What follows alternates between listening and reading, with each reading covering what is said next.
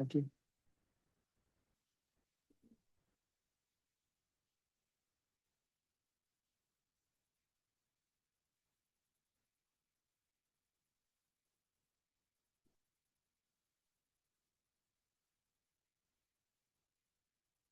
All right, so Veronica, I'd like to start the meeting. So will you keep an eye out for her and just let me know if she gets on, and then we'll stop and try to do the rest of this? Is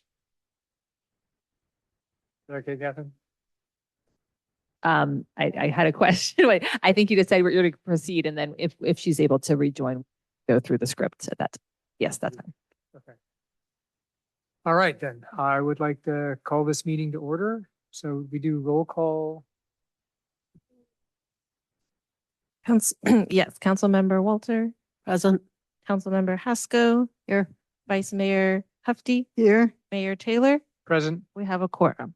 Thank you. All right, so we're still waiting for Rebecca, but we'll bring her in if she comes on board. So then for tonight, we don't have any presentations or proclamations. We do have the town manager report. So Darcy. Yes. Hello, Darcy Smith, Town Manager. I have 2 quick slides to go over. So first update, planning and building. They've been doing a lot of work. We have our planning building director here, Sarah, tonight. So I just wanted to point out some great things that they've been doing to improve service to our community. We now have a dedicated development review technician at the front counter. So for customers that come in and need service when we're open, there's a development review technician there. We formerly had an administrative assistant that helped a lot. We're working hard on implementing our digital permit software, OpenGov, and also with that, looking at our permit processes and updating those to be more streamlined and efficient. We are updating our geographic information system, or GIS, data for permit integration. And we also hope to have a public viewer online where folks can visit that website and look up all sorts of information, like not just their zoning and land use, but other items like their geologic stability and other things that are important if they're looking at buying or building on their property. Next, the housing element amendment, which was sent to HCD previously. We got the comments back, so they're working on that, and we will be bringing that update to the town council soon. I just don't have a date yet. There's also ongoing housing element implementation work, which is partially supported by our partners, Heart and HIP Housing. And there's information about what they're doing on our website, but we're also launching community engagement work. Their bread and butter, which is their ongoing reviews, permits, and coordination, especially with the Stanford Wedge project, which if you've driven by, there's more activity there. The draft safety element. This is exciting. In 2 weeks, there'll be a joint planning commission and town council study session here at 5:30 p.m. And we will be releasing the draft safety element either late this week or early next week. So watch out for that. This is exciting. And then last, there's a planned planning commission and ASCC study session on June 17th, working on that agenda, but we're trying to engage those groups more and bring them meaningful content. So more exciting news. If you've been outside today, you noticed it's very windy out there, and we do have our local rep from PG&E who will say a few words tonight because we have had some power outages. I don't know of any today, but better not get one tonight during this meeting. But today we had a tree go down, and it's a one-way drive, Portola Green Circle. So they weren't necessarily stuck, but it wasn't great. But our public works staff responded quickly, got out there and removed the tree. And that's what we like to see. And the residents said they were professional and friendly, fast response. So really great to see that with our hardworking public works team. That's all I have. Great. Thank you, Darcy. All right, I'd like to open it up for public comment, or sorry, for oral communications. So, I'm sorry, what? No? Is Rebecca back on? Yeah, if you could just hold on just a sec, let's see if we can get a hold of her. Mayor, shall I go ahead and proceed? Please go ahead. All right, Councilmember Flynn, looks like you're back. So just wanted to go through a few questions with you so we can confirm that everything's working okay.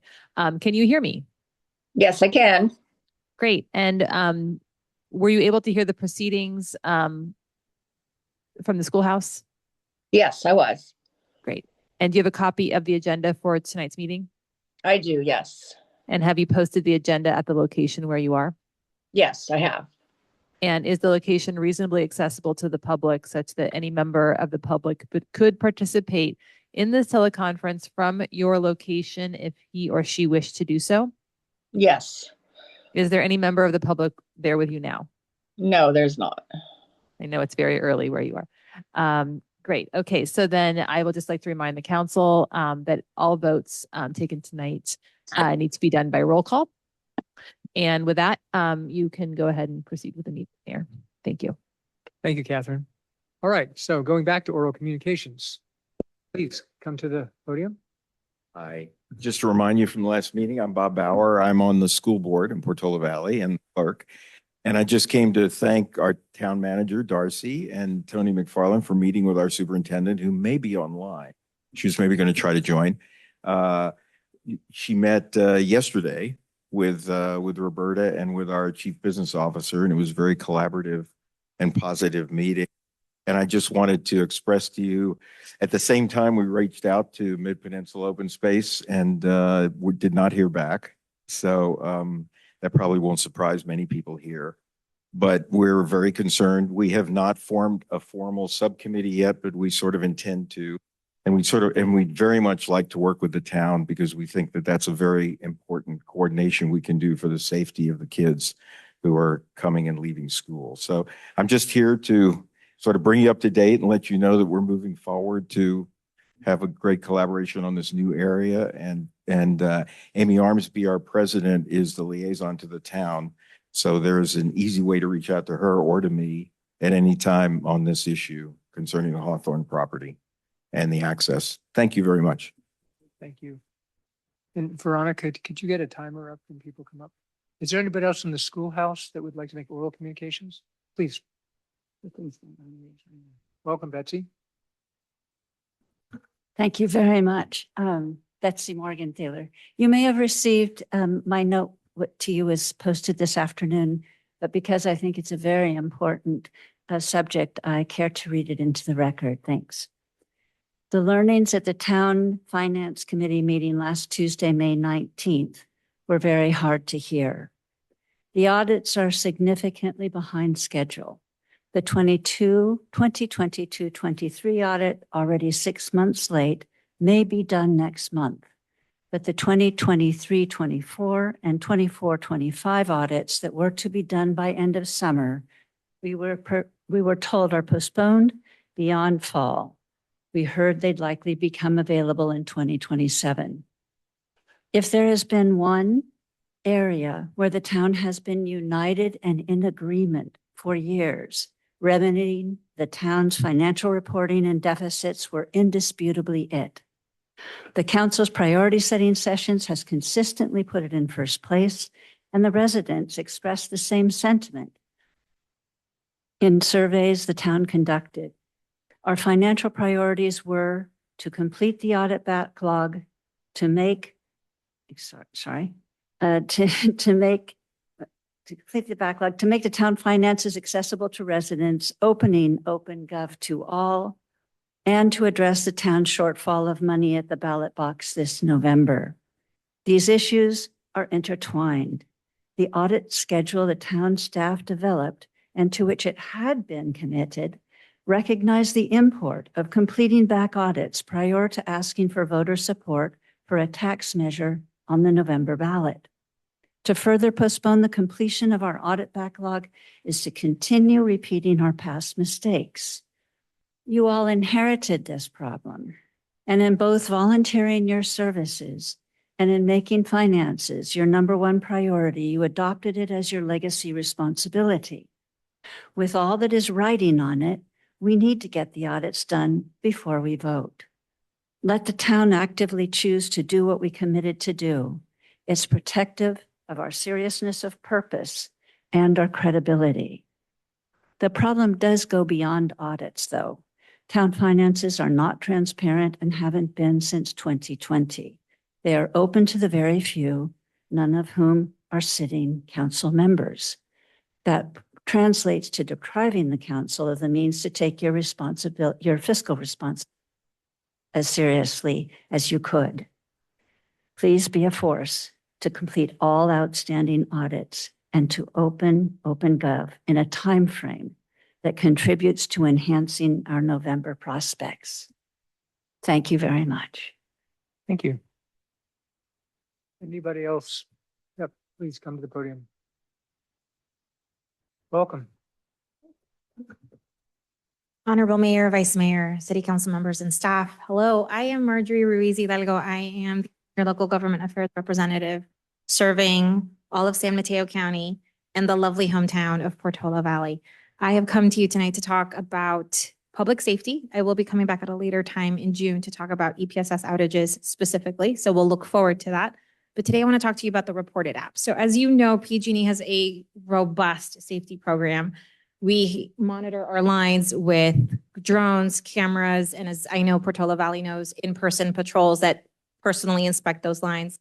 But we also have an invitation to the public. We have something called the PG&E Reported app. It is available for Android, for the App Store. It is also available as a web desktop version. And what it does is it allows members of the public, and I'll give you an example. Let's say you're walking down the street and you think you see a tree that's a bit too close to a primary or a secondary line. You can snap a picture. You can submit it to the PG&E Public Safety team.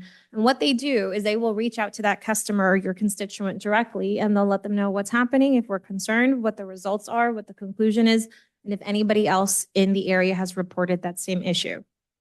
Now, please hear me. I want to be very clear. This is not emergency response. If you see a downed power line, please call 911. If you smell gas, please call 911. So the PG&E Reported app is not a replacement for emergency response. It is simply another toolkit in our safety toolkit and our robust safety program that just allows members of the public to reach the PG&E Public Safety team directly and report anything that they might be concerned with. It's just another tool in the toolkit. So it is the PG&E Reported app. It's available for Apple, for Android, for web desktop version. It's incredibly easy to use. You can pull it up on your phone now. It's the first Google type it in, and hopefully it's accessible for everyone. If you have any questions, please feel free to reach out. I've left cards with Veronica. You can reach out to me directly and I'm happy to answer any of those questions. And I look forward to seeing you later in June, where we will discuss EPSS. Thank you. Thank you, Marjorie. Anybody else in the schoolhouse? Oral communications.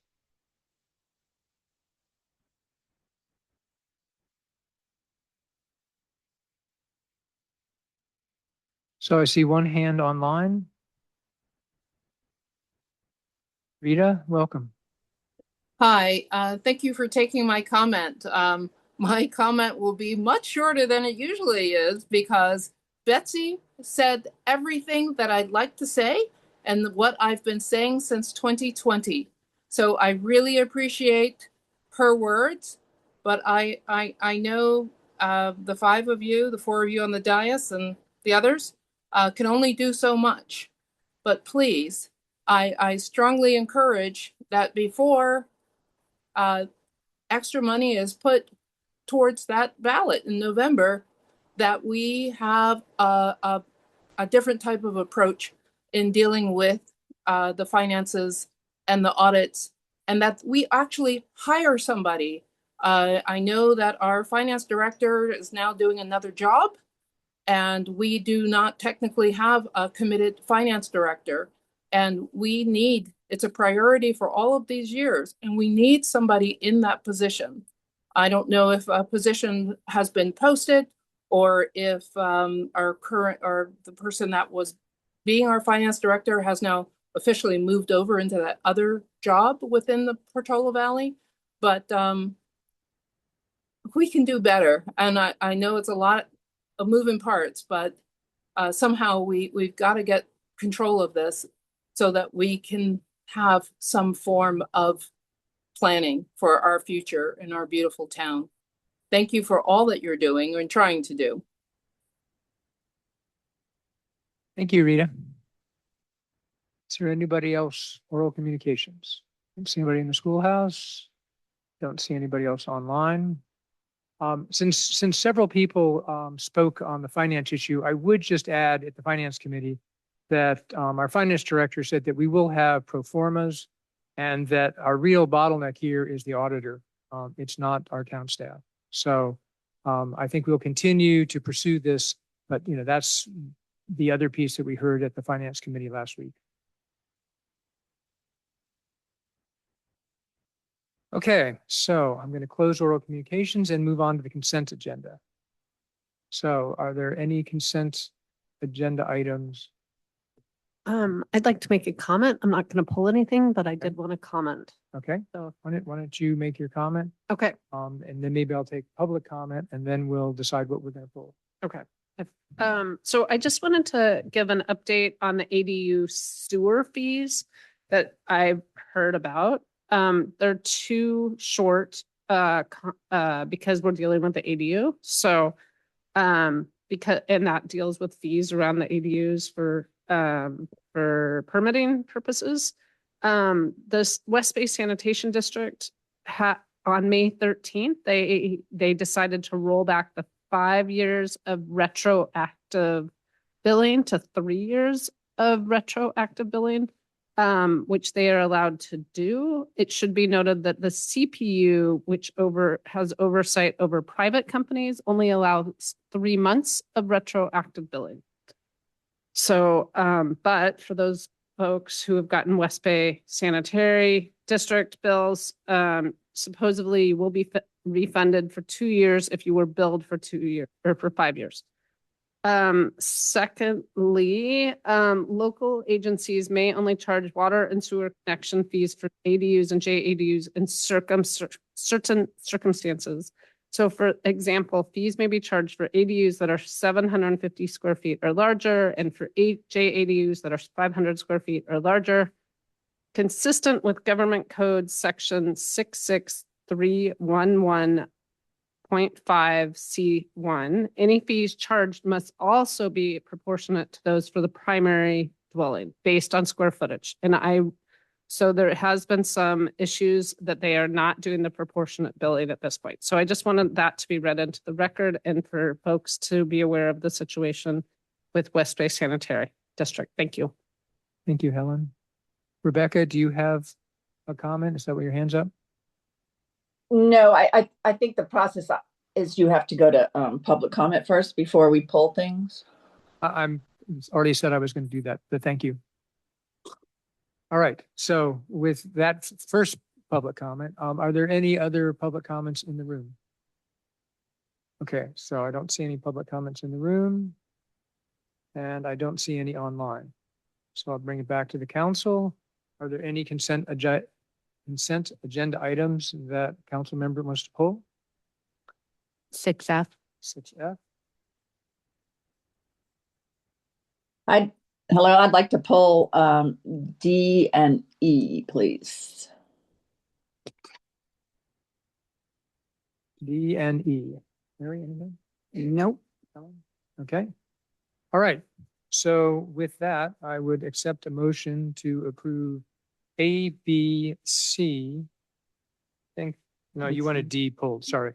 Yeah, so A, B, and C, is that, we're good on A, B, and C? I move to approve A, B, and C. Thank you. Second. I have a second. Roll call, please. Councilmember Walter. Aye. Councilmember Haskell. Aye. Councilmember Flynn. Aye.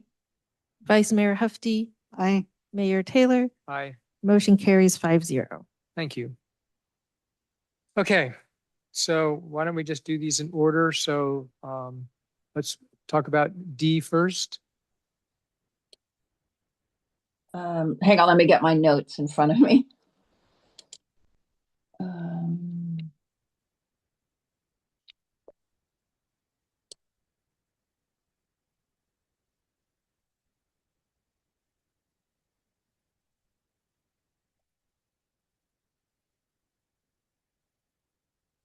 So I had questions about the animal control contract.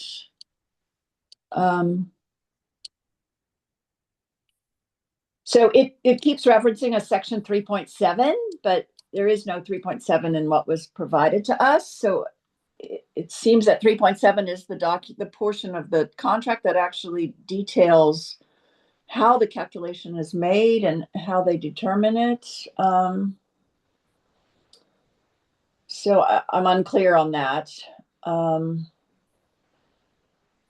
And then, I don't really understand how the system works with animal control. Which animals need to be licensed, and then do residents come into Portola Valley staff to fill out some paperwork, or do they have to go to the county? I'm unclear on that. It's the costs are a little, to me, are pretty astonishing to me. I mean, we're getting $40,000 worth of services from Peninsula Humane Society, I guess. And I realized we had 2 rabies incidents, and I assume some lost pets showed up over there and they had to take care of them. But I don't know. I mean, when I look at the list of the percentages, we use 0.14% of their services, and because their services are so expensive, it ends up being a huge dollar amount. So I just am unclear on what exactly we're getting for the $40,000. Okay. Darcy, do you want to speak to this? Thank you. Yes, I'm happy to speak to this and actually have a presentation, but of course, as luck would have it, I lost my Zoom presentation. My Zoom connection. So first of all, the reference to the amendment, the current agreement, it is posted on our website. So it's about 147 pages. We didn't include in the packet, but in the staff report, there's a hyperlink to it. If that hyperlink doesn't work on our town website, it's posted under the website that's included under community, the community tab, and then community conversations and interests. So we have a section there about animal control service and barking dog issues. And so members of the public can go there. But the animal control agreement with the Peninsula Humane Society, also known as PHS, has been in place for a long time. I think it dates back to 1952. It's one of the longest running shared contracts in the county, and all 20 cities contract. Our perspective is that provides a great benefit of economies of scale because we have much lower costs than if each city provided animal control. I can tell you it would probably be like maybe 10 times the amount if we did it ourselves because they have a robust staff. So they provide a lot of services. Many people just think of them as a shelter, but in fact, they do a lot more. They respond to lots of calls for service in our town. I think, for example, in 1 month that they gave me data for, they had 7 calls for service. And the types of calls that they respond to are very varied. They will respond to cruelty investigations. They will respond dangerous animals. And frankly, we do have a lot of off-leash dogs here, and they get called when an animal presents itself as being challenged. They will respond to sick, injured, or stray animals. And frankly, we do get a lot of those. We have a lot of animals here that wander out into traffic or into other people's yard. We also see a pretty big amount of calls for dead wildlife, unfortunately. But for example, in February, they had 3 calls for dead wildlife and 2 sick or injured wildlife. So I think given the amount of wildlife in our town, include raccoons, deers, birds, you name it. We did have the dead bat on the playground, and they were very helpful for that. They also deal with quarantining animals, and I have had members of the public report to me that their dog bit someone, and so that dog had to be quarantined for. Unfortunately, dog bites are reality. And in respect to the licensing, so they do that. All dogs and cats are required to be licensed, is in part to ensure that they're vaccinated. That is done online, so that's administered through Pet Data, which is also a pretty big cost of theirs. But that's typically done in person, or individuals can go to their shelter in Burlingame or a San Mateo office. Other things that they offer at low cost are things like microchipping, vet care. They have a spay-neuter clinic. They have a vaccination clinic. Those are much lower costs than if you went to a normal veterinarian. Also, they have a wildlife care center. So they do education for that, but they have a very elaborate Wildlife Care Center where they do rehabilitative care for sick, injured, and orphaned native wildlife. And for example, they came to one of our music series and had a whole booth about wildlife care. So that's a big part of it. But another thing, if we do have a dangerous animal, they provide administrative hearing process, and that is very efficient. And again, if we were doing this ourselves, including the fact that they provide 24/7 response for animal control, it would be very expensive. So the staff recommendation here is to approve this amendment. We think it's very efficient. The cost this year, our next fiscal year, is about $23,000. And again, we think there's immense economies of scale there. Thank you, Darcy. Is there any other discussion on this topic?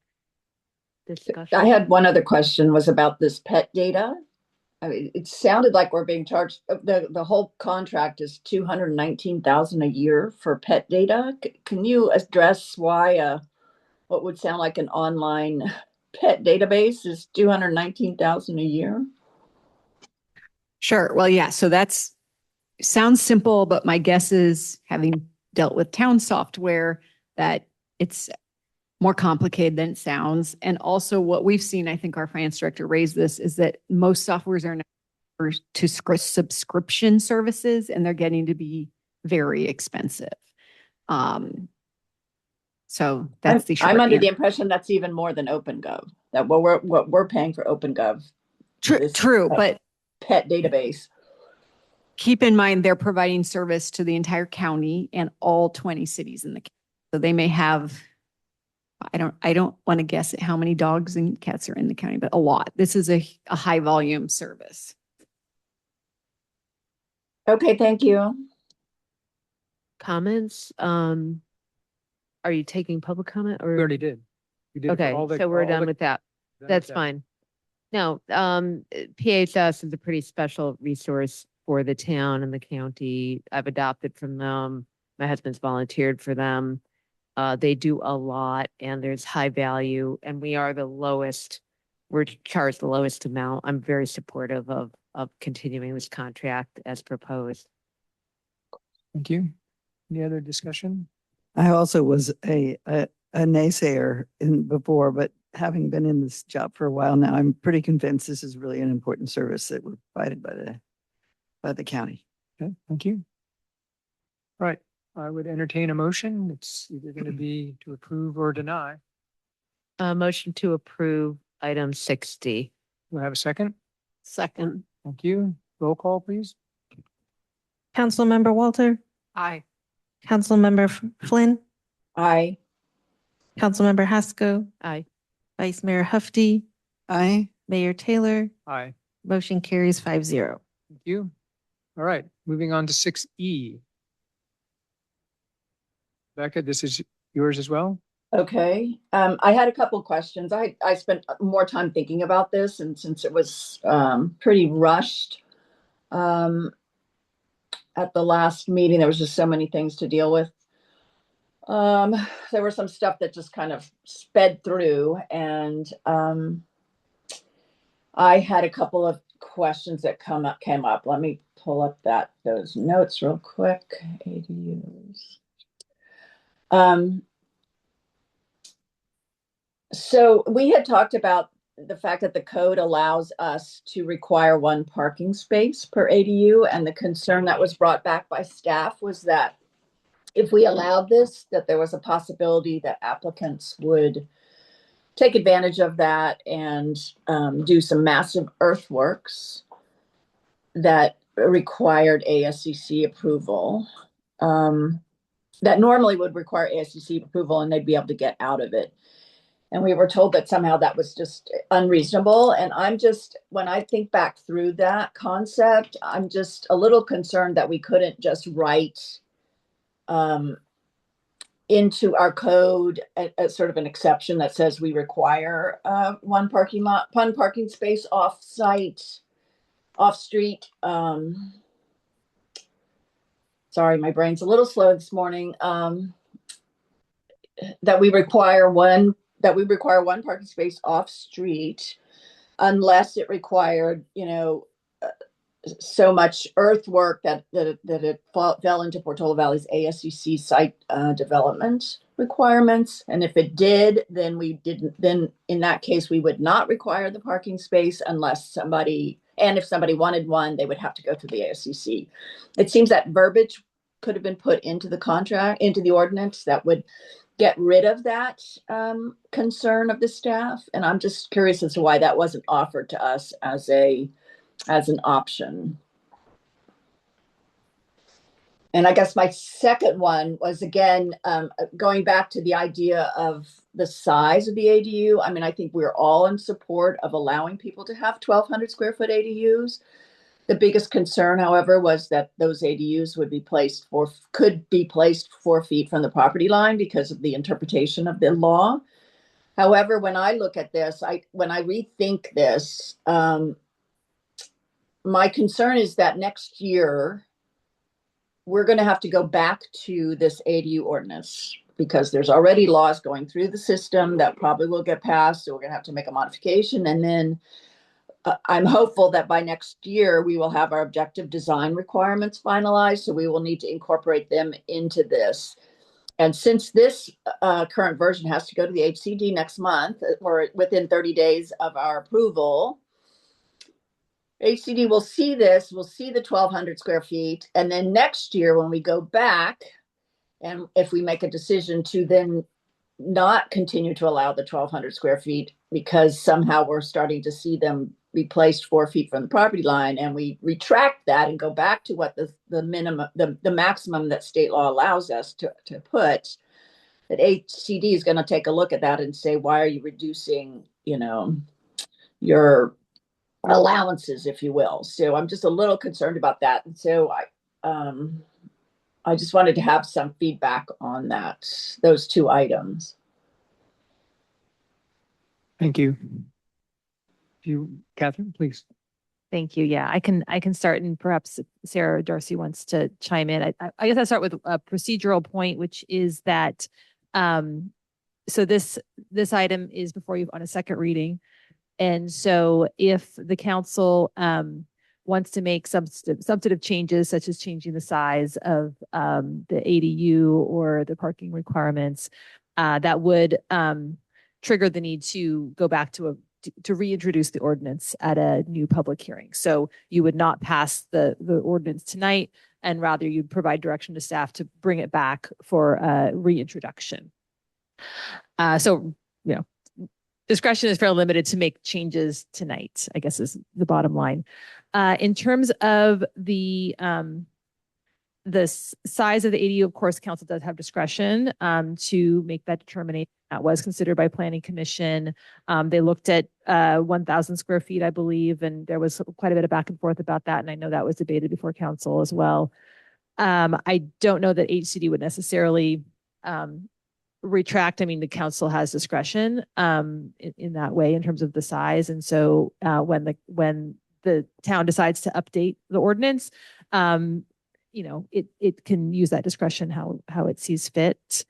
We will get comments back from HCD, as Councilor Flynn noted, and there may be an opportunity or a requirement to make changes at that time in response to their comments. We don't know yet. In regards to parking, I guess there's lots of different ways to word the ordinance, so I'm not sure if I can say one or the other why certain options weren't presented. But ultimately, the current ordinance does not require parking for ADUs, but then goes on to say if parking is provided, parking space design shall conform with section 1860-020 parking dimensions and access. I know, Sarah, you're up here at the, if you wanted to say something more along those lines or regarding the size. Sarah Course, Planning and Building Director. So with the ADU ordinance, what was proposed was what staff felt was the best option and best proposal to put forward that was aligned with state law and policies and recommendations that were coming from HCD. So it wasn't necessarily discussion around a variety of options. We were putting forward the option that was on the table for town council to vote on that night. And that was also what was confirmed with Planning Commission and sent to you after that. I believe, I guess, to respond more to that question about parking, again, looking at what is best in compliance with state law and given, this question, it sounded like this might be more of a policy level discussion or additional research, or guidance might be needed to determine what should be required in terms of parking. And there were a few other discussion topics, and we felt like if there are, additional needs for research and data, that would be potentially a separate project that might be a little bit different than really trying to get through with the ADU ordinance and kind of the minimum requirements with state law. Thank you, I had Sarah. another question. If the ordinance had stuck with the 850 or 1,000 square feet and somebody had come to the town wanting a 1,200 square foot guest house, if you will, what would have been the process for that person to build it? Would it be the normal ASCC review process? Because it wouldn't be an ADU according to, state law. It would not be an ADU according to state law, and there would not be a discretionary process for it. Most likely they would need to go with an SB9 project. Also, that would not require ASCC review. Unless, I don't know if there's any other ideas about how that could be processed. Yeah, probably SB9. Okay, thank you. All right, any more discussion or comment on this item? No? Okay. I have to say that, I feel like we talked about this last time and we got a proposal from staff. The difference between 1,000 and 1,200, if it's already on the 4-foot property line, I'm not sure it's going to make the difference. But we also have an opportunity to revisit this. So my recommendation is that we move forward with this, get it on the books. And then the question I would have for planning is to make sure that when we come back to this, that these issues are reconsidered. All right, with that, I would entertain a motion for 6E. I move that we approve 6E. And a second. Second. Thank you. I have a motion and a second. Veronica, roll call. Councilmember Walter, Aye. Councilmember Haskell, Aye. Councilmember Flynn, Yes. Vice Mayor Hefty, Yes. Mayor Taylor. Aye. Motion carries 5-0. Thank you. All right, moving on to 6F. Judith, this is yours. Yeah, so I just need more explanation, I believe. We're increasing the compensation value under this contract from 200,000 to 650,000, which is a bit of a sticker shock for us, given our financial circumstances.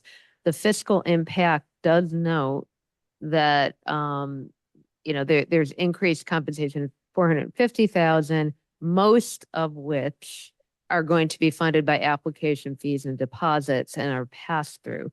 So I'd like an explanation for why such a big swing. Is this surprising? And I hesitate to say most of 450,000 is going to be funded by application fees. So what is the actual potential exposure to the town's budget net of reimbursements or application fees and deposits? So who would like to speak to this? Is this Sarah or Darcy? Pass the buck. No, yeah, no, I'm happy to Sarah- have Sarah- somebody in yeah. planning. Sarah has some data points, but I will just explain sort of how we got here because I did work on contract in October and Sarah wasn't here. So it would not be fair to pass this all off onto her. But if you remember in October, we brought forward 3 different contracts. And what we envisioned then was distributing up the work amongst 3. And honestly, all 3 of them totaled, I think, 600,000. And we thought we'd sort of see how each consultant is doing. And you might recall at that point, we were using different consultants. What we found pretty quickly, as Steve and I, the former interim director, worked with the different contractors, is that this one rose heads above the rest. And so we have sole sourced essentially all of our building permit work with them. And again, that wasn't envisioned originally. Another thing we've seen is that we have a greater demand for work for the Stanford project, for example. That is quite actually like gigantic. If that was a t-shirt, it'd be an extra large. Whereas normally we do like the small projects. We've also seen an increase in code enforcement work, for example, because we've been more responsive through our systems. Another thing is we've been carrying a vacancy. We didn't know that in October, but we have a vacancy. We have not been able to fill that. We tried. So one of the vacant staff positions is being filled by a contractor that's pulled from this fund, and we had no idea. So Sarah can talk a little bit about the actual cost of the budget, but what I want to emphasize is that we are not asking for any more budget appropriation. We are funding it from the existing budget, and we're in line with that. And for the exact amount of what we call pass-through or sort of applicant payments that are then pay our contractors, Sarah can speak to that. Darcy. So with this contract, CSG really provides a wide variety of support for the town. So as a reminder, they also include our building inspector, building official, code enforcement, building permit reviews, and a variety of things in that regard. So with looking at the specific costs that we've spent, it's about 24% is in the kind of non-pass-through category, and the rest is pass-through. So about 75% of that is pass-through costs, which is pretty significant in terms of the amount that we're doing for reviews and the projects that we're getting in through that. Can I ask a follow-on question? Yeah, please. So 24% is not passed through, but there's no budget impact. So that's where I want to come out is, are we adding to the budget by increasing the amount, and by how much roughly? I'll speak to that a little bit. I'll let Tony chime in if he wants. So, sorry, and I forgot to mention one of the key points is they also cover permit tech support as well. So we did increase some of the permit tech support because it's been needed. So looking at permit tech support and code enforcement, those are kind of the two main categories that are not passed through right now, which we're hoping to address with the new updated master fee schedule to make sure that we are including permit tech work, within our kind of pass through and with our fees. So with this, typically the town has had development review technicians on staff, and right now we don't have any DRTs or senior DRTs in staff right now. So that has been coming from consultants. And Tony, I think what Judith's getting at, and I'd certainly like to hear the same, is we had a position for a DRT, but we're not funding it, so we're using the money for consultants, or we had these other contracts, but we're not using those because we've sort of moved it over to CSG. And so this all nets out to, is this within the budget that we have? Yeah. And given we have contracts out there, is it possible, because the contract exceed our budget, that somehow we could spend through the budget? No, with the town work, which is in the budget, we're within line there. We are using vacancy savings to offset some of those costs. The other issue is that with the work being done in the project applicant area, which is being funded out of Fund 701, the customer deposits, that is difficult to budget from year to year because it's pretty volatile. So, but it is applicant deposit money, and it's technically not our money. We're holding it as custodian. So if they are doing work on behalf of the applicant deposit, we have to spend this money. And if the dollar amount does exceed what was already approved by the contract, total value wise, then yes, we have to come back and say we need to increase the value of the contract. But it's not impacting the budget because we have vacancy savings to offset some of those costs. Okay, thank you. Judith, does that answer your That's question? what I wanted. Okay, any other discussion on this topic? No? All right, with that, I would entertain a motion for 6F. Motion to approve 6F. Second. Second, thank you. I have motion and second. Veronica, roll call, please. Councilmember Walter. Aye. Councilmember Haskell. Aye. Councilmember Flynn. Aye. Vice Mayor Hefty. Aye. Mayor Taylor. Aye. Motion carries 5-0. Thank you very much. Thank you, Sarah. All right, I'd like to move on to number 7. So remind me the exact version I'm supposed to, did I open a public hearing? Is that the? Well, first you can take the staff report, and then you will be opening the Great, public hearing. perfect. Yes. All right, so is there a staff report on number 7? Thank you. Yes, but it doesn't appear in yet. So we Okay.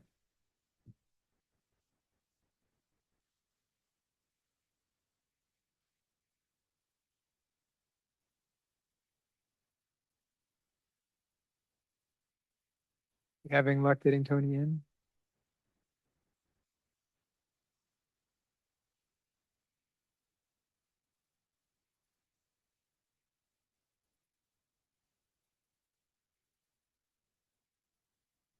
Okay.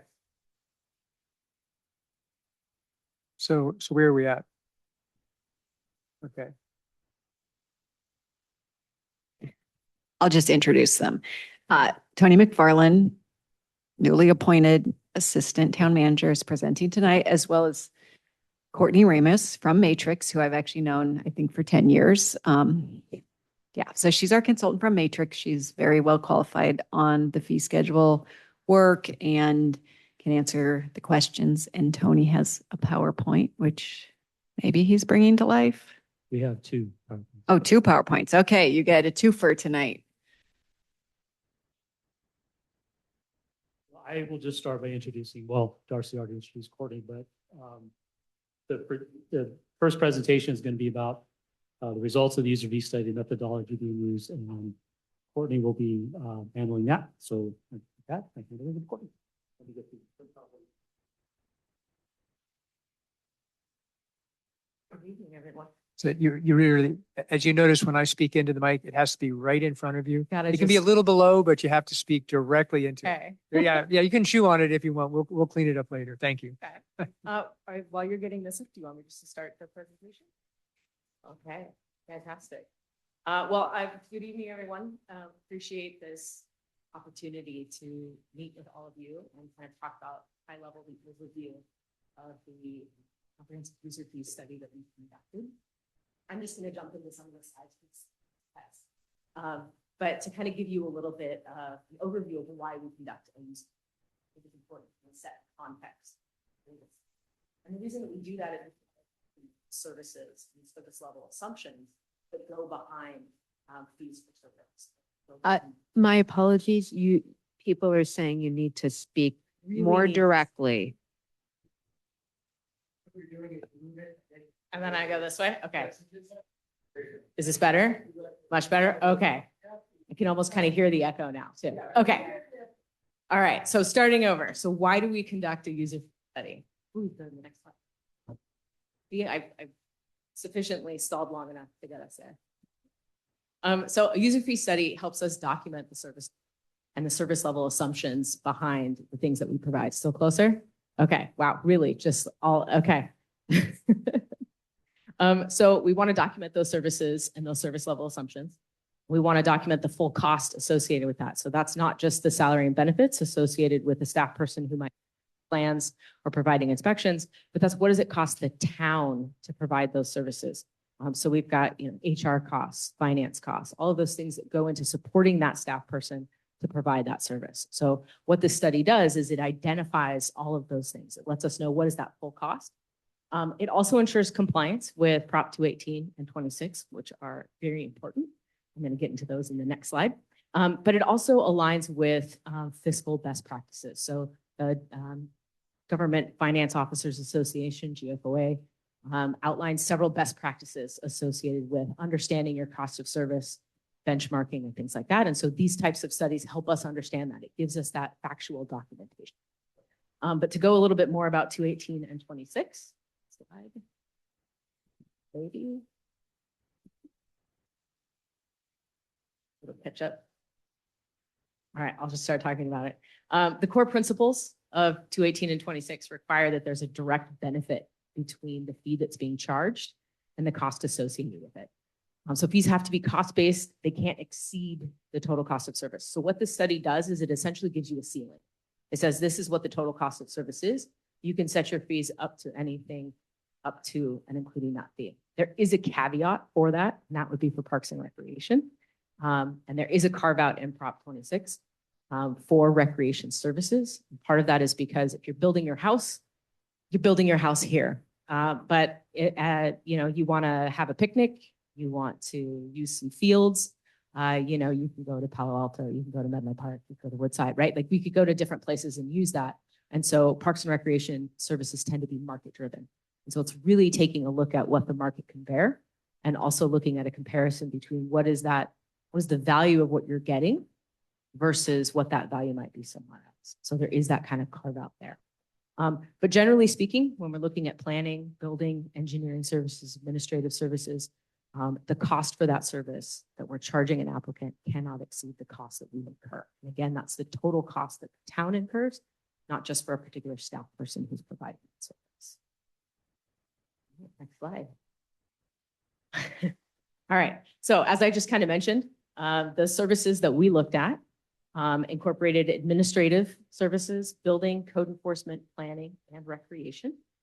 So pretty much all the application services provided by the town. This is an easy one. So if we go for the study objectives, right? So we know why we're doing this study, but what were we doing? So first we want to look at fee structures. It's been a while since the town has conducted a fee study. So we want to look at what is it that we're charging for?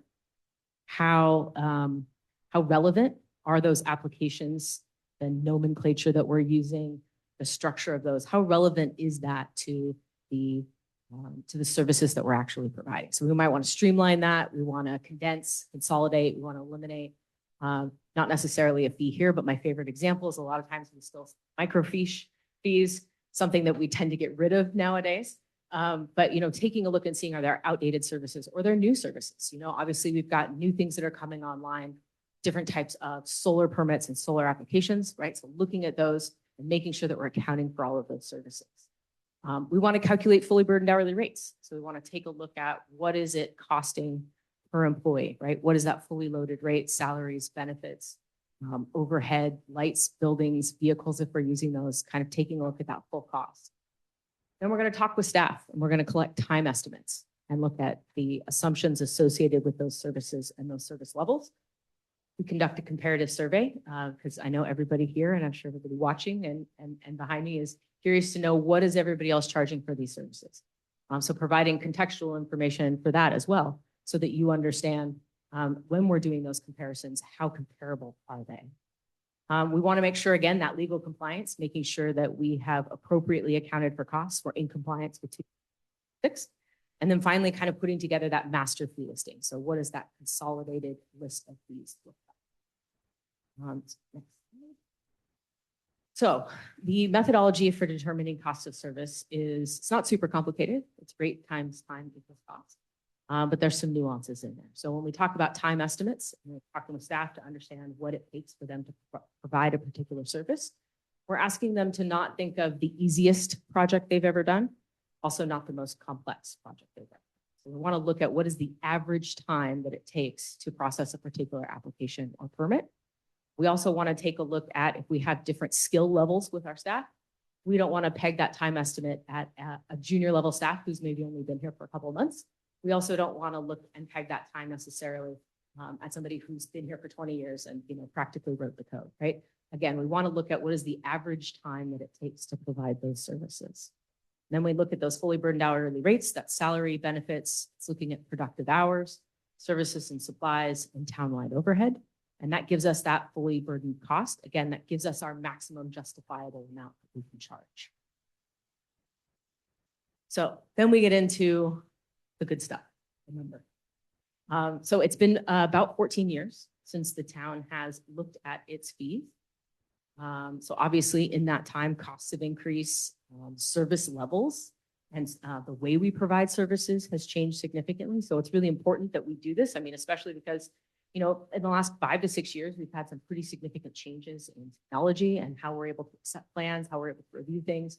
So this is really a really good time to have this study to understand what those service levels and those costs are. We looked at about 245 fees. So we looked at flat fees, which means what you see is what you pay. We've looked at valuation-based fees. That's how building fees are assessed based on the value of a project. We've also looked at deposit-based fees, understanding when we put down a deposit and we bill against that, taking a look at what were those services, were those deposits appropriate? Could we convert some of those to flat-based fees? And a little history on deposit-based fees, usually charge that for a service where it could just be so varied in what that service is that in order to make sure that not only does the town get an appropriate cost recovery, but the applicant isn't overcharged, we do those on time and materials or deposit rate. So overall, this study found a $500,000 under recovery. And I do want to highlight, I know that there was a previous number here. And I just want to call that out and highlight that. And the reason that this number has changed is because the previous number was showing kind of all revenue and all cost, which kind of gives a misleading understanding of what the town could actually recover. And what I mean by that is that the town uses a lot of consultants and contractors to provide plan review and inspection services related to development services. And part of those contracts is that the part of the revenue that you get goes directly to them and gets offset. And so that previous number that was being shown made it look like the town could be getting this revenue. And what we really wanted to do was be narrow focused and reflect what it was that you could recover by increasing your fees. What would the town get to collect and keep for those costs and those services? So we wanted to be more accurate. And ultimately that results in 55% cost recovery level, which is a bit lower than what we would like to see, but obviously it depends on what that particular vision is. We can go into that in the next slide. So if we kind of dive deep into this, building is at about 93% cost recovery. Code enforcement, not so much. We're not really collecting a lot for that. Now that's not necessarily a bad thing. It could mean that, obviously code enforcement, the goal is to get compliance. So we're not looking to generate revenue. We're looking for people to comply with the code. So just because we have no revenue there doesn't mean it's necessarily a bad thing. Planning has the biggest deficit at $260,000 and 33% cost recovery. Public Works is at about 52,000 or 42%, and recreation is at about 58%. And so to kind of put this in context for you, if we go to the next slide, you can kind of see what those typical cost recovery ranges are. So that blue band is typical cost recovery. The dot is kind of where you fall on that cost recovery. So if we look at something like building, typically between 80 and 100%. So at that 93%, doing really for code enforcement, again, it's at that 0%, not really concerned about that because again, it doesn't necessarily mean that you're not recovering. It could just mean that we don't have, again, we're abating those issues before they come to fees. For planning, a little bit low at 33%, but typically see 70%. Public Works, again, a little low, we see at 42%, typically see between 80 and 100%. And recreation is actually doing pretty well at the 58%, a little bit higher than what we would typically see. So, and with the whole thing about recreation at 58% is really good. It's higher than what we see. Usually we'll see a much lower, like 20% there. But before you go on, just because you're speaking about, you just showed a range. We're in the middle of that range and you're saying it's higher than most. That doesn't make sense to me. It's either you're in the range or you're not. I actually think the range on this graph is actually, I think, wrong because it should be between 20 and 50%. For recreation. For recreation, correct. All right, so I'll repeat it. So she said she thought for recreation that the bar should be between 20 and 50. Correct. And we're at 58. So that's why she's saying that we're high, even though if you look at the graph, it looks like we're right in the middle. So thank you for that clarification. No, thank you. And then finally, just to obviously we have all these numbers and we're going to talk all about that. But I think some of the recommendations aside from, reviewing the report, understanding what your cost of service is, determining what your cost recovery levels are, is just kind of understanding what are your goals as a town, as a council, for what you want to do. Again, this report gives you that ceiling. It lets you know kind of legally what you need to do in order to comply. That does not mean that you need to charge full cost recovery. So what is kind of before all of you is to determine what cost recovery levels you want. And that can be holistically as a town, we want 100% cost recovery. Although we would typically recommend that you look at it more nuanced and say, as an example, we think building should be 100% cost recovery. We think building should be 70% or whatever that happens to be.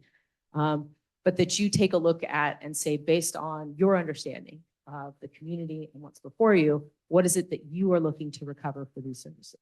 Document those assumptions so that as you move forward and you look at these things again in the future, that you understand why fees were set the way they were set and if there were subsidies. And we can always make exceptions to that. So for example, with building, you might say you want 100% cost recovery, but there might be certain fees or certain areas that you are choosing to subsidize above and beyond that. So again, just kind of documenting those policies, those assumptions of why it is that we want to set fees lower. Maybe we want compliance, we're trying to promote certain things. We can do that. To also kind of take a look at, once you've, staff and everyone has done all of this work, you all are putting in the time to help create these policies and make the decision on where fees should be set. We don't want to just set the fees and forget them. To adopt an annual inflationary factor that'll allow your fees to increase commensurate with your costs. So something like a CPI or a COLA factor. Again, what that does is it means that next year, when fees come around, because costs will have increased, your fees will increase, and that'll help you maintain whatever cost recovery levels that you put out there. And then lastly, we would say that, we want to recommend that you conduct a study. You don't need to do a study like this every year. It's intensive and they're good for a while, right? But about every 5 to 7 years, it's important to kind of reevaluate those services and those service levels. Codes can change. The building code can change. Municipal codes can change, right? You might change some zoning codes or other things within the city. Like I mentioned earlier, we've seen a lot of changes with technology and what we're able to do and how we're able to provide our services. And sometimes that means that we can be more efficient with what we're doing, or as we were talking about earlier, sometimes it can add additional costs because of certain technologies that we need in order to provide those particular services. So conducting a study again in about 5 to 7 years will allow you to reevaluate and make sure that you're still on track and in alignment with this. And so with that, I'm sure everybody has a lot of questions, and I'm happy to go back to any previous slides or. Okay, and Tony, do you have anything else you want to add, or should please?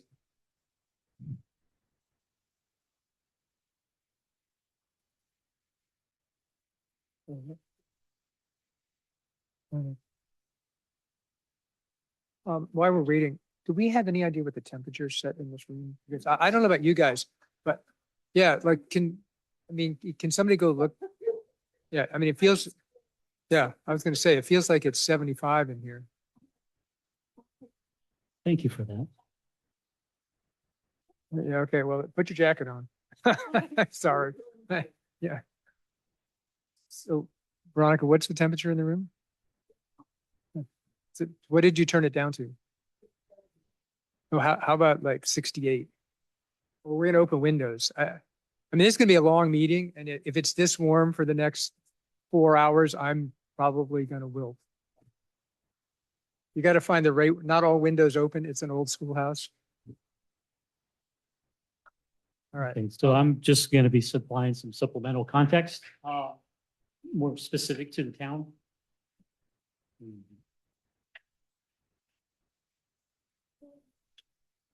So as Corey alluded to earlier, tonight the item is we're reviewing and approving the study report.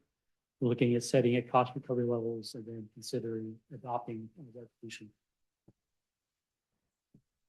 So you've seen the slide earlier, user fee study that shows $500,000 under recovery or 55%.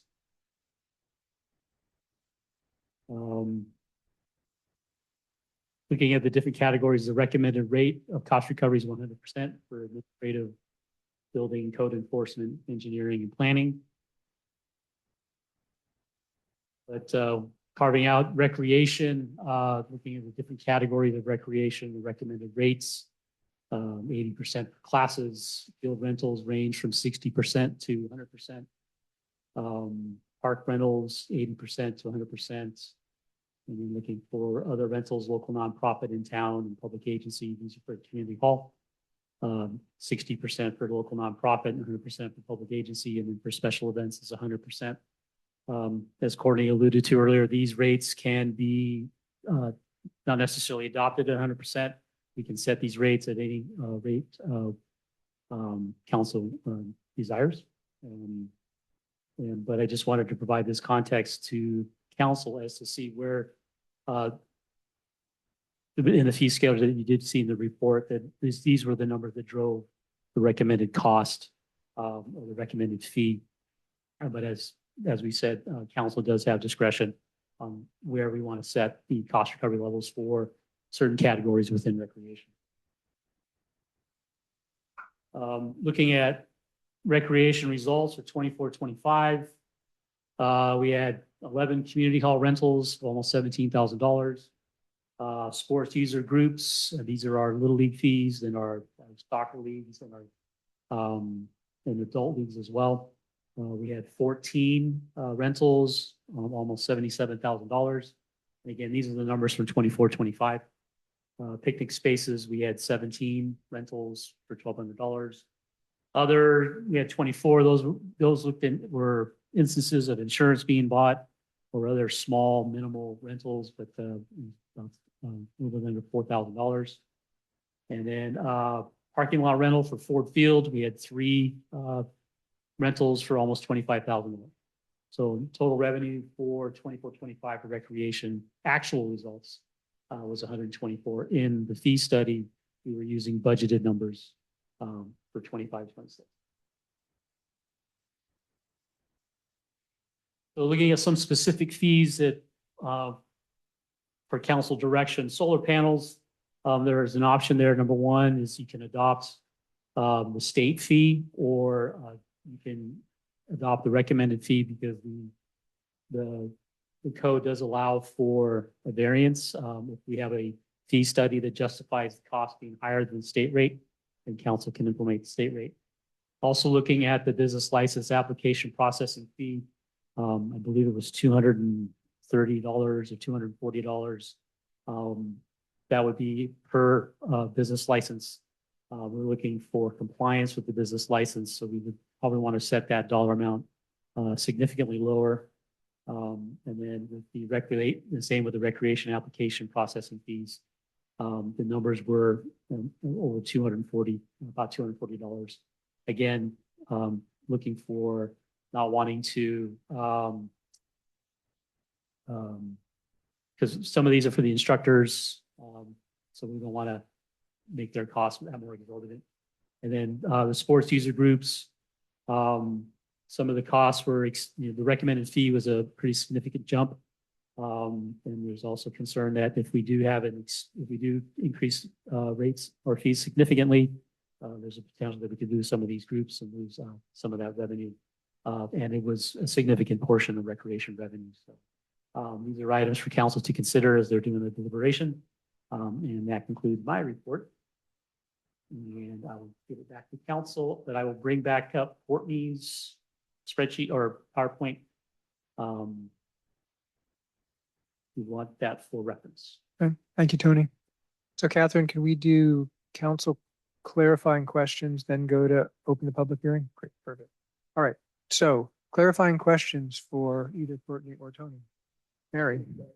You turn your mic on. Courtney, it's a huge package, of course, and full of stuff that doesn't really, where a lot of us are here thinking about the fees for the pickleball courts or whatever, but it's really not about that. It's about a bunch of permitting and fees and penalties and uncollected things over the years, et cetera. My question is, when was the last such evaluation? Going through it and talking to ChatGPT about it, I learned that we did do fee adjustments in 2024. Were we doing that just completely blind? And I guess it's many parts to the question, because how long has it been required that you do this kind of formal regulated fee evaluation? And I mean, you say you're supposed to do it every 5 years. Has it been more than 5 years that people have been supposed to do it? When did this whole thing start?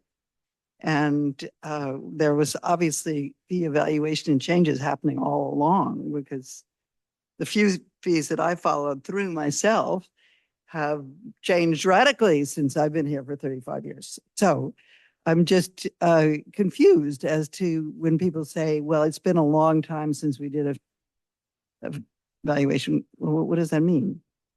Absolutely. Okay, so there were a lot of questions there, and I think 99% of them I can answer. My understanding is that I think it was about 2014 was the last time that a study like this, meaning where you go in and you comprehensively look at all the services that are being provided, you kind of collect time estimate information, you determine fully burdened costs, and you do that kind of an analysis. Now, that was the last time that the full analysis, and like I said, the recommendation, right, the best practice is every 5 to 7 years. I will tell you right now that there are not very many jurisdictions, certainly that I have worked with in the past, who kind of fall with that. I've worked with jurisdictions where it's been 10 years, 20 years, some that just don't know, and there's no historical information. So to have it been that long, so the 2014 is the last, I think, study that we could find that is that detailed. That's 12 years. Not bad. Right? It's not bad. But again, what I was talking about when I was talking about the annual inflationary factor. So a lot of times you will see that a jurisdiction will change every year, every couple of years. And that's usually because staff have gone in and they have updated those fees to account for changes in cost. It doesn't mean that they have done a study like this. It's more just that they're looking at it and they're saying, we haven't touched these, we haven't increased these, and we make sure that they're in alignment with our costs. And sometimes, you will say, we need a fee for this. And so staff will kind of do an internal calculation and they'll bring it to the council and get that fee approved. So you can sometimes also see those one-offs associated with that. But that's the 1%, I think, of all the questions that you're asking that I can't answer is if there were updates in 2024. I don't know specifically what went into that or what was behind that, but that's my assumption based on kind of what you typically see. I think that helps. It was adjusted by CPI, and we were doing that every year. And the CPI number was the February 12 months, which is what we use for the COLA as well.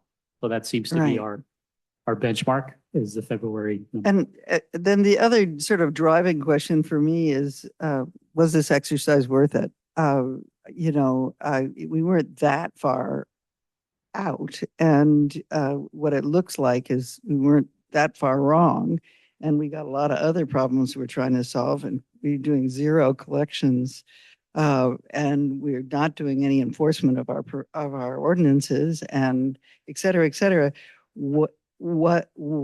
How do we justify this kind of expenditure of our staff time and our limited finances? Aside from it's illegal not to have it? Yeah, no, that aside, I think, well, I'm obviously, I do this for a living, right? And I've been doing it for about 20 years. So I kind of enjoy it. But for me, I think it is really important to understand what your costs are and to be making fact-based decisions. And I think that that's what this report and these types of reports do, is that it lets you know. And I will say, your under recovery is not as significant as I have seen it in other areas. However, I would say that $500,000 isn't nothing. There are things that you could do with that revenue in a lot of different places within the city. And so if you look at a study like this, the cost associated with that and you annualize it over 5 to 7 years, the return on what you're getting, I think is worth it. Mm-hmm. But like I said, I think for me, the biggest thing is just making sure that policymakers are informed, because I think a lot of times we sit there and we think, oh, my everything is covered. It's fine, right? And that may be true, but we also might be covering that with other money, right? Because if we're not generating fee revenue to offset fee services, then we're using tax dollars or other dollars to be providing that service. And I think it's just important that it's a conscious decision that's how you want to fund those services. Yeah, I certainly learned a lot from it. And one eye opener for me was how we budget our allocations for personnel positions. Like for recreation, for example, Justin, he's primarily funded out of Public Works. So his costs are not necessarily being charged to Community Hall, Park and Fields. And whereas Cindy, our Administrative Services Manager, she does spend a lot of time in recreation processing, and her costs are allocated out of administrative. So this is an eye opener for me that I need to reallocate some of our costs in our personnel budget so that it can actually reflect the source of the service that's being provided. Other questions, Mary? The other is an intangible, and I'm not quite sure how to, but we have a funny little town. Do you feel that in your process, you got a sense of the funny little town and why we have our fee structures and permit structures, and how those permit structures and fee structures actually underline and refine the quality of our community? I would say that, I mean, that's kind of the purpose of, a lot of times fee schedules get developed by looking to see what our neighbor is doing. And so a lot of times then, and that's another reason I think that to do these studies is to make sure that it's reflecting your services, your service level assumptions. I know, and I talk about service level assumptions. Some jurisdictions are very much like, you know what, it should only take me 2 trips. It should only take me 2 inspections. So that's all you get. And if it takes me 3, then I'm going to charge you for that. Other jurisdictions are a bit more lenient, right? And they might say, we understand things happen. So we're going to give you that 3rd inspection. It's going to kind of be included in that cost of service. And so I think that's I think one of the things that I enjoy about doing these types of studies is understanding the different service level assumptions, the different things that make a jurisdiction. And while there are certain things, the building code is the building code, can't get around that, right? But you look at something like Parks and Recreation and the different types of services and the different philosophies that communities and stakeholders have, I think can be very informative and can give you a different picture or a different part of the picture of community benefits. Good work. Is it, Mary? Yep. Okay, who'd like to go next? Yeah. Thank Yep. Okay, so I spent time with the packet as originally distributed. The new numbers, and this is the question, I want to confirm my understanding. Because the original numbers were kind of crunched without giving, I'll use my words, you correct them, appropriate recognition for how much we rely on independent contractors. You redid those. Because I assume if it takes a consultant 2 hours to review an application, that's viewed as a pass-through and that is not cost recovery for the town. Is that essentially the way to think about it? Because the swings are pretty significant. It was Public Works 24% to 42%, Recreation 33% to 58%, Building and Planning 52 to 93%, and building, and then planning was 76% down to 33%. So that's a little bit difficult to process in terms of how to think about this for policy, right? Because I don't think we're going to change. We're going to be discussing later a couple of different positions we might add to the roster, but essentially in the next couple of years, we have who we have and we have a limited budget. So are we out? So you're nodding, so I'm getting it right in terms of the reasons. Are we very unusual in that use of outside contractors relative to peers? Not to peers of your size. Okay. Yeah. I mean, obviously, I would say even someone like Palo Alto uses a significant number of contractors. They have obviously much more in-house staff than you do, and bigger than you are, but are still using a fair number of contractors. Where you would see very minimal is in a much larger city, like San Francisco or San Jose, or something like that, where they have enough projects that they can afford to have a full-time staff person because they have enough projects that they can work on, right? And the fee revenue to generate associated with that. But for jurisdictions this size, especially jurisdictions, and it's not just the size of Portola Valley, but your unique makeup. There's not a lot of commercial here. Yeah. And usually that's where you'll see a lot of those projects. So we're talking about a lower frequency of projects, which not to say that you're not getting projects coming in, but they're not the types of projects that are associated with commercial projects. Yeah. And so, yes, I would say that you're very comparable in that. Okay. And in terms of the questions you have for us on policy, how much up to 100% that we want to be saying we should recover, it's a little, I'm trying to process the large swings in these numbers and how to think about it in terms of policy, because we use contractors more for planning, for example. Yet we may want to subsidize certain ADU funds. But the 33% that we are currently recovering, as opposed to the 76% before you took into account the contractors, it seems like there's just less room there to really subsidize much. Is that?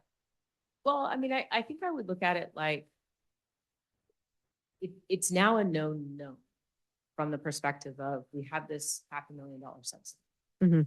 And Ms. Hupke was saying, you know, it's not that bad Mhm. comparatively speaking, Mhm. right? And so I think then the question becomes, what could we do with increases? So for example, you know, does it make sense to build institutional knowledge and planning? And maybe what we do is, maybe it's not tomorrow, maybe it's not next year, maybe it's in 2 years, but the goal is that we have an in-house planner. Mhm. Or we have somebody, given the type of work that we get from building plans. That maybe the goal is that we want to increase these fees. You don't need to rip the band. The other thing is you don't have to rip the Band-Aid off, right? Our goal can be 100% and our goal can be to achieve that 100% in 2 or 3 years or 4 years. So we can take Okay. a while to get there.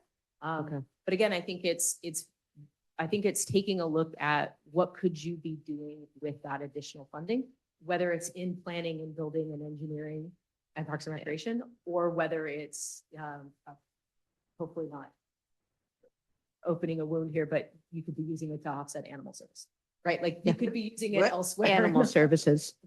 Oh. Okay.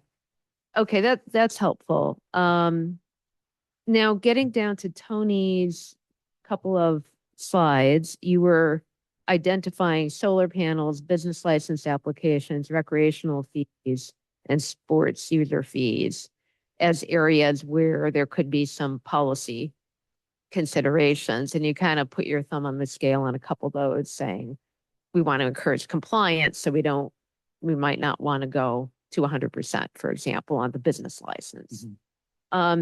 So drilling down into that solar panels, there's a couple of different charges. There's EV stations and then there's storage. So if you're talking about solar panels, how do I translate that into the numbers in the matrix report?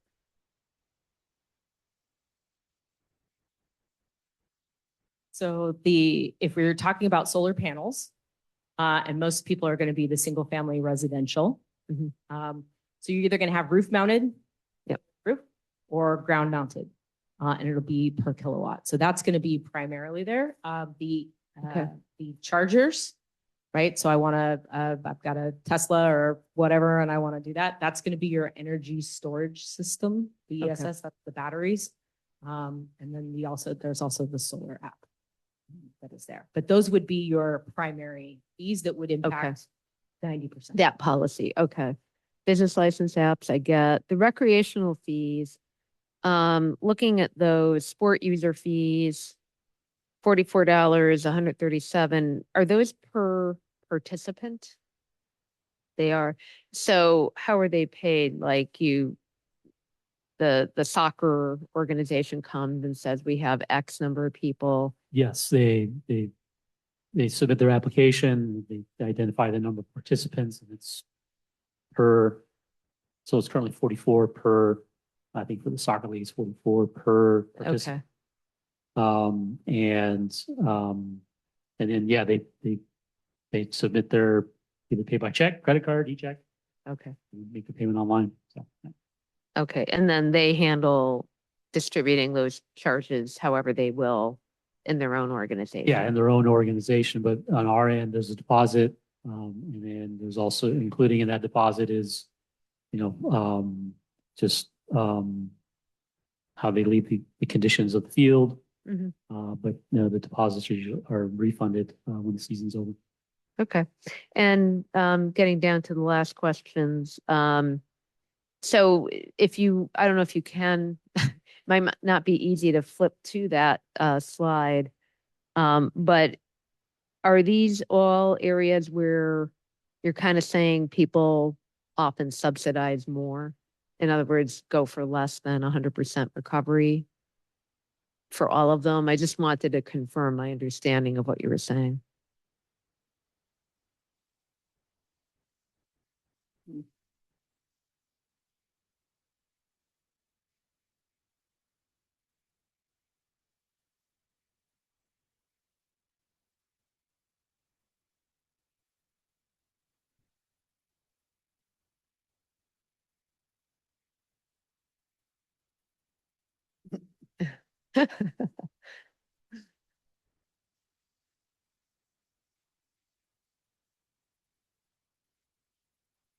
Worked really well. Are you talking about the recreation breakdown? Yes, that's the slide, because you're kind of having recommended rates. So that's the one I just wanted to look at again. So field rentals at 100%. But then there's an indent for local organized adult youth. So can you explain, for example, the field rental organization here? What's 100%? So it's 100% of its full cost. Mhm. And that's what's reflected as the recommended rate in the fee schedule. Okay. However, there's another slide that or another spreadsheet they provided that said, the 80% of so 80% of the 137. So that's still, it goes from 44 to 80% of that number, which is still a pretty significant increase to these local organized groups. So, the council's being asked, do we want to set it at 100%? Do we want to set it at 80%? Or do we want to maybe come in at a lower percentage? That way it's not much of a shock to the groups. Like I said, they do provide almost half of the revenue. Actually, a little bit more than half of the revenue for recreation. But with all fee studies, there's always going to be sticker shock at the initial results. Yeah. But it's just, this is full cost recovery. However, council can go and tweak and shift levers on certain costs, certain categories of costs, taking into consideration you want compliance or you just want to subsidize. Because with recreation, there is a group benefit, not necessarily a specific benefit to the individual, and it's also voluntary. So there were some considerations the council looked at. So the way to read this is $137 per participant is what's on the matrix schedule. And you're kind of dangling out there. I don't know if the 80% is what we currently charge or what the $44 equated to. Or you're just saying 137%? We're currently charging 44. Right. Full cost is 137. Right. Recommendation is 80% of 137. Yeah. Okay. Got it. Okay. If you could just leave that up there, I'll peruse it while other people ask questions. Done? Great, thank you. Helen? So similar to Councilmember Haskell, I did not see the other email come in at 4:46 this afternoon because I was at work. That's unfortunate. So can I just go explain the one that we were sent originally and I worked off of? Could you explain that, please? Oh, and just to be clear, the only change between what we got before and most recently, but was that just this table? Or did that trickle through everything that's there? Just this top level table, right? It only impacted the recoverable revenue projection. Right, so that's just The- table two. The table two full cost recovery table. Then there's a table in table 10 also. Okay. Is in the annual impact section. Because they're essentially the same table. But that was the table that was impacted. But to kind of reiterate what changed, is that before, the table was capturing costs and revenue that was not town related. And or in the case of with Public Works, not only just fee related. So I'll use Public Works as the example, that Public Works as a budget unit includes field maintenance and other kinds of Public Works related things that are not fee related. So that was kind of artificially inflating what the cost of fee related services was. And that's what we wanted to do was be clearer and more transparent about what, you know, before it was making it look like, oh, you could generate, I think the number was $2 million, but that was not revenue that the town was actually going to generate, and nor was it accurately representing the town's cost. You have consultants, those are costs that you pay, but they're immediately offset through pass-through of that revenue. And so that's why we adjusted that table, because we wanted to be clearer about what those numbers were. Okay. For not noticing that sooner and not getting that. Okay. Thank you. A couple of specific questions. In terms of temporary, what is a temporary occupancy permit versus a permanent occupancy permit? I'll take that one. Okay. A temporary occupancy permit is one that's given when the building permit isn't 100% final. Maybe they haven't completed landscaping. They have to have met all life, health, and safety requirements. But for a bigger project, it may be that a small component is delayed that doesn't affect the ability of humans to safely habitat the building. And we do charge for that because it is quite a bit of time to go through the process to validate that it's safe. And then ultimately they get the final certificate of occupancy. It can be anywhere from 3 months, as long as I've seen it even be 2 years later they get that. Great, thank you. Okay. In terms of public agencies versus nonprofits, obviously other public agencies, the two that I can think of recently have been Congressman Sam Liccardo hosting an event and then Assembly Member Mark Berman. Neither of those teams have any budget for hosting those type of events, actually. So if we were to charge them, the town, were we thinking of different public agencies or what type of public agencies are we usually talking about here? So the specific example for that was Monterey County, or San Mateo County has they've had like work events here, and like they've taken over the community hall for like 3 days, and I mean they just take over the whole complex, and so there was no fee in place for public agencies. So this is specifically.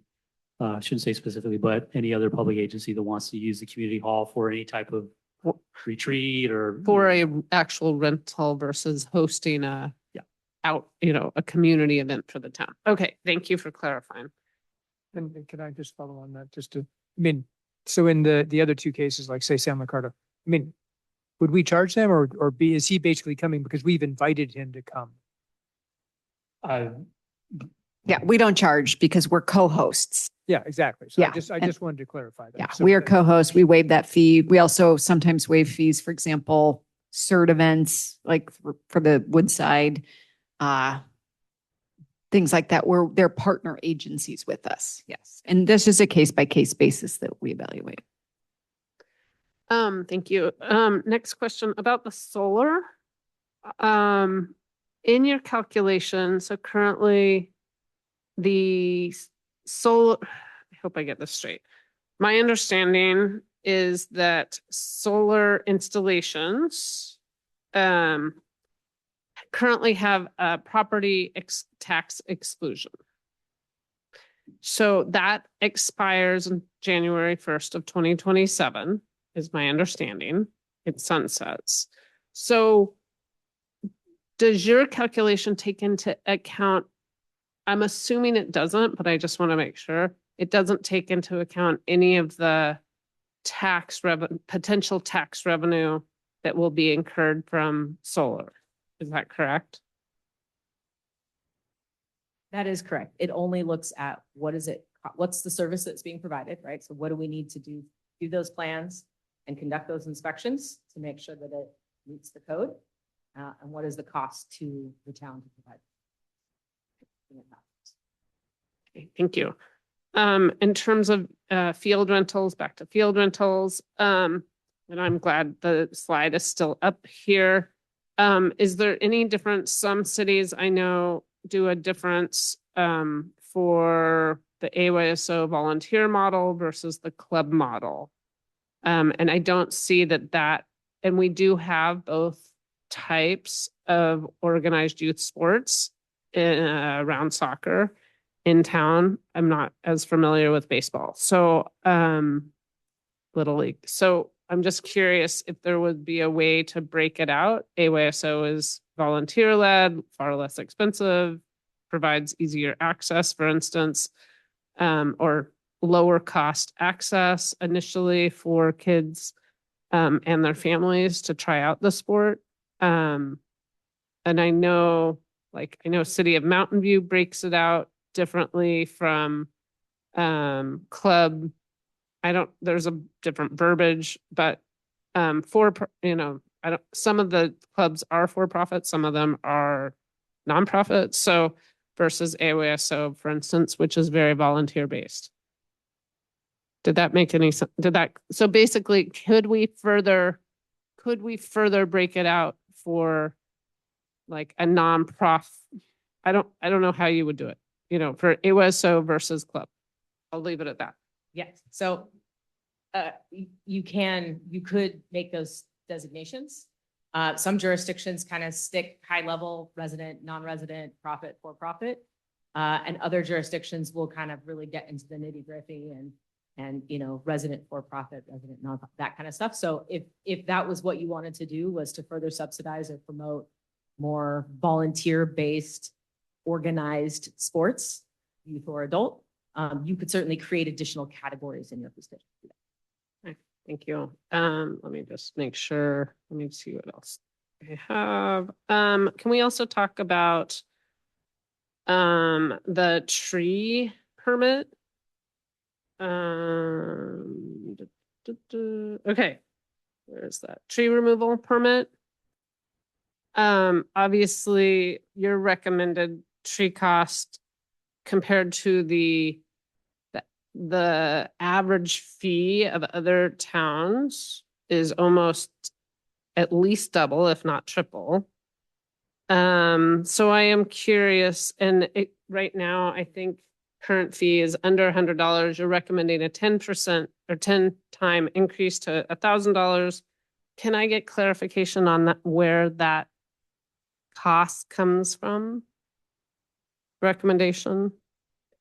So the report is just telling you what it's costing the town to provide that. So, and I would say that if you look at from a comparison perspective, tree removal, especially in the Bay Area, can be a hot button item and is often something that is subsidized. So when you see something on somebody else's fee schedule as a lower fee, it doesn't mean that their cost is lower. It means that that's what they've chosen to charge for that particular. And I will say that, I have seen, in my experience, in other, like I said, Bay Area jurisdictions where tree removal can be something that, especially back when we had all those storms a couple years ago, things like that, that it was something that was purposely chosen to be subsidized. But these are usually if, this, we're not talking about the tree got damaged by the storm. This is usually, I don't want this tree here because I want to build an extension. And so those are the types of things. And given the promotion of forestry and things like that, that kind of goes along with that. And we usually need the arborist and other people to come in for that. But again, that's what it's costing you to provide the service. It's, again, you have the ability to set that fee lower. Could you clarify where those costs are? And like, is it staff time? Is it, I mean, we only have 3 species that are heritage trees in town. So, and then it goes before, our tree board.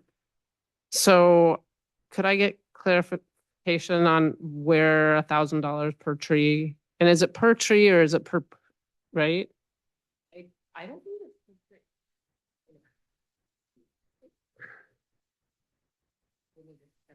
It's a tree permit, so tree removal.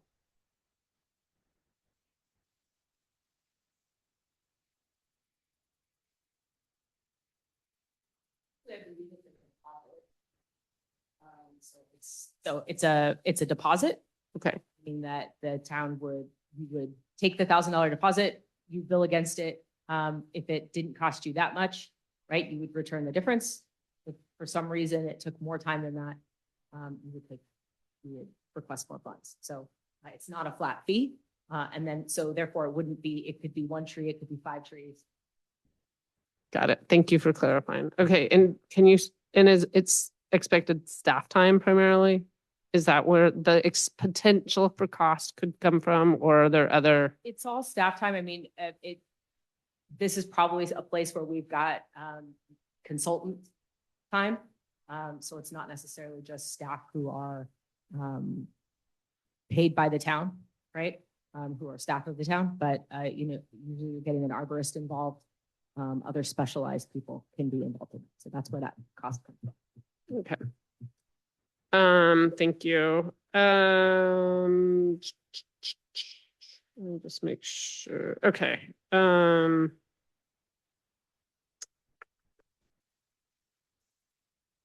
And in terms of recreation, there's we seem to be missing some fees.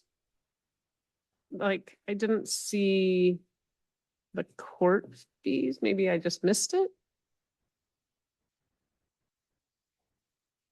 Okay, court fees are missing, we think. For instance.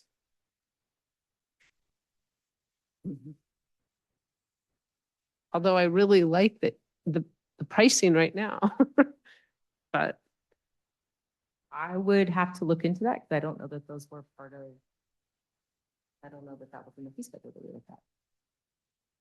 Okay, but I can look into that. Okay. Okay. Great. Thank you. Those are my questions. Thank you, Helen. Rebecca?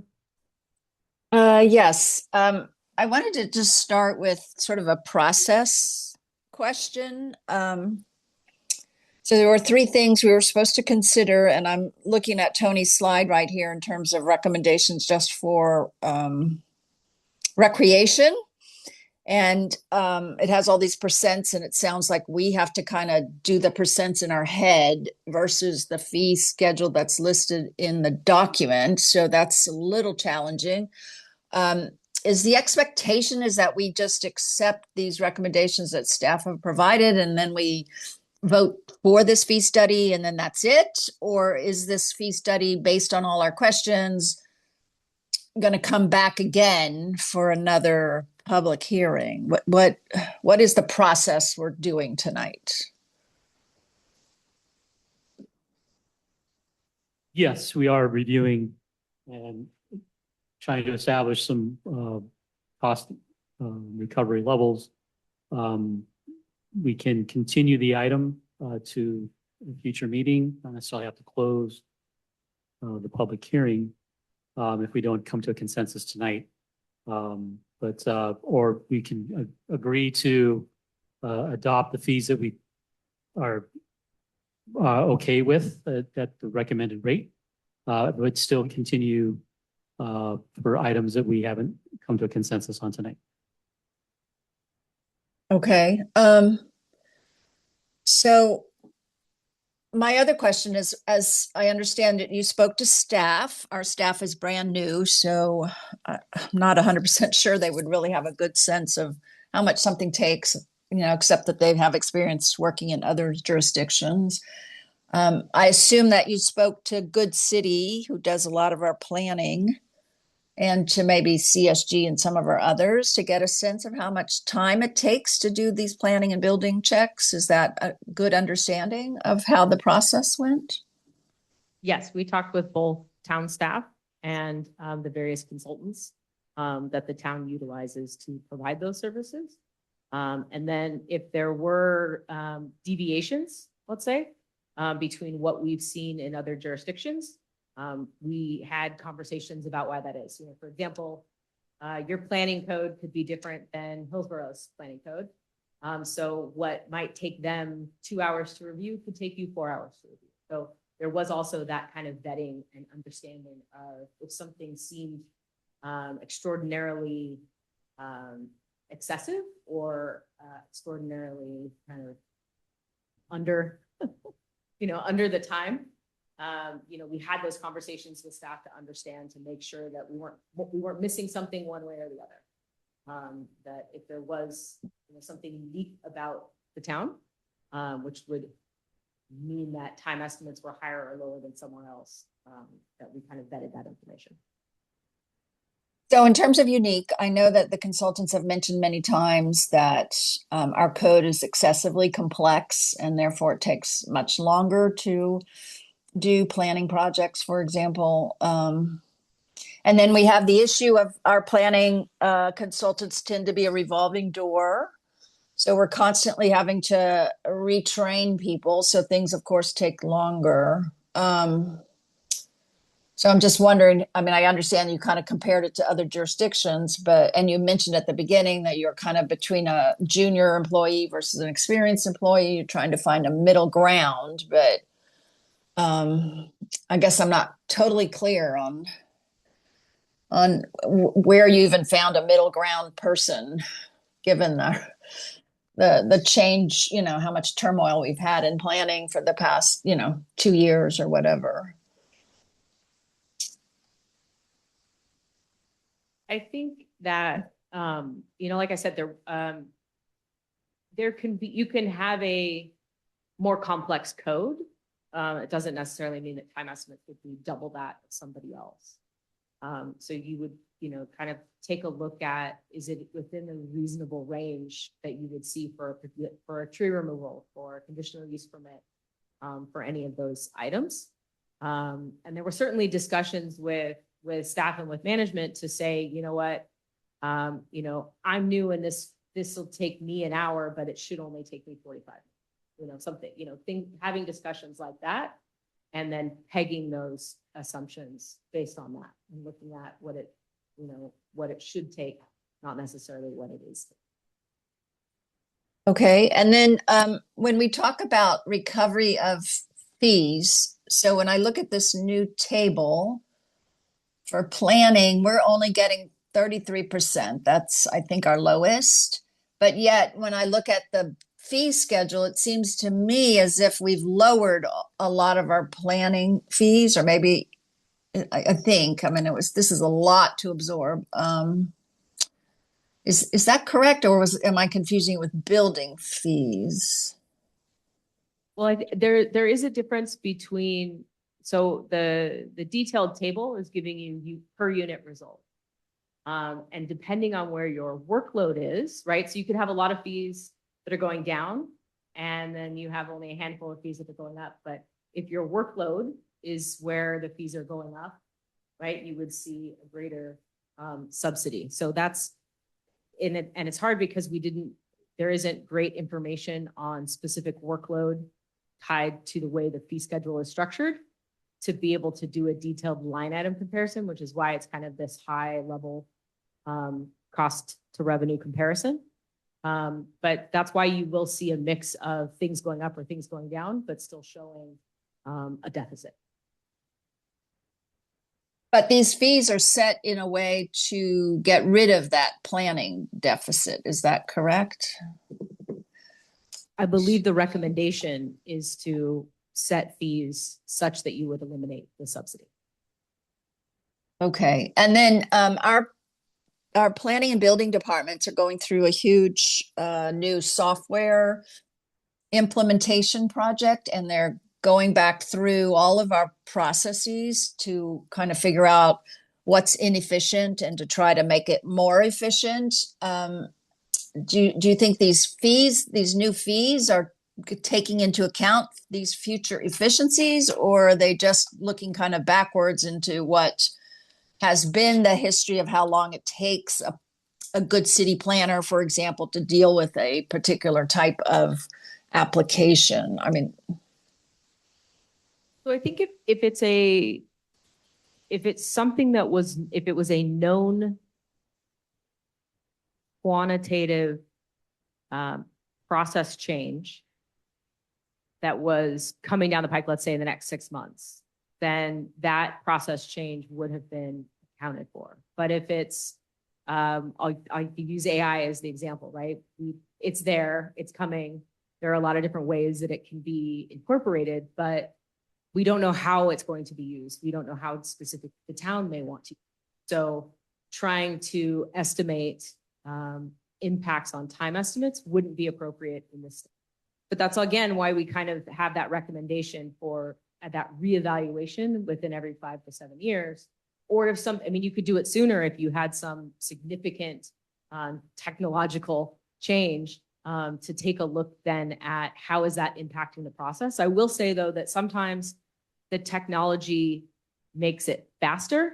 It doesn't always make it cheaper because there's the cost of the technology. So there is this, you know, like I said, it can make the process happen faster. You can get that permit within a day, within a week, within a month, where it might have been 3 months, 6 months. But there is a cost to that technology, and that's also something that has to be considered in that. okay. And I guess I have some individual questions related to the various fees, but I don't want to belabor too many of them. But let's see. Engineering, what are the typical revenues for engineering? Is that just curb cuts? Is that the type of revenues that we typically get? I'll answer. Encroachment permits. Yeah, we see actually quite a bit of encroachment permits, not just for like residential construction, like curb cuts, but actually the utilities have been pulling a lot of permits.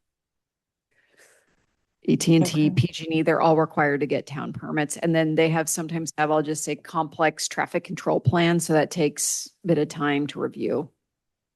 And our residential project required to provide traffic? Not typically, because they're not Okay. shutting down a street or partially closing a street. Okay. And then my understanding is the building permit fees are now going to be based on deposits based on valuation. Is that what the way it was currently, or is that new? It is not a deposit. It would be a flat fee, but it would be based on the value of the project. I believe previously there was some consideration for square footage. And so it's converting it. It's a common mechanism for assessing building permits. So when I look at the table, it struck me as a little odd. When you're 2,000 to 25,000, each additional 1,000 is 14. And then for the next segment, it's 12. So you're going down. And then for the 50 to 100,000, somehow the per thousand fraction thereof doubles, goes up to almost doubles to 21. And then from there on, each of the other segments, each additional 1,000, the numbers keep going down and down and down. So is there some reason the 50 to 100,000, that fraction price per thousand went up so much? I mean, it kind of went against the trend. Well, Shoot. the cost would be it based on the time estimates for those ranges. And so there are different types of projects that would fall into those ranges, which can mean that it kind of increases a little bit. So you wouldn't necessarily always see it continually decreasing from an each additional unit perspective. So you're saying that for projects typically in the 50 to 100,000, there's just a lot more smaller things that just take a lot more time. So therefore the cost kind of needs to be higher. You kind of jump up into a different kind of level of project. Yeah. Okay. And then under construction and demolition waste management review fee, it says each additional. What does that refer to? This is page 14 of the report, 145. Well, 145 of the original packet. So it says each additional. Is that ton? I believe it's each additional review. But I would have. Oh, okay. And then it has this technology surcharge and general plan maintenance fee are listed as 5% and 16%. What does that refer to? So the technology surcharge and the general plan maintenance, those are common surcharges that you will see. The technology surcharge is meant to account for amortized costs associated with like the permitting system. So what we do is rather than layering that on as overhead, it's itemized as its own fee.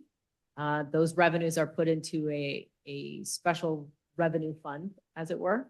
And those monies are set aside specifically for the replacement of technology costs. So you have a nice permitting system.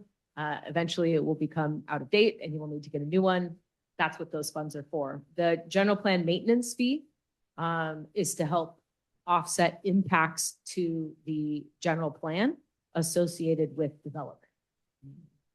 So every building permit that comes in will be charged this building permit fee for the valuation of their project. And then they will be charged in addition, this technology and general plan percentage of the original fee. Is that how I'm understanding these fees? Correct. And I would have to double check, but I don't know the general plan fee gets applied to every building permit. I believe it's only.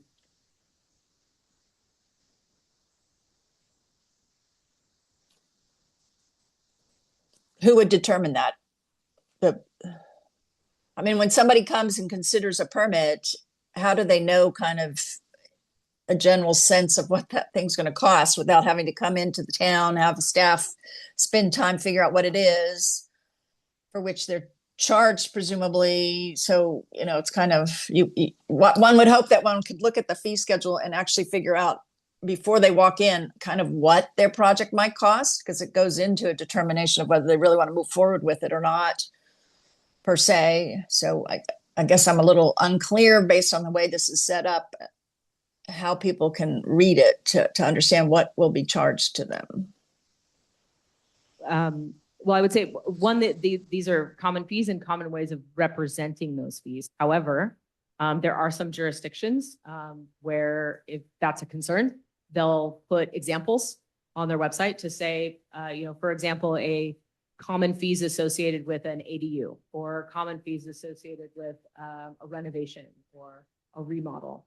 And they'll give examples so that it helps the public understand what categories might be applicable, because you might think, oh, I'm updating my, my kitchen, and you're only looking in one place, but there might actually be others that could be applicable. And if you are navigating that as a DIY home improvement person, it might be more complicated than obviously if you have an experienced contractor who is well-versed in reading these types of fee schedules. But that is a way to kind of combat those issues if the town thinks that there could be that kind of confusion. So once this is approved by town council, it takes 30 days, I think, before it starts getting implemented, or is it we're planning to try to implement it by July 1st? The planning, building and engineering fees require a 60-day waiting period. So I believe the goal was September, August 1st. But the recreation and the administrative fees they would go into effect July 1st. And what is our staff bandwidth in order to put onto the website these examples that you're suggesting? I mean, when would those go up? I mean, it would take some time on our part. I don't have a time estimate for you this time. Can you give a range? I mean, if this were to go into place August 1st, would we have those examples up for the housing and for the building and planning numbers, or are we talking end of year or something? We could target for August 1st, but you know, it's presumably if you start implementing it, then you'll have some examples right then and there, but. Right, but I mean, we'd have to come up with examples and develop it and then review it and then put it on the website.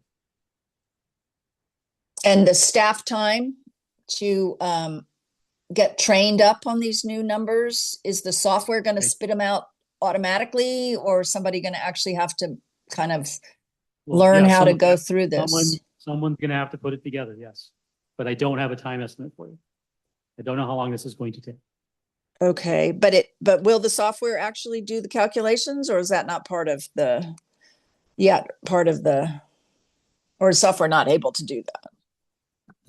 Sorry, Sarah Kors, Planning Building Director. So with the updated digital permitting software, we would have to ultimately incorporate this new master fee schedule within it. So we've already talked to the person we're working with OpenGov and gave them a heads up about this new master fee schedule, how we're going to incorporate the fees. No matter what, it's going to be put into that. And we're trying to roll that out almost around the same time, aiming for potentially August, September of launching the new permitting kind of process and software. So as part of that project, though, we'll also be rolling out a lot of the other information related to our permits, processing, and things like that. And I think we could wrap in this information related to the fees as well. Okay, that's great to hear. Okay, going on, the solar app for $191. What is that exactly? What? This is this external software package? Yeah, I mean, I don't want to get too technical on it because I'm not a solar expert, but yes, it's a new software package that's just. So somebody is paying to get 15 kilowatts, they're paying the $450, and then they're paying the $191 for the solar app, which is provided, I thought, for free by the state. And then if they're putting battery, they also pay $536 for the battery storage. Is that my understanding? If someone wants to put solar on their roof, they're out about a little over $1,000. That is correct. Although I don't know that the solar app is a requirement for it. So all in that might be, but I don't, again, I'm not 100% on that. Okay. It says in here under code enforcement that the fines are not actually included in the fee schedule. So my understanding of fines are defined by the municipal code. Is that correct? Correct. So how do we go about changing the fines? Because when I look at Woodside for illegal tree cutting, they charge $5,000 per tree for the first tree. And then I think it jumps to $7,500 for the second heritage tree. And then it gets to be like $10,000. Somebody was charged, I think last year, or the year before, $225,000 for having cut 22 trees, or I don't know what, I forget how many. But anyway, it seems like we need to have our fines updated as well. So why would that not be part of this fee schedule? That would require a code update. Yeah, I was going to say, we're talking about the master fee schedule tonight, Rebecca, and those fines are in a different place. So we could update our ordinance, but that's a different conversation than tonight. But why would fines not be part of a fee part of the fees, master fee schedule? Why are they in the ordinance and not in the fee schedule? That's my question. I think part of the reason is because it's not a fee-based service. It's not it is a penalty for doing something that you shouldn't be doing. So it's the amount has no correlation to staff time or cost. And that's why it's not included in the fee study, because it's not a service-based cost assessment. But it takes service, it takes staff time. So, and part of our code enforcement here, we want to recover our costs for code enforcement, and a big chunk of that is involved in assessing a fee. So that to me is the revenue of the code enforcement department. So I'm a little confused about that. But Hey, Rebecca, can I ask that we move up a little bit? It's going to get late and I haven't done my stuff yet. So I was hoping you could wrap up. I feel we're starting to kind of deep dive. well, I think that's the point, isn't it? To deep dive into this. We're changing all the fees for the entire community. I think that's the point of the council, to deep dive. I don't know, Right, but but you're deep diving into fines, which isn't part of fees. So I'm just trying to move us off the fines. And if you have more stuff on fees, we should continue on the fees. okay. So under code enforcement, it says, oh shoot, I'm about to lose my battery here. I'm sorry. It says there's a fee inspection. So if somebody calls in to complain about somebody, who gets charged that code enforcement fee?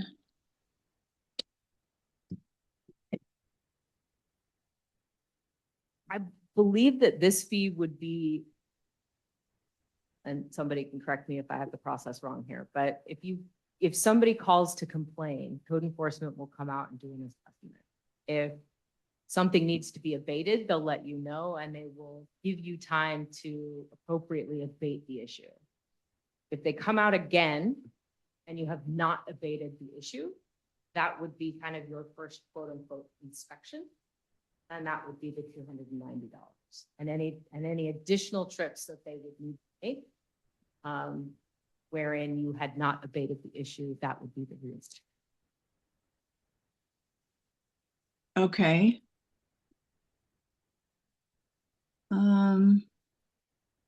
So debris box 194, is that just every debris box or only those that are put on the street?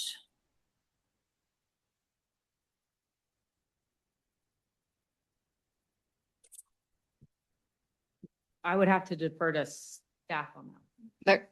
It's listed under the header encroachment into public right of way, so it would be debris boxes in the street. Okay, so yeah, so fence wall. Why would there be a fence or a wall in the public right of way? It'd be pretty rare, but they have been known to happen. And that looks like it's only $17. I mean, that seems like a pretty serious issue. A fence in the right of way. Or a wall in the right of way. I would believe it's $17 per lineal foot. Okay, that makes more sense. Let's see.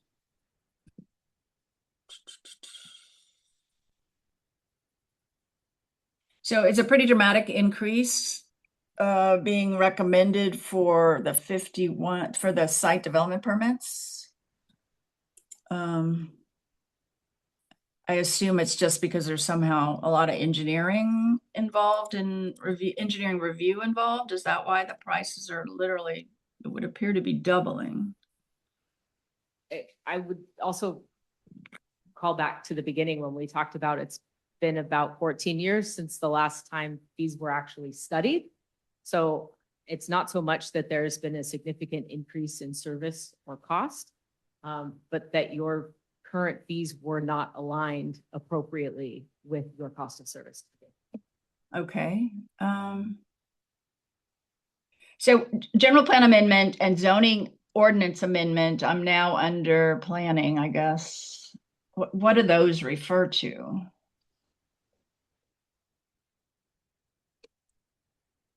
A general plan amendment would be if somebody wanted to plan. And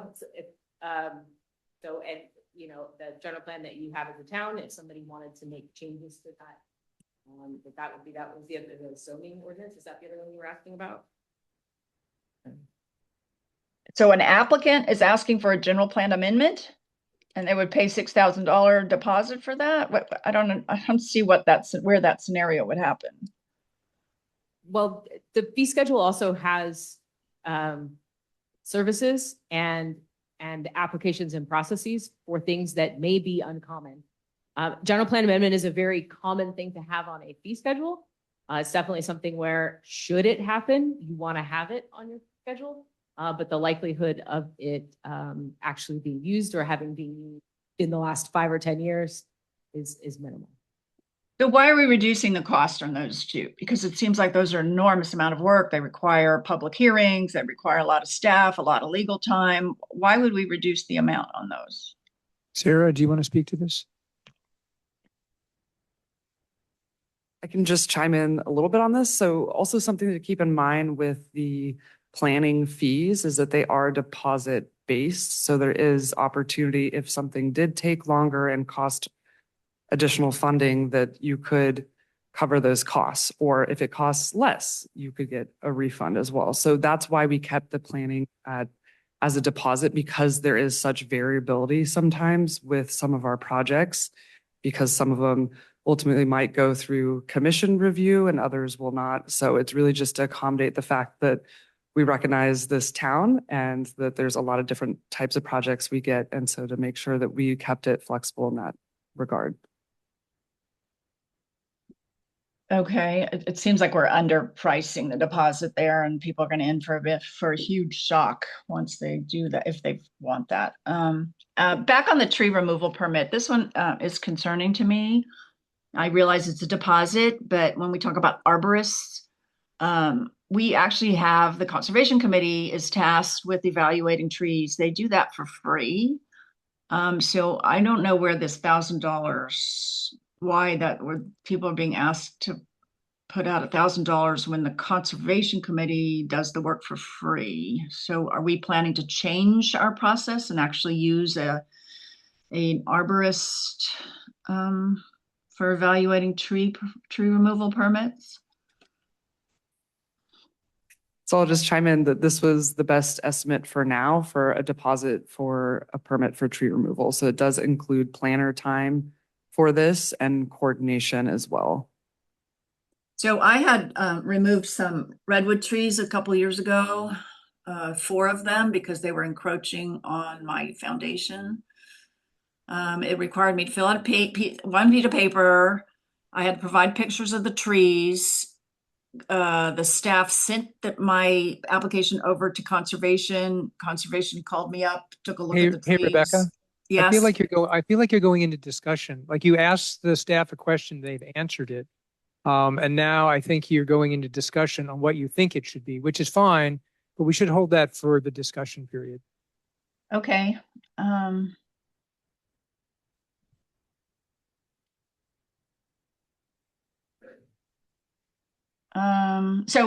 So back on the tree, were the Conservation Committee, were they consulted for the cost and for these sorts of things? Since it's their responsibility?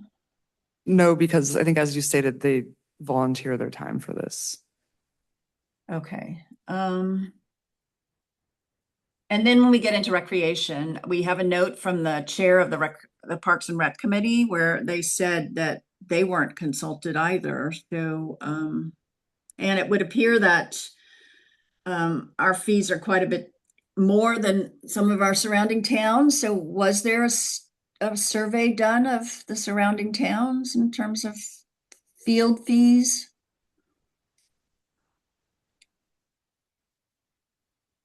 There was a look at that. Again, there's what it costs you and there's what you choose to charge for the service. And Parks and Recreation would definitely be one of those areas where just because you see a number on another jurisdiction schedule does not mean that that's what it's costing them to provide the service. It's what they've chosen to charge for them. So Again, there will be differences in what that is, and which is reflected in that kind of 50% cost recovery that we typically see, 20 to 50% cost recovery for those particular rentals or programs, et cetera. Okay, and then under the community hall, in general, under the facility rental fees, I don't see anything for non-resident fees. So if somebody non-resident wanted to rent the community hall, who's not an agency, who's not a nonprofit, somebody wanted to have their wedding there, that's not a resident, what would their fee be? Or are we not allowing that? So Darcy Smith, I'll answer this one since it's been a subject that I've been contacted about many times.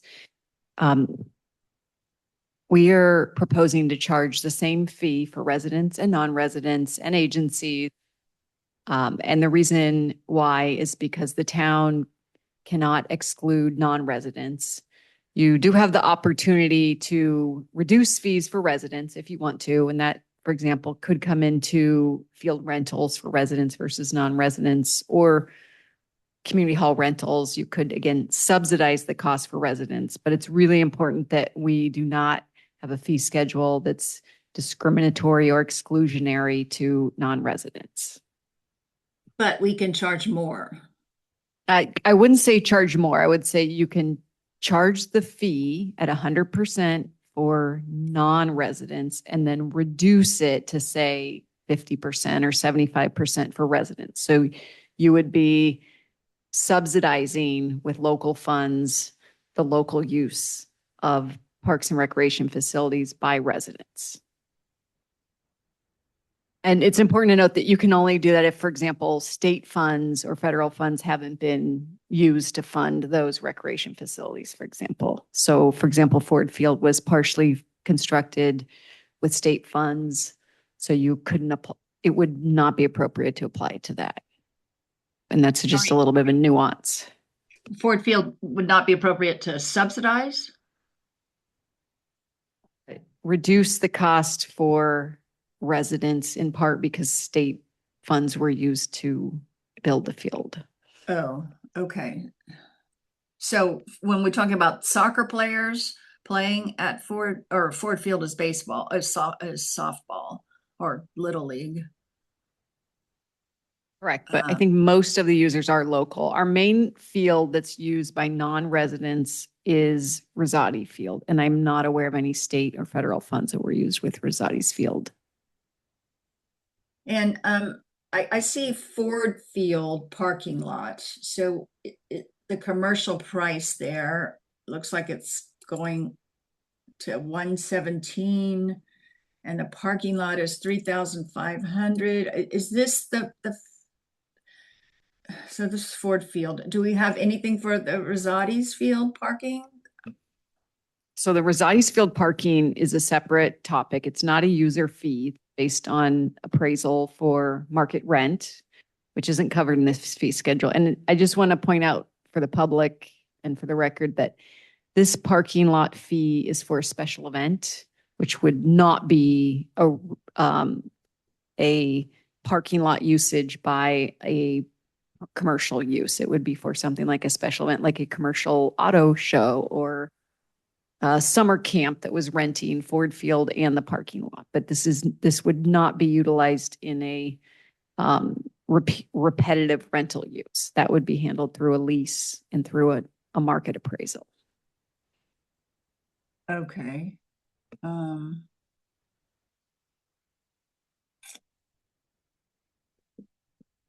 Okay, yeah, so I guess those are my questions. Thank you. Thank you, Rebecca. All right, I have a bunch of questions as well. Thank you for your patience. So I will try to keep them brief and I'm happy to get very quick, short answers. COLA versus CPI. Sounds like that's one of the decisions we're going to need to make. Typically, what's the difference? Well, we use CPI to determine the COLA. So for the fee schedule, it's always been adjusted based on the CPI in February. So that's the standing practice right now. We're not recommending changing that at all. But if all these fees are based on effectively employees and their salaries, isn't COLA effectively being factored in? Mhm. So shouldn't we be using COLA instead of CPI? I mean, anything that's got a significant employee cost to it seems like that's a COLA, it's going to increase with the cost of COLA. Mhm. And it seems like our fee should keep up at COLA rate. Is that the right way to think about it? I think in this instance, the town uses CPI as the COLA. Some jurisdictions will say annually staff will get a 3% raise. Whereas your COLA, the CPI for that year could be 2.5%, it could be 4%, it could be 5%. So in that instance, you could look at either or, but the town's practice right now is that staff costs and fees are increased by the February CPI. So I think what's being said is that for Portola Valley, COLA and CPI are interchangeable. Okay. I mean, I would have thought they're potentially different, but do you need us to make a decision tonight? I mean, that's the only reason I'm trying to clarify. Well, certain decisions need to be made so that we can develop cost recovery policy. And, you know, like I said, we do have a standing practice to adjust based on February CPI. So if council's okay with that, we'll continue doing that practice. Like I said, I'm not making any recommending any changes to the annual inflation factor, but if we do anything tonight is if we can adopt building and planning fees, that Sure. way they can Yeah. go into effect. Yeah. And the rest we can come back with more analysis. Yeah, and I was going to get it. So it sounds like we could stay with CPI, but in the future, if we chose to, we could change the rate that we increase this without going back to the schedule itself. And if we don't need another study, we just decide the multipliers are a little bit different. Yeah, okay, great. So then you led into my next one. I just wanted to be clear. So we can go through, take the building and planning. Those are the things that have the 60-day clock. We can basically continue, say, the fields and other issues to a date certain.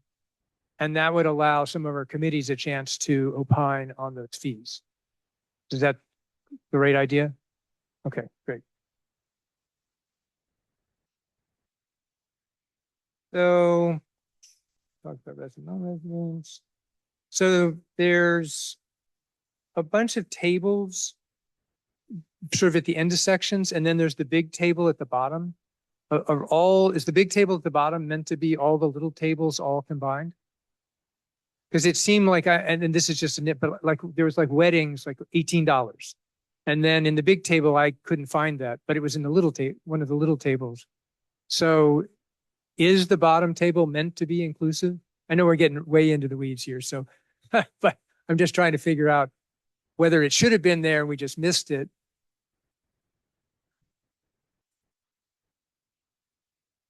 I am not sure exactly what you're talking about. Okay, I would have to be able to visually see what it is. okay. Well, the thing I was talking about is in each of the sections, like the administrative section, there's a table. Well, here, I mean, let me just find this. I mean, this will just be one. This is a pretty minor example, but I will use it just so we can find it. So.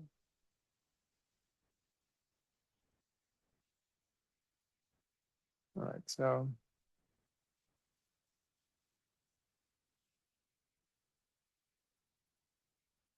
I can find it now.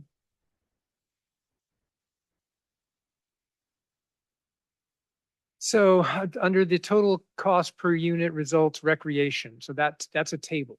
It's not the big master table at the very end. And that is on page of on the old one, which I assume the pages maybe haven't changed too much. That was in page 24 of your numbering. There was a thing here that said Redwood Grove, weddings only. And then I didn't remember seeing that again later in sort of master. So I'm asking, is the table that we're looking here on page 24, is this meant to be sort of duplicated? Like, are they meant to all be concatenated together as the big table at the bottom? Wasn't there believe so, although, so in the recreation chapter, it details the per unit results for each of those Right. items. And Okay. then I guess at the very end of the report Yeah. is the comparison. And so those are separate tables. So it calls out like picnic rentals and it talks about the different jurisdictions. Well, the thing I'm looking at now, I'm on page 40, again, of the thing that got sent out. Not at 4 o'clock, but before.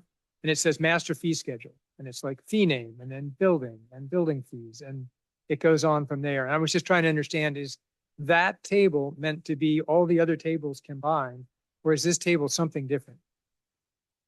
Yes, I think what you're referring to is the master fee schedule. So it lists all of the fees altogether, whereas each chapter is only focused on the individual fee of that particular department. Right, but then that means there's some things that I can see in one of the section tables that I can't find in the master fee schedule. Okay. And I use the wedding just as an example. I didn't do a thorough analysis to see, but are in the master? Okay, did I miss it? Because maybe I just. Yeah, that's not gonna help me. But what, can you tell me what page it's? Anyway, if it's there, I'm fine. Let's move on. I don't want to spend too much time on it. I just want to make sure. It does bring me to the question though, like, some of these numbers seem like ludicrously low.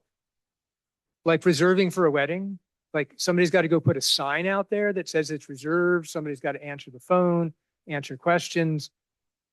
At like $250 a fully burdened hour, like $18 is like 2 minutes or something. So I don't want to drill into all of these, but I sort of question the outliers, because if the outliers seem wildly off, then I kind of wonder how we got to some of the rest of it. Well, I think some of those, and I have to find it specifically, but I believe it's a per hour fee. And so when you look at how long somebody actually rents it for that type of service, it's that cost is actually more than that, right? So because if it's $18 an hour and you're renting it for 4 hours, right? You're just okay. under. So I think that's kind of why. So it's spread over what that average rental would be, right? Because the staff time the time that staff spends is kind of set. Sure, per regarding event. how Yeah, long, yeah, right? yeah. No, that makes sense to me. Then the only question I would ask is, how would we know that? The unit should be in the master fee schedule. Okay, so, And all right. And since I couldn't find it in the master scheme and I was only looking at the recreation table, maybe I see it. So, okay. Well, all I'd ask staff is to go through and make sure that these super low numbers are some kind of per unit where the units per hour or whatever. Okay.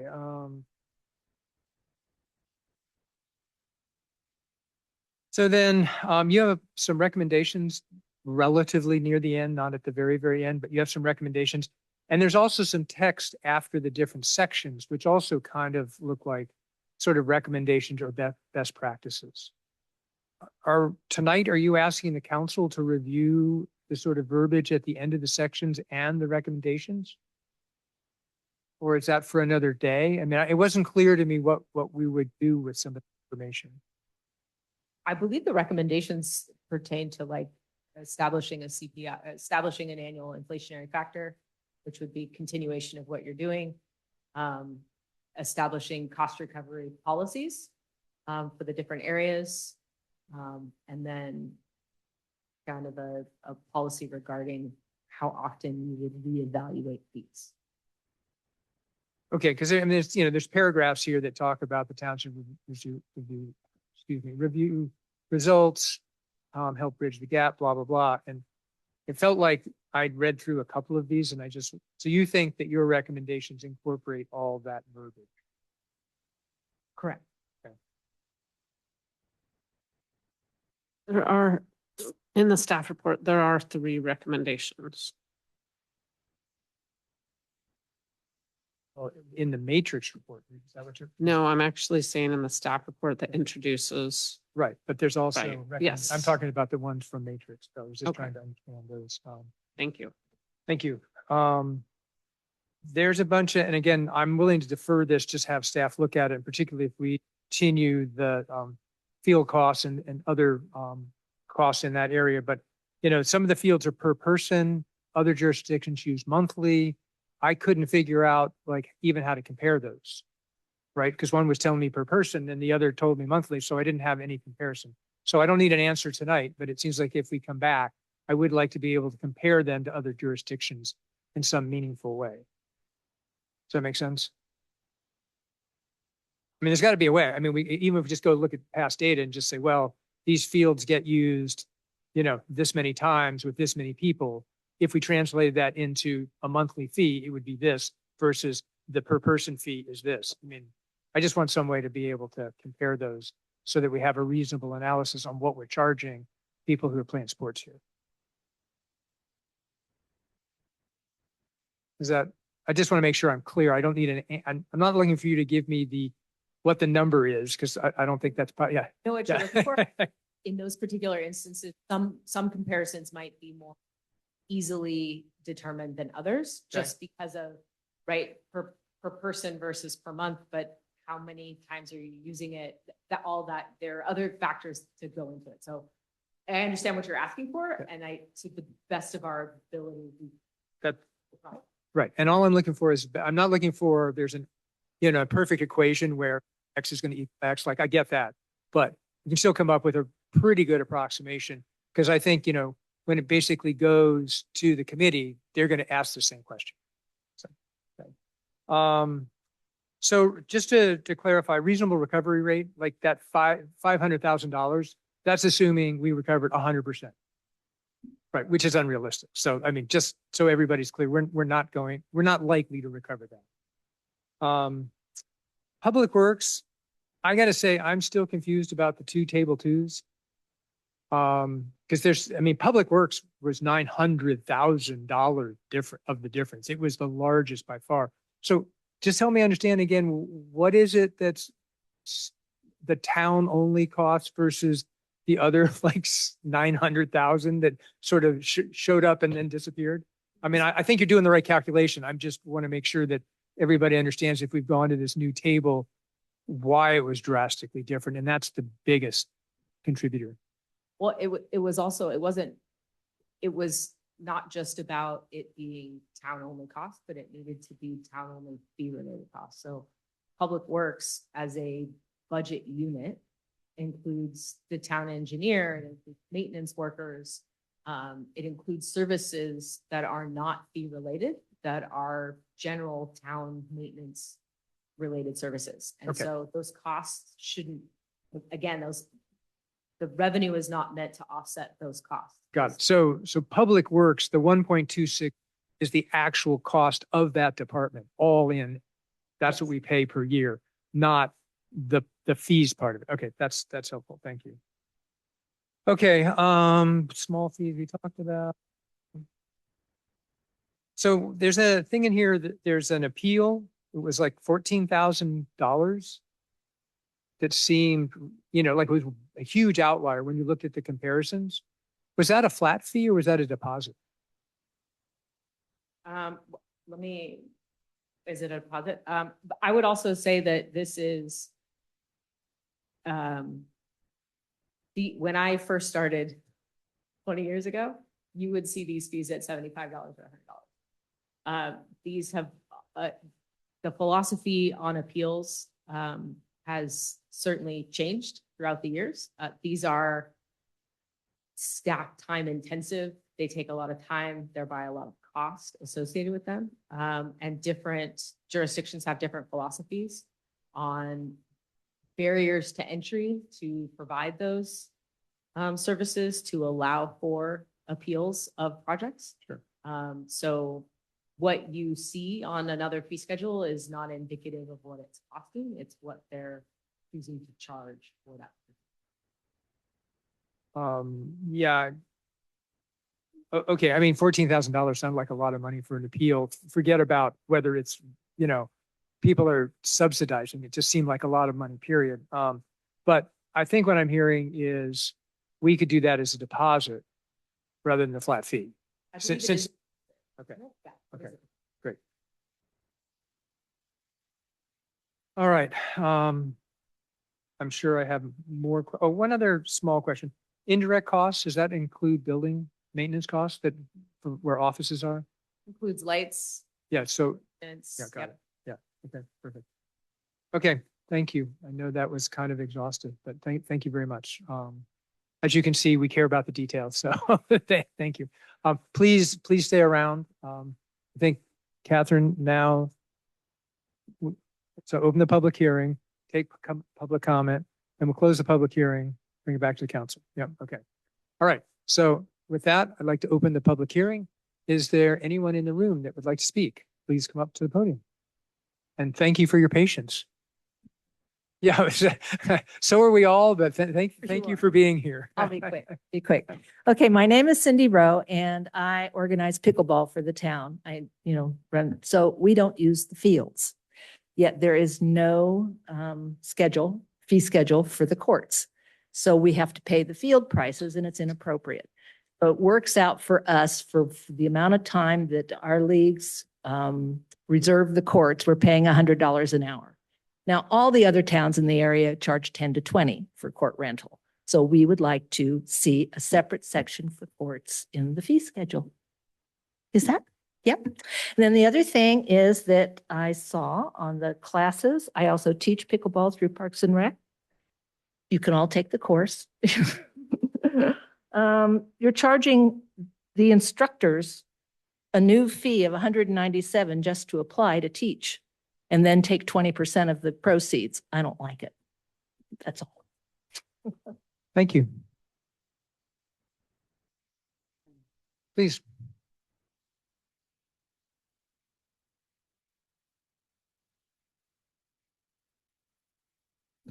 Hi, I'm Karen Askey. I am a member of Parks and Rec and a resident of Portola Valley. And first of all, thank you, Courtney, for the presentation and Tony. And this was a lot of data to absorb in a very short period of time. And I almost wonder if there should be further review or a subcommittee that looks at each of these and makes sure that things are clarified for residents and those that are charging.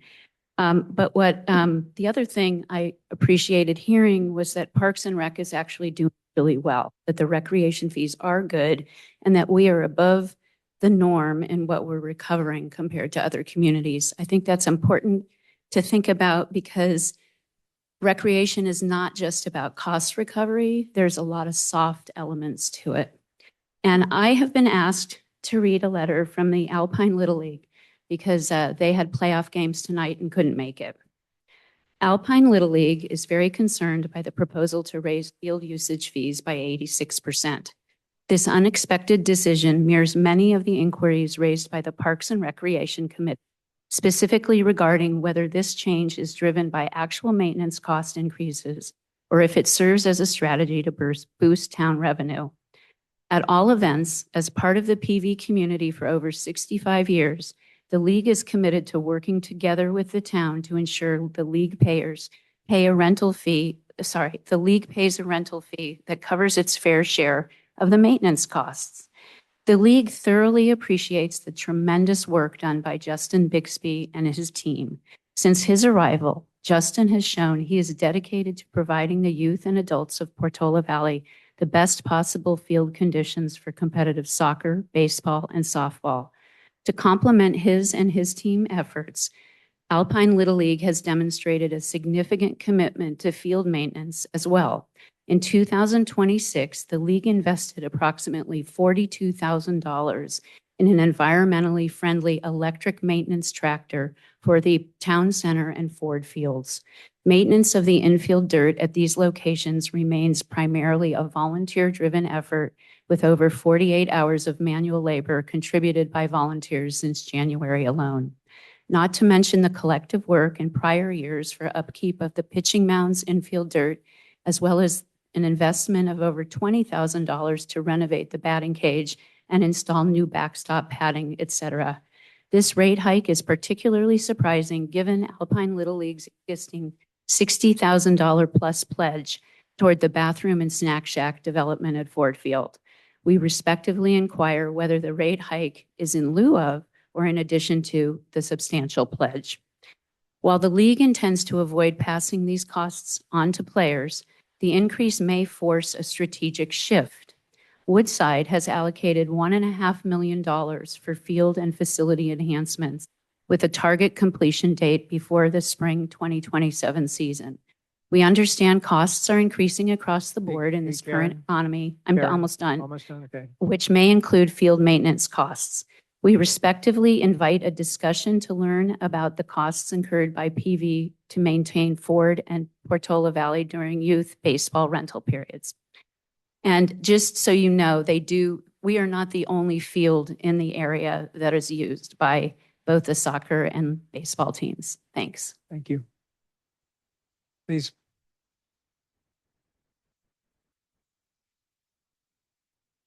Mary Ann Plunder, Chair of the Conservation Committee.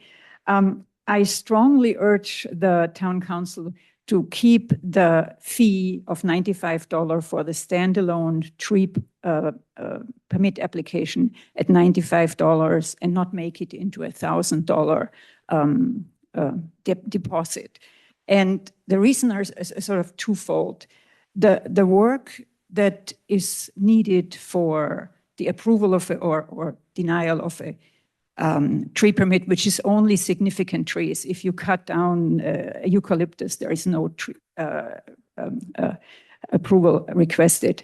It currently needs, or historically needs, clerical work by town staff to take the application, to send the application, which may or may not have a arborist report, because that is not required, by email to the Conservation Committee.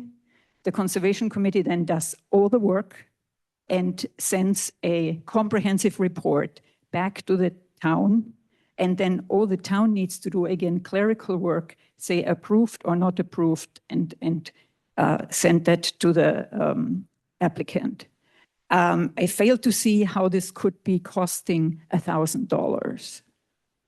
And then the second thing is, if we make tree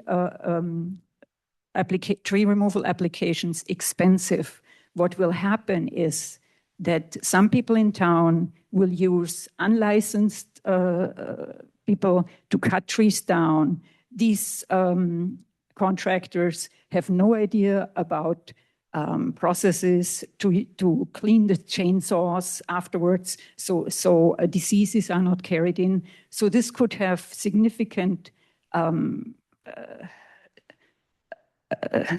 we could get sick trees in town, which then are costs that I don't know who would be paying. So I just urge you, it doesn't seem to be completely clear to some people what the costs are, because the Conservation Committee does all the work and we don't cost anything. And so I wanted to bring this in front of you. Thank you. Thank you. Can I just ask, are there arborists on the Conservation Committee other than Megan? Megan is the only arborist, and almost everybody brings an arborist report. So we go out and we work off the arborist report and of our judgment. Thank you. Nona, please.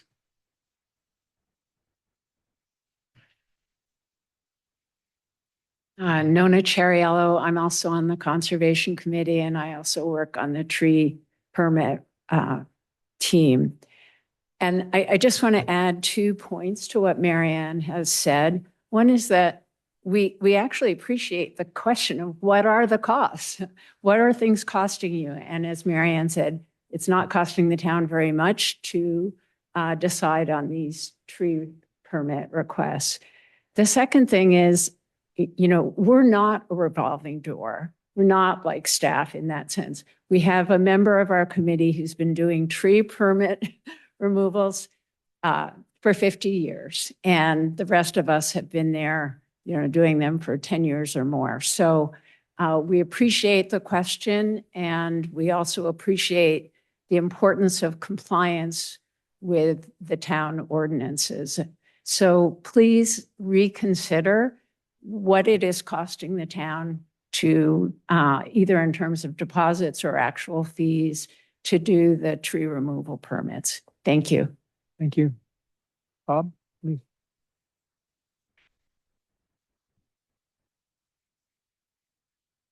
Bob Adams, Portola Valley. I didn't see anything in the report about courts. And you know, I've been up here before about courts a couple of times. So I'm trying to understand the expense for the court and the cost recovery for the court. The only thing that I can see that's done regularly with the court, in fact, it's not regularly, they occasionally wash the court and they occasionally trim the leaves off the fence that has leaves that come into the court.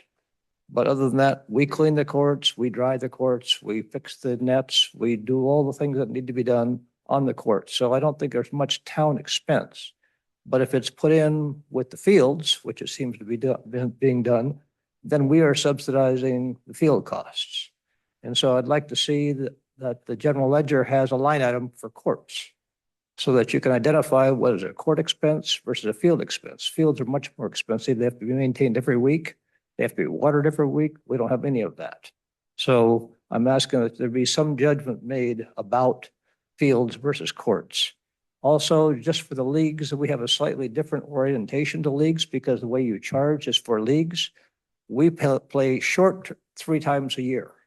Most of the leagues play longer leagues twice a year. So we end up paying 150% of what others would pay for their league fees. So and normally our teams are 4 players are playing in a league versus 12 to 18 players playing on a soccer team or a baseball team.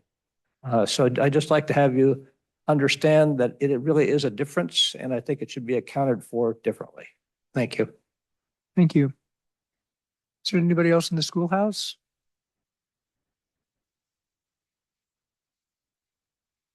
All right, going online. Patty, go ahead. Welcome. It says, hi, it's Patty Dews, Chair of the Parks and Rec Committee. Sounds like you all read my letter. I do want to clarify that the Parks and Rec Committee did not vote on the letter. However, we did discuss the issue and we are all in agreement with the components that I put in the letter, but we did not vote on it as a committee.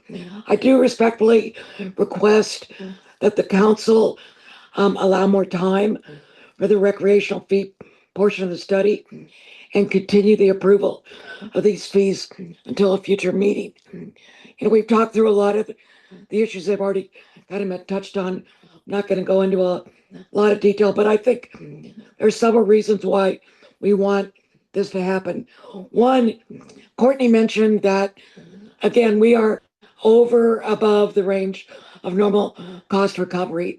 However, if you look at the schedule that Tony put up, we're recommending, or they are recommending, 100% cost recovery on many of the line items, and well above the 58% that we already have. We think we need to take a look at that for a couple of reasons. Number one, competitive. Craig already pointed this out. We do a cost per user. Many of our other communities do a cost per hour. Let's translate that so that we understand the competitive costs. We've done it in the Parks and Rec Committee before. We can do it again. The other one is, and I'm going to lean on my old Econ 101, do we really understand the elasticity of the rates that we're charging? As Courtney has mentioned, a couple other people as well, there are choices that our clubs and leagues can make in terms of alternate fields to go play on, and they will make those choices based upon the economics of where they play. So we really need to understand what it would cost us to raise the rates, and are we really going to get the revenue that we think we're going to get? So we need more time to take a look at the rates. We're willing to work with the town, with Matrix, to work in tandem, and so that we can come up with the best solution for the town, our users, and our residents. Thank you. Thank you. Rita?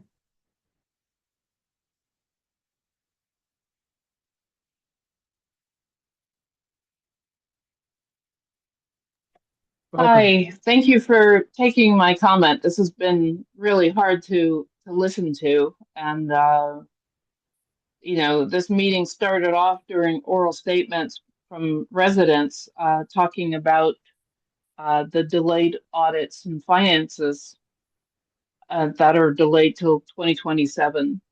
And then now we're asking for, fees to be raised when the books aren't right. And it's just really hard. This has been like really hard to listen to. And as far as the fees for the trees, PG&E has been coming into our town and decimating the trees while the wires aren't being underground for our issue and their issue.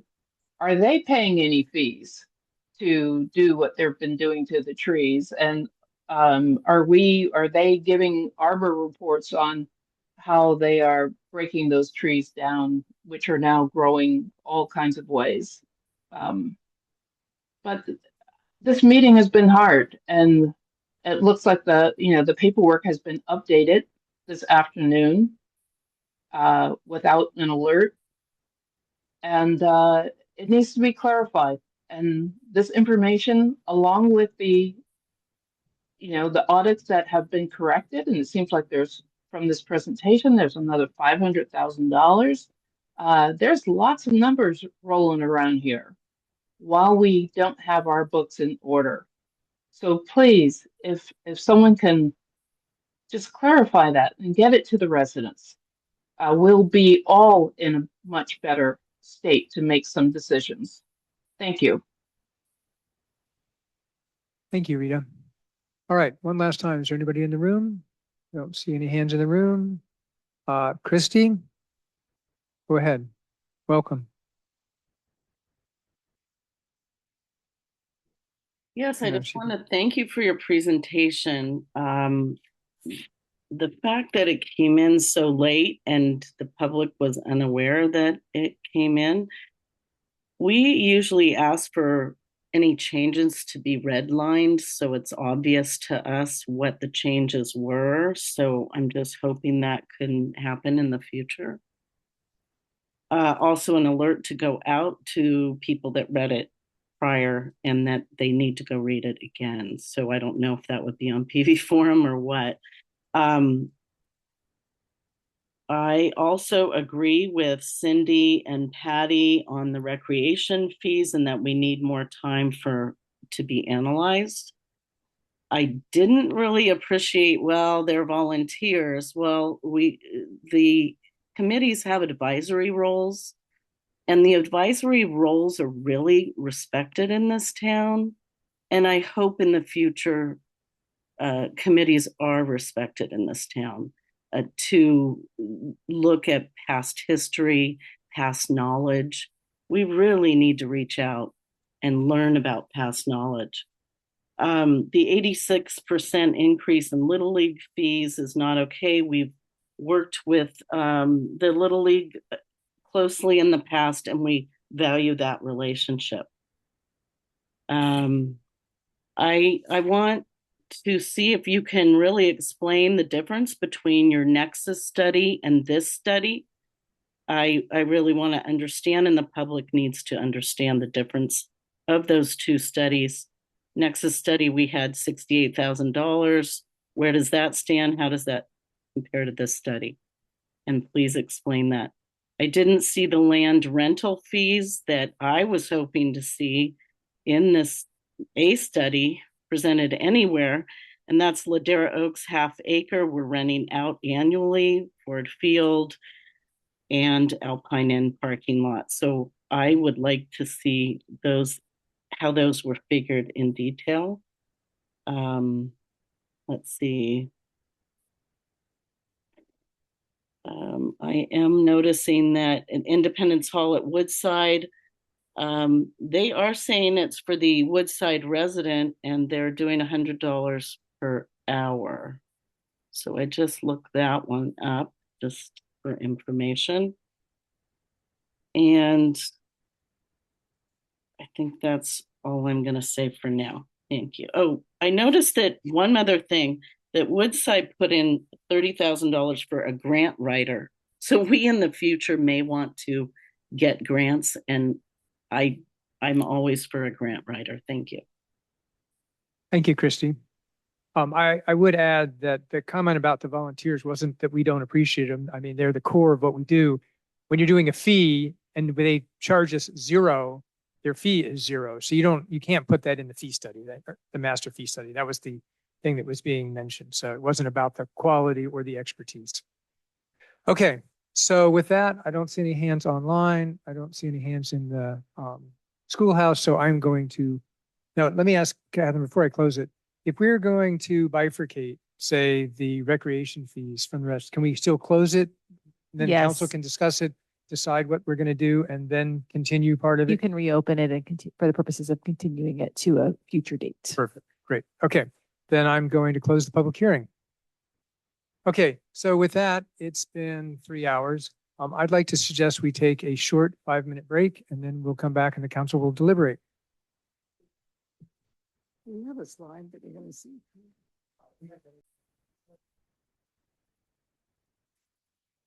All right. Welcome back, everyone. So now we're going to have council discussion. So obviously, everybody's going to, discuss the various fees. If you think there's something we should do different than what's in the staff report. I'd also like to hear your opinion on whether we should separate out the recreational fees or any of the other fees. I think what we heard from staff was that their preference is that the building and planning fees get approved so that the 60-day clock can start. But again, we could choose to continue those as well. But I'd like to hear everybody's opinion on the idea of bifurcating some of the fees. So who would like to go first? First? I think we started first. Yeah, I'm working, for it. I'm actually waking up. I think we should, the building and planning should be bifurcated for sure. There's Well, so- plenty of, Did you mean recreation fees? I mean, you did, go ahead and, Separate out recreation fees. Yeah. But keep everything No. else. Well, I'm trying to separate out building and planning, and then there's administration fees. There's a bunch. You can go, you can go different ways. Administration fees?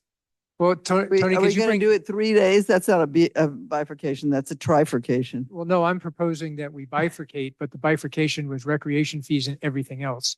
And you were saying planning and building Well, and it everything would- else. It would be to bifurcate building and planning. Well, And engineering. Well, so can you bring up your? That's what I was trying to do. Well, yeah, and I want to say, you can do that. I want to make sure that as we respond, we're Right. responding And clearly. does administration need to be also the 3 month? No, administrative, recreation, can go into effect. We can adopt all the way up until June 30th. 10 days? But Tony, if you can bring up that slide. So we know what we're. So what- I guess what I can keep discussing a way, which is that basically that we go ahead and approve I'd be in favor of approving the building and planning fee schedule. Realizing, of course, that the devil is in the details and in the instituting of it, because they're going to have to have some administrative leeway in order to be able to actually do a decent job, because some of it doesn't make sense, gotta say. But it seems like we should be able to approve that and then keep out the administrative and the recreational for further work.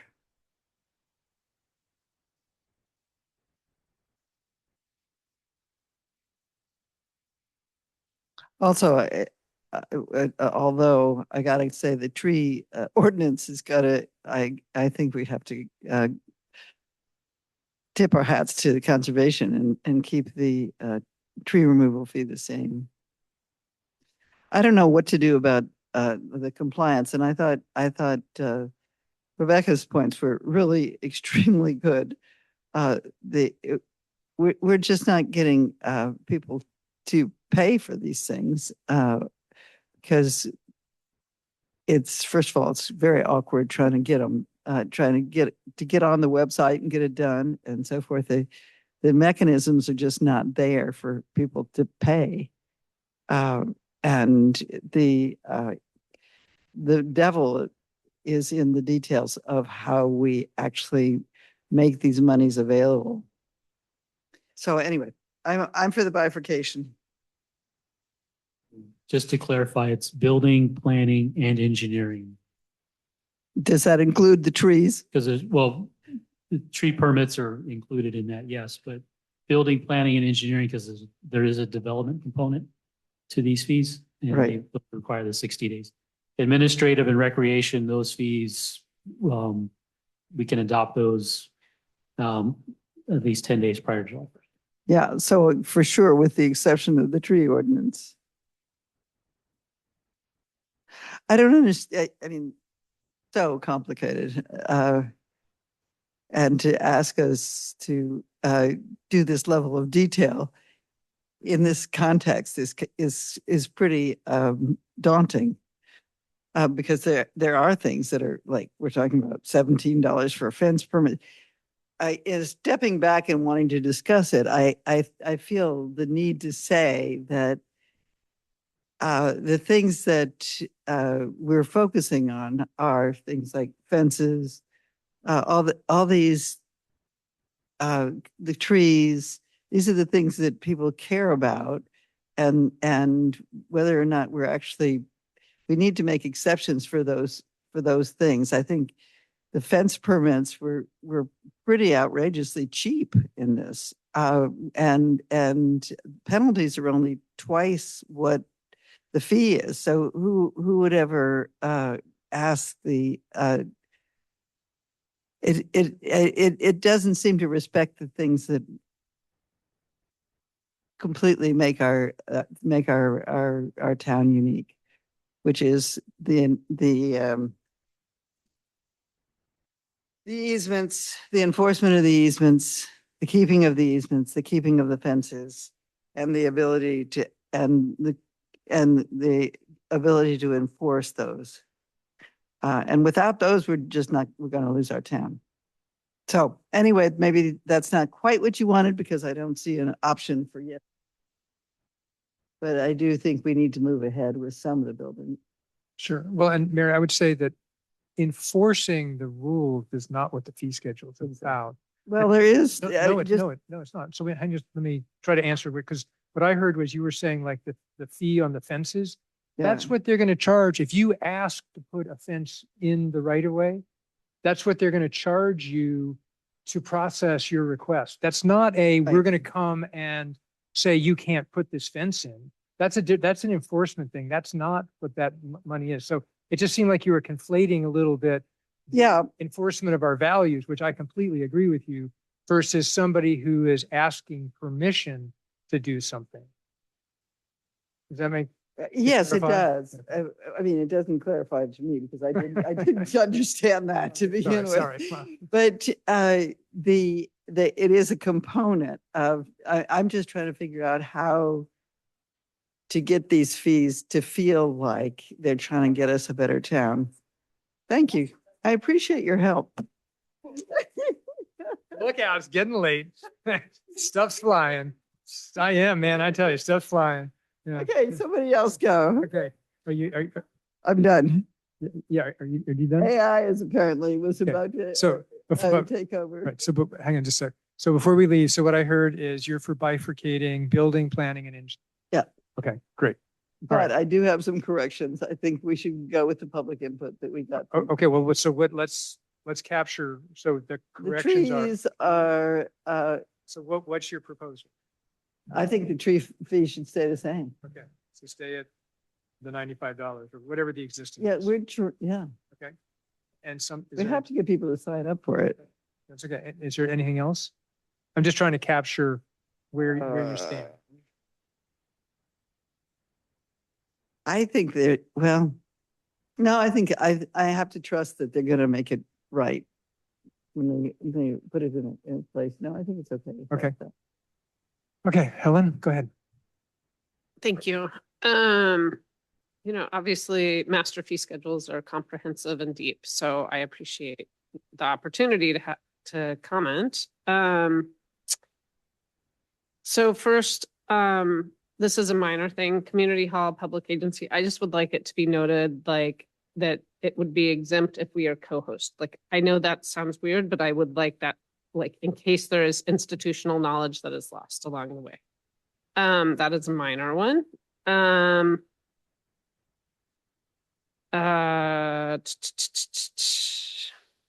Okay, great.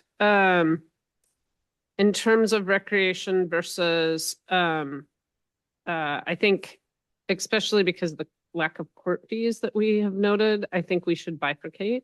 So I am fine with that. And can I ask just Yep. the bifurcation? Are you Just for proposing? recreation. Okay, so yours is slightly different than Mary's because, okay, that's, Yeah. But not administration. yeah, that's effectively, that's what she's, right? Yeah, I mean, that's the only difference. And I'll get back to what it meant, administration means. It's pretty small. But, Right. okay, so got it. And I might be missing something with administration, but I think right now I just am saying recreation. I would also recommend a lower price for CYSA over AYSO, or excuse me, vice versa. A higher cost for CYSA versus and lower for AYSO. EV chargers. I actually would like to see a lower cost for that as well. We want to try to encourage chargers. I don't know what the right cost is, but we're one of the highest. What this doesn't take into account, having put in an EV charger, is the trenching that's involved, which is exorbitantly expensive. So I would, and to incentivize it to lower a cost for an EV charger is what I would like to see. And I should have asked your recommendation for that one, or what would be some cost recovery, but to give them some sort of a break.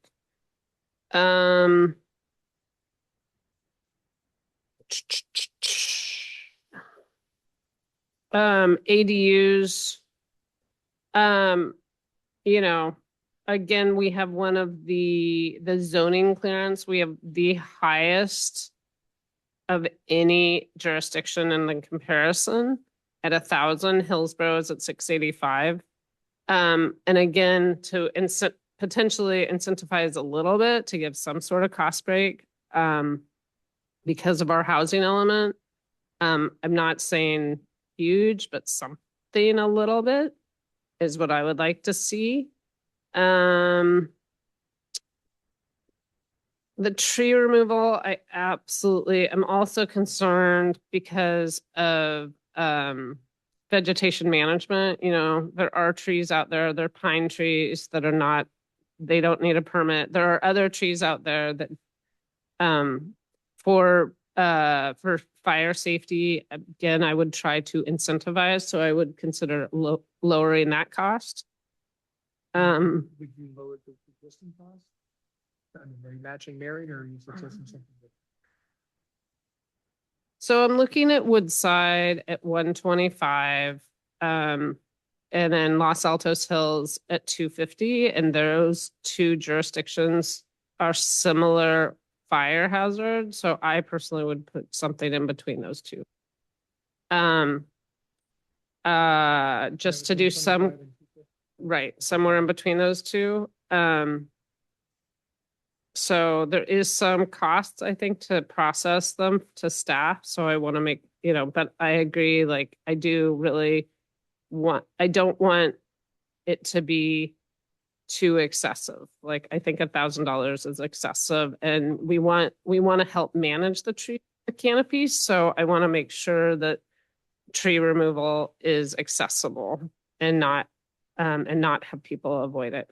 In terms of the fines, that's not on the agenda, but some history. Woodside incorporated their very high fines because someone cut down trees without permits repeatedly, like, 10 years ago or something. And that's when they instituted their fines. Just, and instructor fees, I know we're it looks like we might go towards recreation at a later date, but I would, to have one-time fees for a new instructor, and then if it's a long-time instructor, it's a one-time fee and not a repeated fee, is what I would ask. Don't we want to have new instructors? We do, but to have, and I don't, the 197, I didn't have a chance to compare it to other cities. So, but I'm just saying, like, I'd like exemptions for longtime instructors. I'm not making a comment like exemption, like a one-time fee for new instructors, but to have people potentially grandfathered in or something to have a one, and probably lower, but I haven't done enough research on that particular fee, but it does seem like people that have been an instructor for a long time, to have them have to pay $200 every session or something seems expensive to me. And then the EV charging fees, often like PCE, I don't know if we can do a midnight to 3 p.m. rate. Usually that's 23 cents per kilowatt, not 43 cents. And that 43 cents is a higher rate. So I don't know if we can do that, but I thought I'd, again, to incentivize EVs right now at 43 cents, that almost is comparable to gas cars. So to lower the cost when it's cheaper and there's solar going, and it could be cheaper from if we put the chargers, and I don't know because we have ChargePoint if we can do that. Right? Like, I don't know if they can do a load shift timing. So are you talking about installing EV chargers, or you No, EV charger is it is included on this rate, master rate. Right, I'm fee just trying to is understand 3 cents. which one you're talking. So you're talking about I'm talking the about fees the we charge to 43 you. cent, Okay. right? So I don't know if ChargePoint allows us to do any load shift or when it's cheaper, for them. Like, I know ChargePoint is private and wants to make money, but I noticed that the 43 cents was in our. So does ChargePoint offer reduced rates during?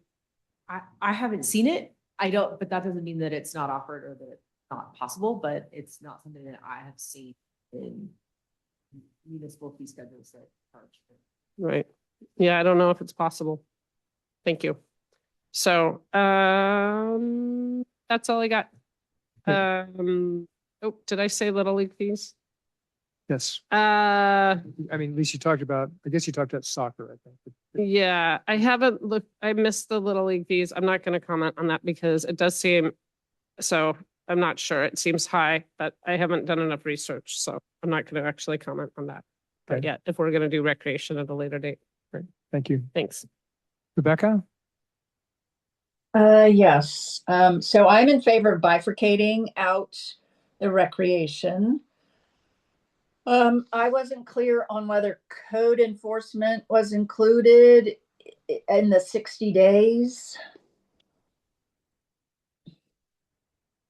No, there's no development component to code enforcement. Okay. I mean, code enforcement, to me, the only change you're making, I think, is, oh, hang on, let me pull up that page. It doesn't have a master fee schedule. It just has a table, right? It's the only table 6, right? That's it for code enforcement. The inspection, reinspection fee and the permit investigation fee is just that's it though, right? I believe that's correct. So I would favor including that in, not with Parks and Rec, but including that with the building and planning. And so, Tony, you have on the screen, the staff is recommending 100% for all of these areas. But I vaguely remember you're saying, sorry, go ahead. That's what was in the matrix study report. Oh, but you had a different recommendation, I thought.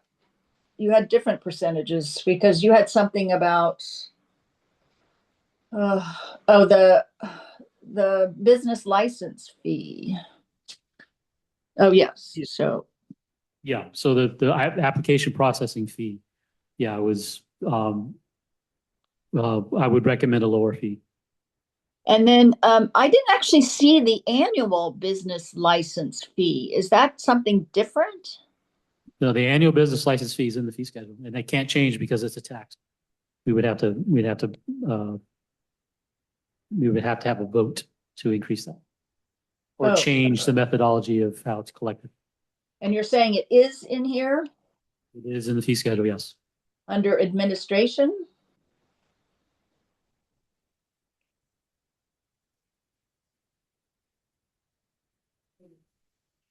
Table 4. Yes. It's $135 and then $4 CASP fee and I'm looking at table 4 and I don't see a business license fee, annual fee.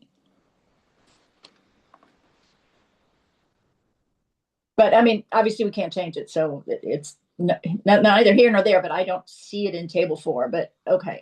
well, table 4 is just highlighting the fees that are changing. Oh, okay. But in the master fee schedule, it'll be under administrative. Okay. Okay, so, It's yeah, just $134 a year, right? 134, and then there's a $4 CASP fee, so it's 138. okay, so, yeah. This report was a little challenging. Okay, so let me go back to my notes here. So again, I'm in favor of the bifurcation of just recreation.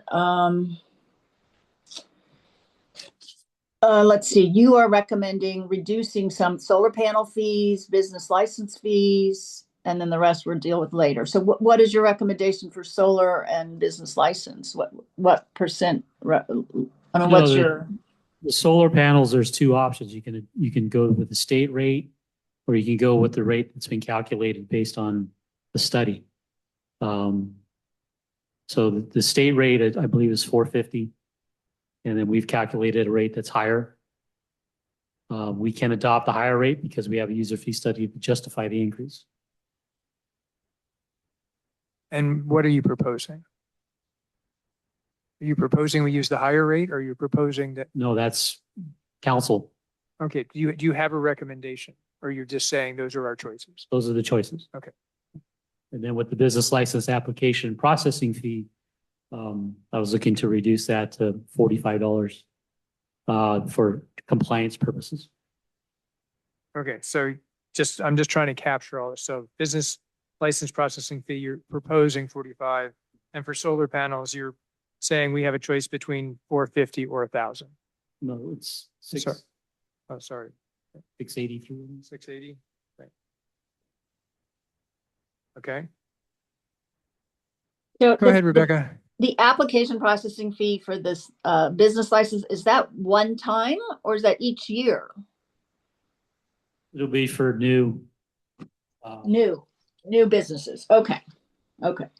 So I'm in favor of that lower rate for the business license application fee. For solar, solar falls under which section again? Building. I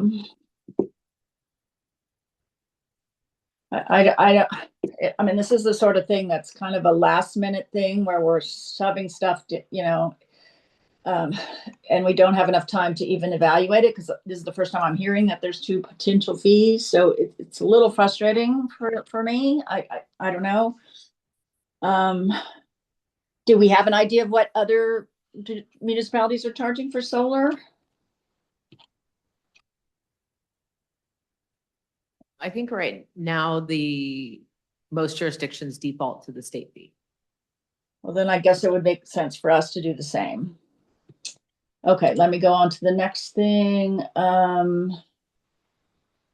I would expect that, I would think that the general plan amendment and zoning ordinance charges should be higher, a higher deposit, even though I know it's a deposit. So, but I think to avoid the sticker shock of what it will take, I think it should be higher, maybe not as high as what we used to charge, but at least $1,000 more. Let's see, the CPI versus COLA, I was only mildly following that, but I think whichever one is higher, I think they're kind of supposed to be the same. They're kind of the same. But, well, no, I think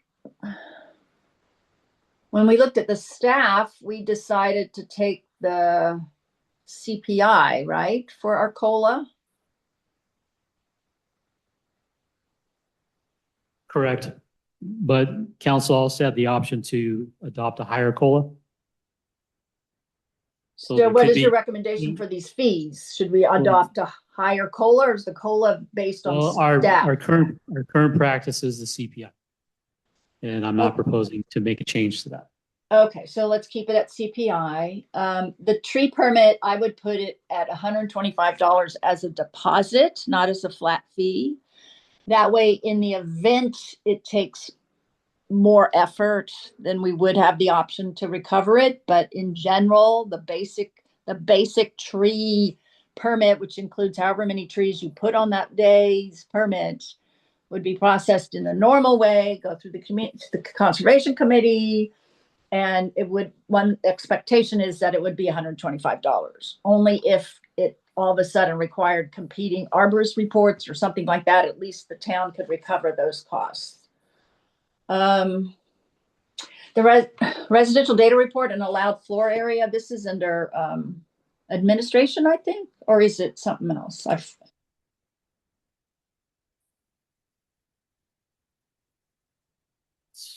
It's either building, I think it's planning. Residential data report. I'm sorry, I have a small screen here and it's. Yeah, it's under planning. Okay, so does that require a 60 days? Yes. Okay. So they both seem extremely high. The second one in particular, the first one, okay, I can get, requires quite a bit of work. The second one, the impervious coverage and lot coverage, just seems like a lot. I would hope eventually that this would be data that's collected into our system so that it's a push of a button, in which case then those fees would need to be lowered. I guess it's a deposit, so eventually that would be the situation. Am I correct? Is that a correct understanding that it's a deposit, I think? I don't have it right in front of me. It is a deposit, yes. So in the future, when we get our GIS system working in a couple of years and all that, then the staff time it takes to generate that may be zero because somebody can just look it up themselves, right? Is that kind of sort of the understanding for the lot coverage numbers and stuff? I cannot speak to the future. Okay. Let's see. Wise choice. I guess just a quick comment on Public Works. You know, we have this new table with different numbers. I assume the original number included all the road repair stuff, which is why it was so high. The fence permit, I just wanted to say that there's two different fence permits. One is under planning or building, I forgot which, and that's $1,000 deposit. And then there's this other fence permit that's just encroachment, which is $17 a linear foot. So I think, and fence permits deposit, it's a lot of money, but I think it's okay because it goes through the ASCC. So there are definite expenses required there. In terms of lowering the ADU cost, I personally would only lower it for people who are planning to do a rental ADU.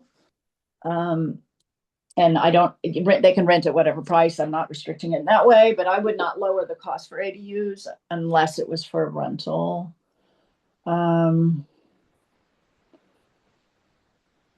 And then EV chargers, Helen brought that up. I actually pay peak rates at over 60 cents an hour. And then off peak is obviously down at 23, 26, depends the number. So I guess the 48 was just an average of these. I would want somebody to talk to ChargePoint to kind of understand if they are capable of doing that pricing, because if we're only charging 48 cents an hour during peak, and that's peak is really from 3 o'clock till midnight, we're going to be losing money. So, you know, I think peak should be what I think we should be charging what peak is, you know, certainly during peak time. So,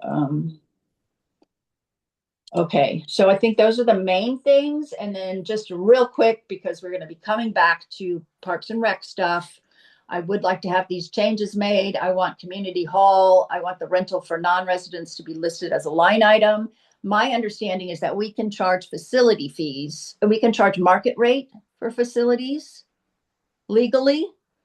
That's my understanding, you know, and I think for non-residents, we should be charging market rate. For, you know, if someone wants a wedding, we should be doing a comparison of other wedding venues, and we should be charging appropriately, which means several thousand. AYSO versus CYSA should be a different price. Little League for sure should not be more than about $50 or whatever the kind of comparable, somewhat increase to handle the inflation over the past few years. So just a little bit higher. Courts charges, we need that included. And then as people have said, we need, when we come back with Parks and Rec, we need to kind of have a comparison of per hour, per team, per, you know, league, per whatever, to kind of understand what other people are charging. And that, I think, is it for me. Thank you, Rebecca. Judith? And a point of clarification.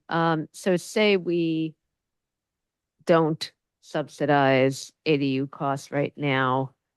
But separately, does that impinge on our ability to subsidize if we develop an ADU policy, if there is rental, to subsidize it or to pay it out of a affordable housing fund? Because I want to know what other tools there might be beside this rate schedule decision today. Like, how much are we locking tonight on stuff like that? Couple responses. One is the council will revisit this fee schedule annually, and could, you know, make adjustments in addition to the CPI, could make other adjustments. In terms of the use of affordable housing funds to incentivize ADUs, that would remain an option. The council can also consider fee waiver requests as it's done for other types of affordable housing projects. So those other tools There are are other available and not precluded by this. So the way we should think about it is we still have flexibility to formulate policy using other tools, and then annually we could do it through this as well. Okay, that's very helpful. And Judith, could I just add on quickly? Yeah. If I understand this is sort of setting the ceiling. Like it's hard for us to justify going over this. It's easy for us if we decide to charge less. Right, okay. Okay, that's going to inform some of my comments here. So the thing I'm struggling with, I do agree to bifurcate. One question is, do we bifurcate recreation and admin versus other? And I'm hearing differences in my colleagues' views on that. The reason I would bifurcate rec and admin is I don't feel I have a good understanding of the EV charging fee. And I would have a hard time having an opinion. We can't go up from here is my understanding. So I guess I could get comfortable if others really feel strongly about needing to have the admin fees finalized tonight. I would be okay with that, but to me, I don't understand that enough to really make an informed choice. Because of the other tools on the ADUs and because, concepts like if it's rented, we'd be more willing potentially to quote subsidize. And by that, I just mean give fee breaks. I think that needs more of a policy thought. So I would probably just leave that ADU fee as it is proposed. On the tree removal, I do want to remind people we're a town that doesn't have a lot of money. One of the big drivers for years has been we ought to do a fee study so that we could increase fees and get something more than nothing from these fees. So because of that, I certainly don't want to keep things 14 years old fees. I do not want to keep them. Everything has to come up a bit where it's justifiable under the matrix study. So to me, the tree removals, I can see that not $1,000 deposit may or may not make any sense, but I certainly wouldn't go any less than $250. And what that looks like as a deposit versus anything else, I don't know. I mean, that just still seems pretty low and very reasonable to me. Business license, I would reduce it to $45. Recreation. Sorry, is there something going on? Okay, no problem. Recreation fees, when we get there, since I think we're going to end up bifurcating, I do think being more thoughtful about the courts and breaking that out really is something we ought to do. There's so much interest in that, and it doesn't strike me as fair the way it's coming over right now. The instructors, maybe give repeat instructors a break. I would be open to that. And I do think we ought to be subsidizing or giving teams, a break. So what that looks like, I'm open to what, future input might be from the community. But when we get there, we ought to be looking at not going to the maximum on those. And then on solar, I would go to the state rate. And I'm perfectly fine with the CPI. Let me know if I missed anything. Okay, thank you. Ellen, one more comment? Thanks. Sorry, I think I forgot some things. I absolutely support lower rates somehow for residents, as long as we can make it legally. I support the CPI. In terms of the tree, I agree with Councilmember Haskell for $250. I am worried that Megan could step down and the Conservation Committee could not have an arborist, and the town could then need to hire an arborist. So I am worried about that in case Megan were to step down. In terms of the EV charging, just to clarify to Councilmember Haskell, I was wondering if we could do if ChargePoint, who is our service provider, does any load shifting potentially to make it cheaper for people during the day when it's not. Rebecca, you need to check out your different rates because there are 53 cents at that you can load shift to during prime 3 to midnight. But I don't think that's feasible, it sounds like. So I'm guessing we are probably set at 43. And I'm fine with the solar being at the state rate. Thank you. Thank you. Okay, so hopefully I can wrap this up. So we just talked about EV. I think the only thing I'd say about EV is I would expect that we charge what we pay, whatever that is. So, and I can't quite, the current fee says modified and the thing says total cost. So it's 43 cents is our total cost. Could be 43 cents. I'm fine with that. I'm in favor of just taking out recreation and just going ahead with the administration, building, planning, and engineering. Other than the EV stuff, the rest of the stuff that's in administrative, I don't have any issue with. So I'd recommend we do all of those. Business license, I'm happy with the $45 for the sort of initial processing fee. Solar panels at $680 seems reasonable. Trees at $250. CPI. I had one question. if somebody wants to replace their deck, it's just a replacement. That's a $500 charge? Is that the right way to look at this? Because I mean, that's what's in here, as I understand it, because it would be sort of $0 to $2,000. If it would be evaluation permit. Well, and that's my question is, if I want to replace an existing deck, I'm not building a new one, I'm just replacing one that's there.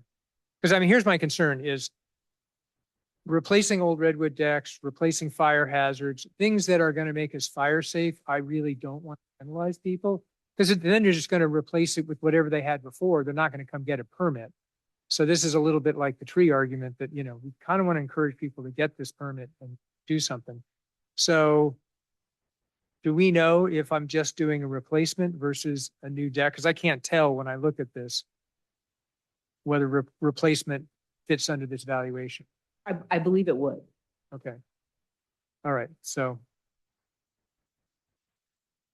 Yeah.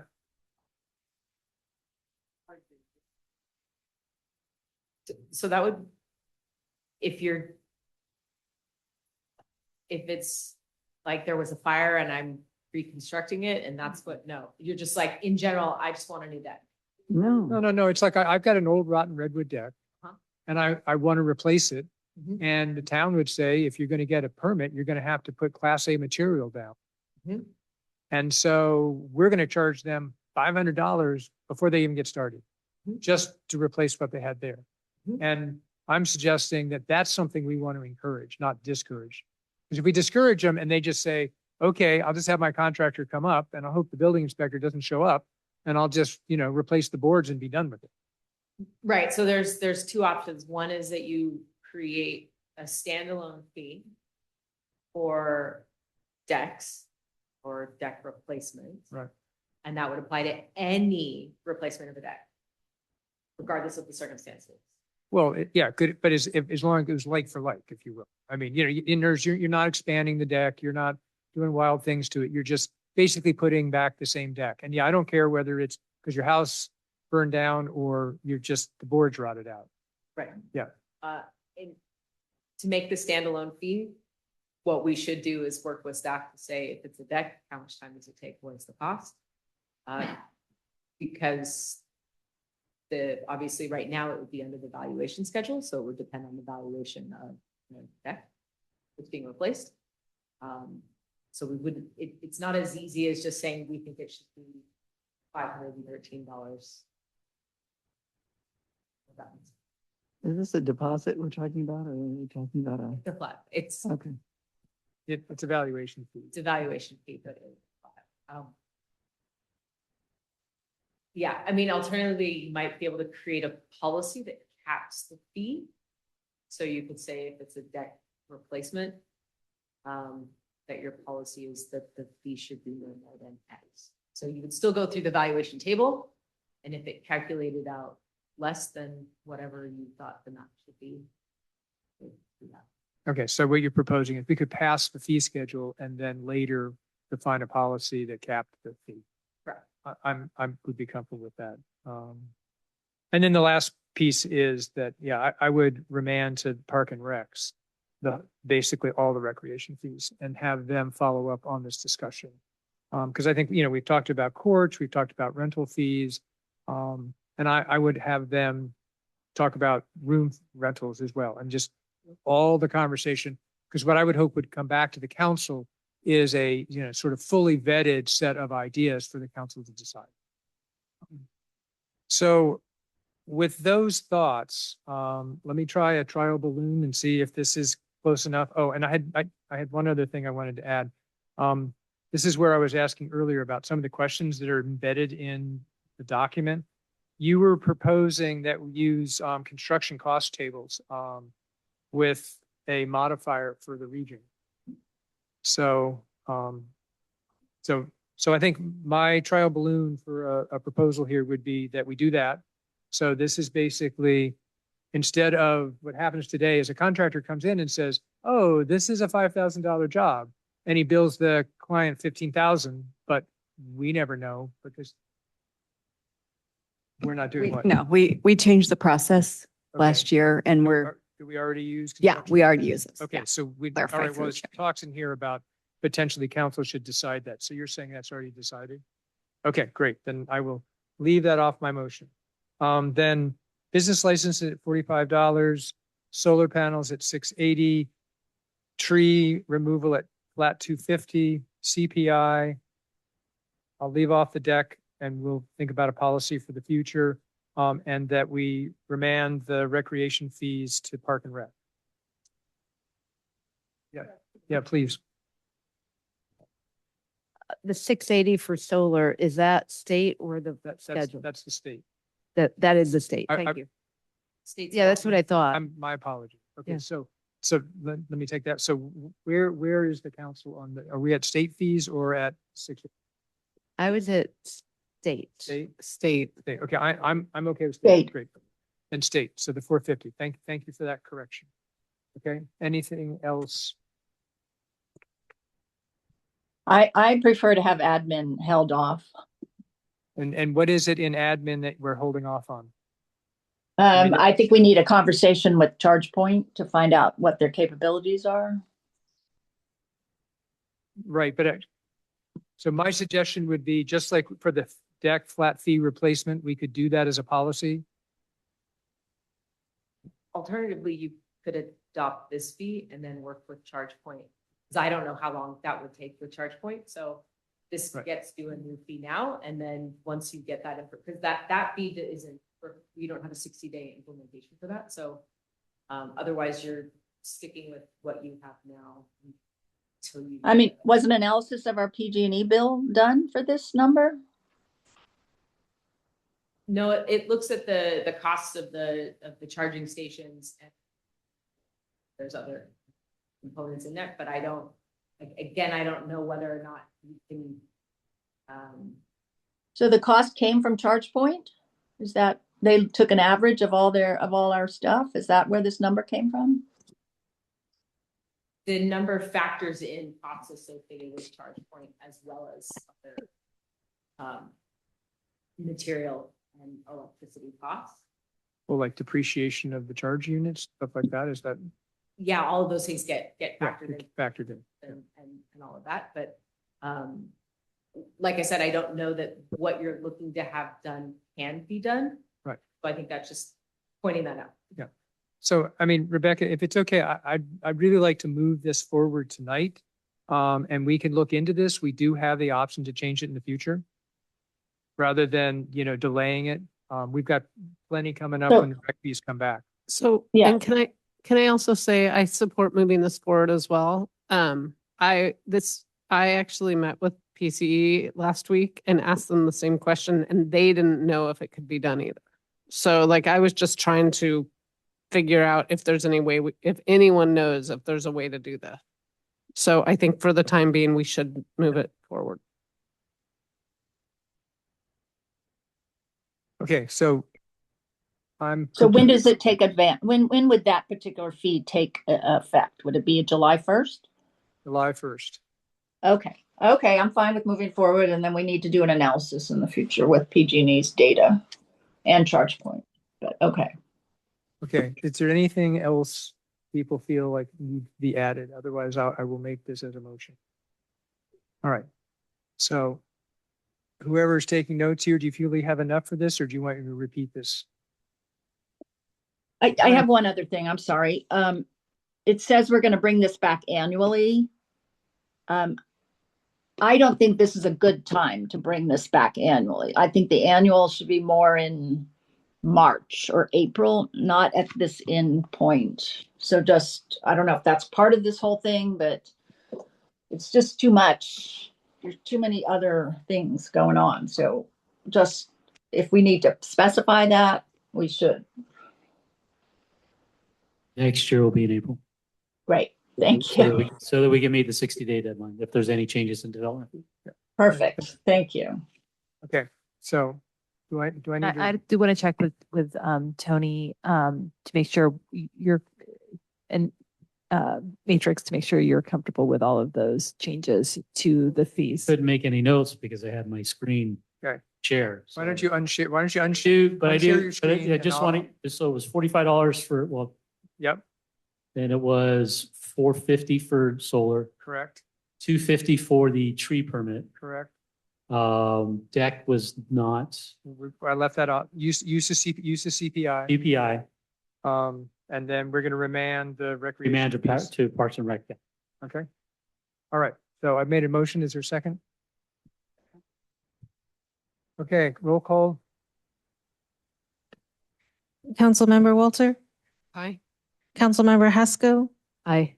Councilmember Flynn, Aye. Vice Mayor Hefty, Aye. Mayor Taylor, Aye. motion carries 5-0. Thank you, everyone. Thank you for an excellent presentation. Sorry to keep you here until 11 o'clock at night, but you did a stellar job. So thank you. There's a lot of complexity here. I'm sure you're going to get called back because Park and Recs is going to want to dig in to a whole bunch of stuff with you. So be prepared for that. But this has really been wonderful. So thank you for all your hard work.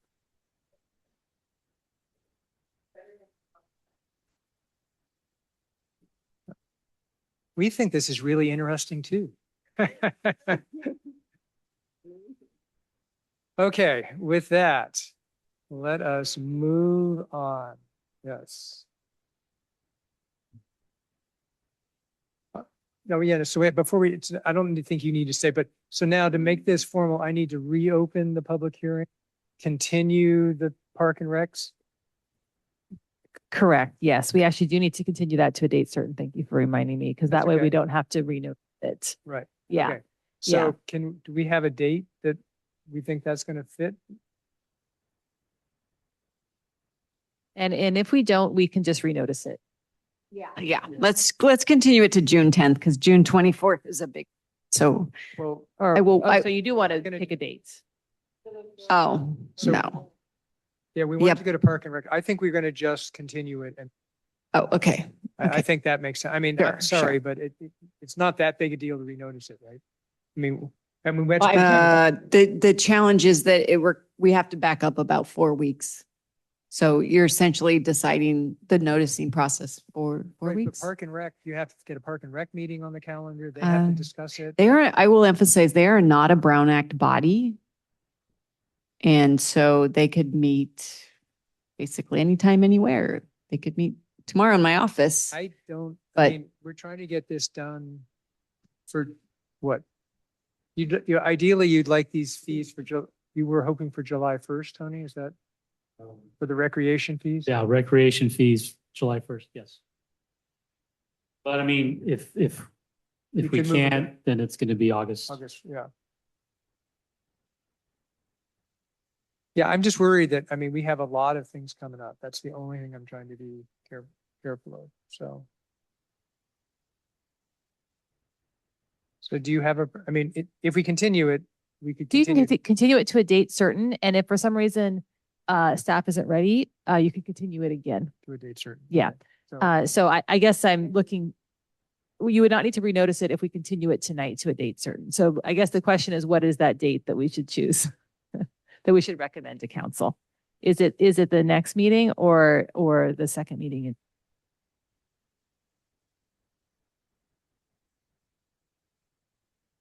Do we need to look at the roll forward? Here, no, I'm thinking June 24th, continue it to June 24th. We'll do our best to make that date. Great. Yeah, Okay. because then we could still have the fees go into effect in July. Okay, so if I reopen the public hearing, I take public comment again? No, you can just, reopen it, correct. continue it, and then close it. yes, Okay. ask for a motion to continue the public hearing to June 24th. Okay, so I'm gonna try to follow the script here. So I'm reopening the public hearing. I am looking for a motion to continue the Park and Rec fees decision until June 24th. So moved. Second. I have a motion and a second. Roll call. Councilmember Walter, Aye. Councilmember Haskell, Aye. Councilmember Flynn, Aye. Vice Mayor Hefty, Aye. Mayor Taylor, Aye. motion carries. Thank you. All right, so now I close the public hearing and we're ready to move on. All right. Again, thank you, everyone. Tony, thank you for your patience. Thank you for the consultant. That was interesting. All right, so moving on. Moving on, let's see if I can even find the agenda. Okay, yeah,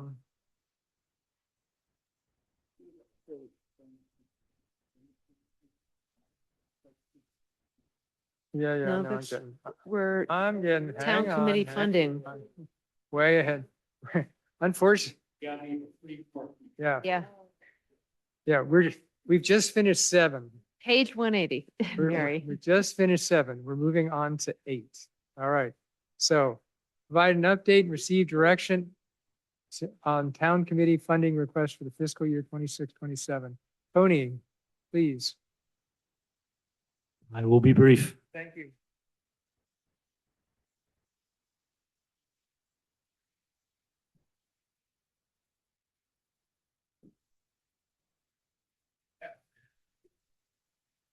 Okay, so this is a town committee funding request. This is it, blank? Yep, this is it. So again, review by direction on town committee funding requests. A couple of add-ons since the agenda was sent out on Friday. I received an email from Nancy Lund, the Historic Resources Committee. She said she sent it in. I did not receive it. But there were some technical difficulties, so I'm including this in the packet. Their request is $4,500. One, a new computer that's compatible with Windows 11, and then their online historic archive project of $3,000, so total of $4,500 is their request.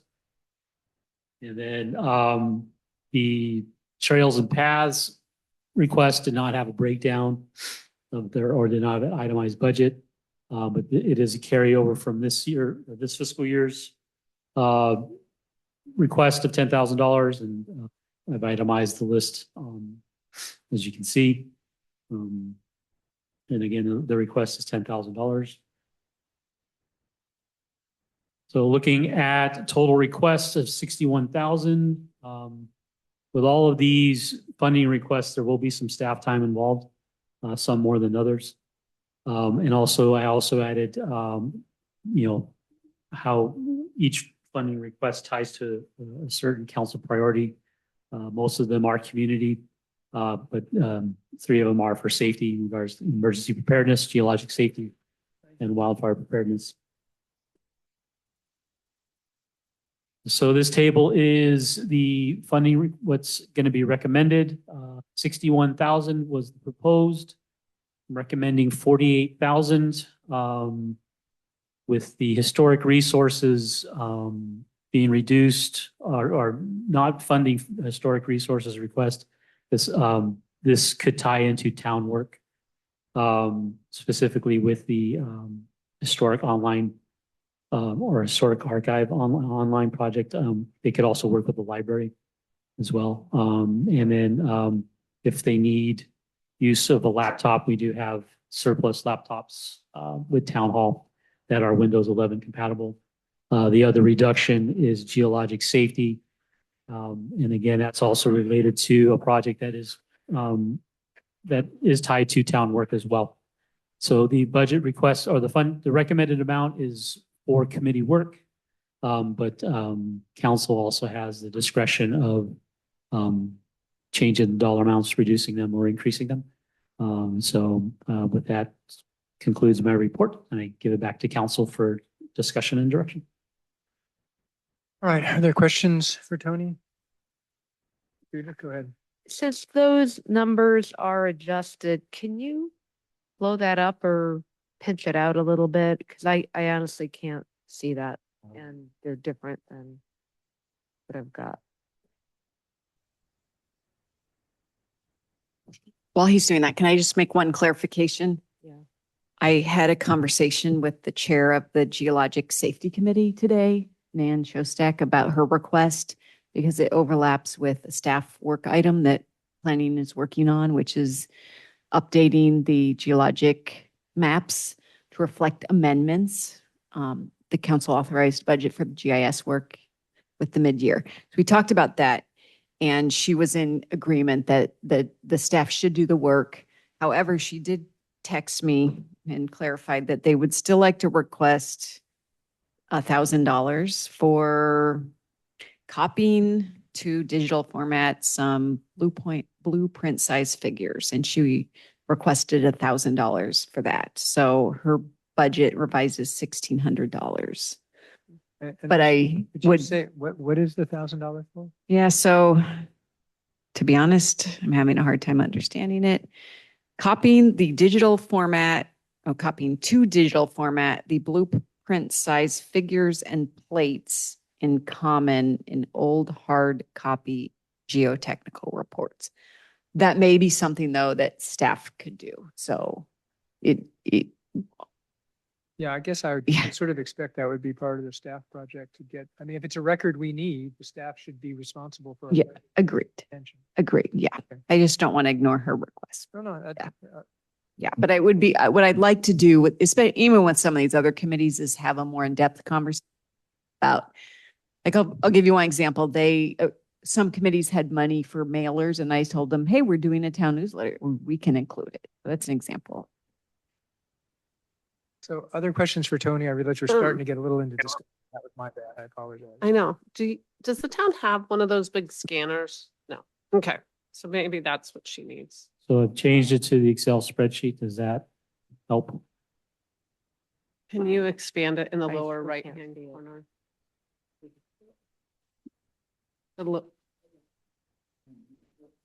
Can you comment again on what was reduced? There's proposed and recommended, so. The Are you asking- recommended. Are you asking specifically on geologic safety, which is what we were just discussing, or in general? In general. So historic resources, they requested 4,500, recommended 0. And geologic safety proposed 9,100. We're recommending 300, but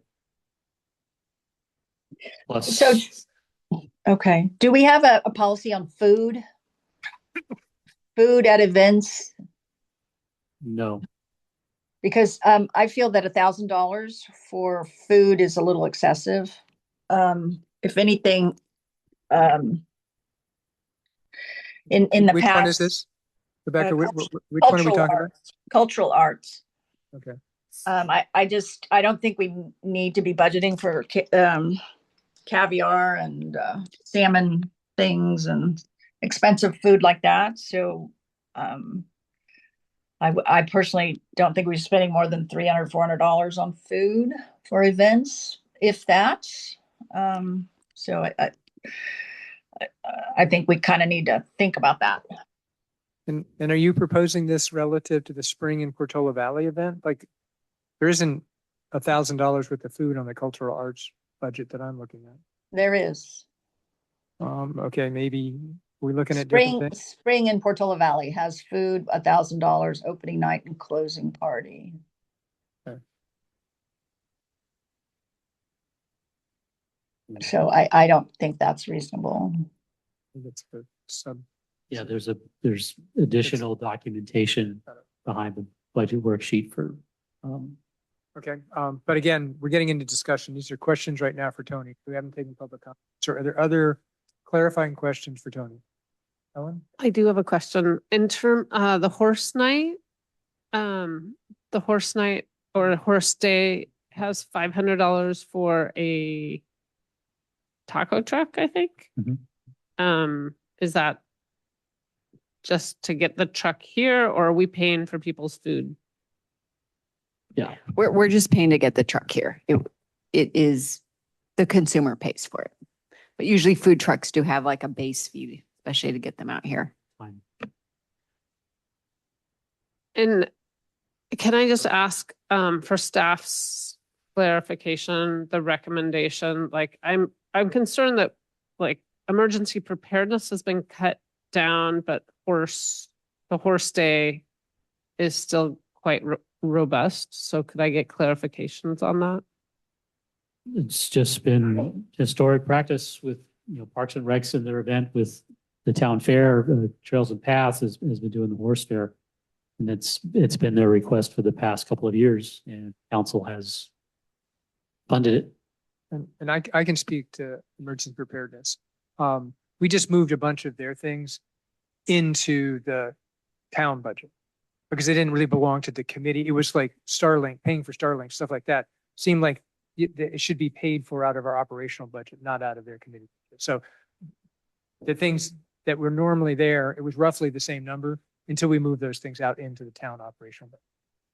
Right. And then, okay. And then we've now cut historic, obviously, computer, the historic resources can you remind me what they were asking for again? So they've been working on a project to digitize or put online the town's historic records.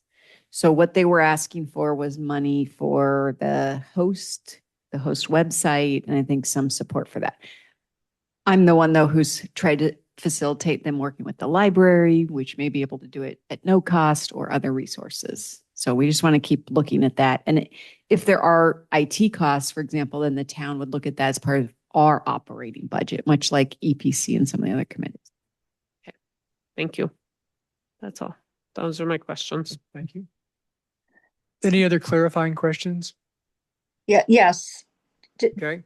Go ahead, Rebecca. Did I miss the detail for the horse fair? Was that provided somewhere? That was on the first or second slide. But presentation. it's not in the packet, though. It's in the packet. Can we bring that up? I mean, I guess you're on the other thing, but it's. Yeah, the packet just has a lump sum of $10,000. And in the past, actually, I distinctly remember that at least a year ago that somebody had volunteered to pay for that. So whatever happened to that payment? We can say they pledge it until I receive it. It's just a pledge. But does nobody follow up with them to ask them for the follow up on the money? I don't know who made the pledge. Oh. So, right. Could you pull up oh, you are pulling it up. Thank you. So just on a similar question, Parks and Rec, are we paying for the food trucks as well? Their base fees? Is that part of the 25,000? Are you talking for the town picnic? Because they don't have food trucks at the town picnic. The only food truck I'm aware of is the horse fair food truck, which again, we cover a $500 base to get them to come here. But we have food trucks for the concerts, the Palooza. The town doesn't pay for that. That's PV Palooza. And I think they do some sort of in-kind or sponsorship for that. So does it not make sense to have people who are buying the food pay for the cost of the truck? I think the issue is that we'd have to pay them a base fee to get them here. And for the taco truck at the horse fair, that's $500 base to get them here. And then the consumers do pay for all their own food. Well, technically they're not, because they're not paying the base fee. It's a subsidized fee. But. What do you got, Tony? Okay.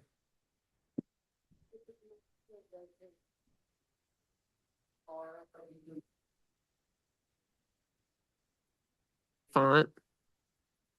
Yeah, there you go. Thank you. Keep going. Keep going. Well, now I can't see it. Just scroll up. Just scroll up a little.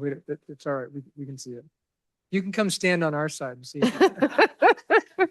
Okay. Can everybody see that we stop there? That's good. Don't go anymore.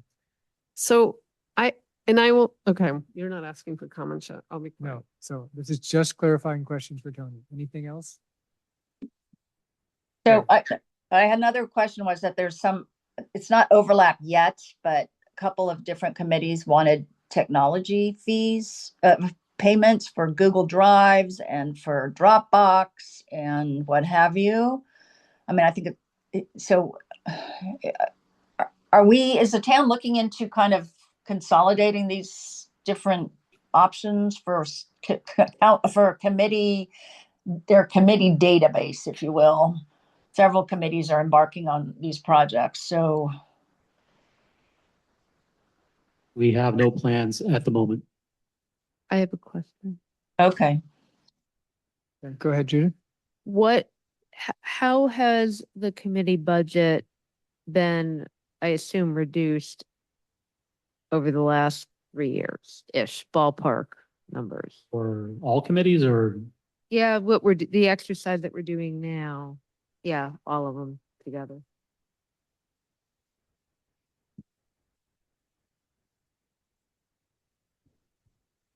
So these are actually actual results. But I mean, it was 24, 25. We spent over 30,000, with cultural arts, because cultural arts at the time was PV Palooza. Oh, right. And then Parks and Rec was the town fair. Parks and Rec has been the town fair, pretty much consistently. And then we've actually 25, 26, we actually increased the town committee budget. And recommended 26, 27 is actually an increase from 25, 26. Thank you. And Tony, one question I had is on the Park and Rec budget, like the town picnic related expenses at like 18,000. Do we get reimbursed for any of that through Tots to Tots registration or any? The revenue generated from Tots gets posited into the town committees.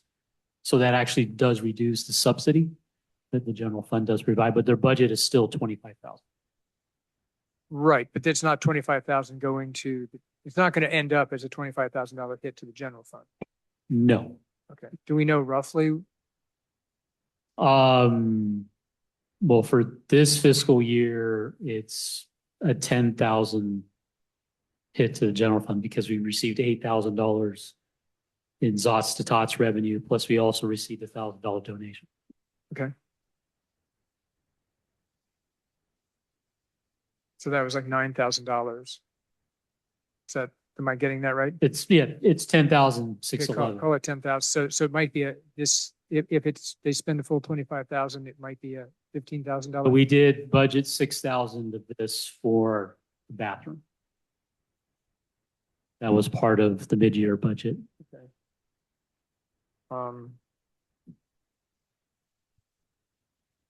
Not sure. So are you saying the Tots to Tots related expenses? What's the 6,000? You just lost me on that last comment. So for the mid-year, Parks and Rec Yeah. said, hey, we were only going to spend 19,000 of our 25. So they offered the 6,000 for the Got it. Ford Field bathroom study. Okay, but I'm asking about this budget, not what happened last. So if they spent the full 25,000 and you're projecting we might get 10,000 back in revenue, it might be a $15,000 hit to the general. Correct. Okay, thank you. Okay, any other questions for Tony before I go to public comment? All right, anybody in the room want to speak? All right, I see no hands. All right, Nan, you're up. Welcome.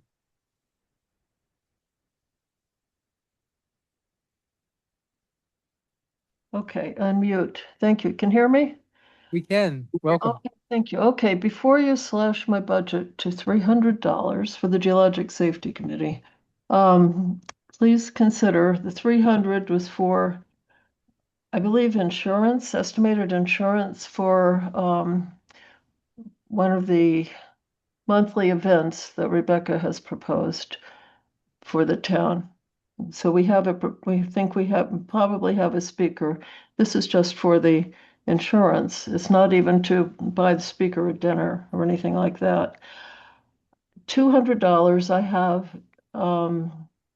which is really for reimbursement for personal expenses, for especially printer expenses, which far exceed the 200, but I put that in for reimbursement to especially Bob Rucky, whose personal printer has printed out maps for the town, for our evacuation map for fire following earthquake and other maps. So we owe him money. I don't know how, maybe it doesn't come out of budget, but we do need a way to reimburse for expenses.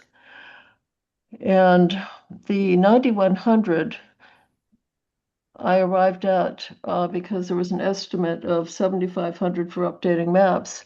And I just wanted a placeholder to remind everyone that we absolutely need to update the maps, but I think Darcy's taking care of that. So that's and between Darcy and Sarah, that's going to be done. So that's fine. That leaves me with 1,600, and I would be satisfied if you would leave me with 500. 600 would be more comfortable, but minimum 500, please. Not just 300. That's not going to cover expenses. So thank you. Thank you, Nan. All right, Patty, you're up. Welcome. I'm hanging in there. 2 quick points on the picnic. We will do everything we can to continue to have that come in under budget. That is not our expectation to spend that entire amount. And the second point is we do have a food truck at the town picnic. It is a taco truck. We do not pay them anything. They just come out and all they get is what they generate. So there's no fee for the food truck for the town picnic. Just Okay, thank you. Is that it? Kind of broke up at the end. yeah, that's just my voice. Yeah, no worries. And it's late, so we're all starting to sound. And it's like, Did you Good have night. anything else for us? no, I'm good. Thank you. Thank you. All right. Christy, you're next. Welcome. Yeah, thank you. I think these committees are so important, and to slash the historical and absorb it in the current staff, I'm just afraid it won't be done. And I believe that the history of this town is worth putting some money into and keeping the history. I spent a lot of time going through things in there, and I believe they do need an upgraded system. So I would ask you to keep the historical budget and restore the geological. And again, you're saying that it will be done by the staff. And so we're going to be watching that it is done if these 2 areas are cut. I would prefer these 2 committees to be fully funded. Thanks. Thank you, Christy. Okay, I think that's everyone. Nobody in the schoolhouse. All right, so I'm going to bring it back to council. So discussion, anybody want to lead us off?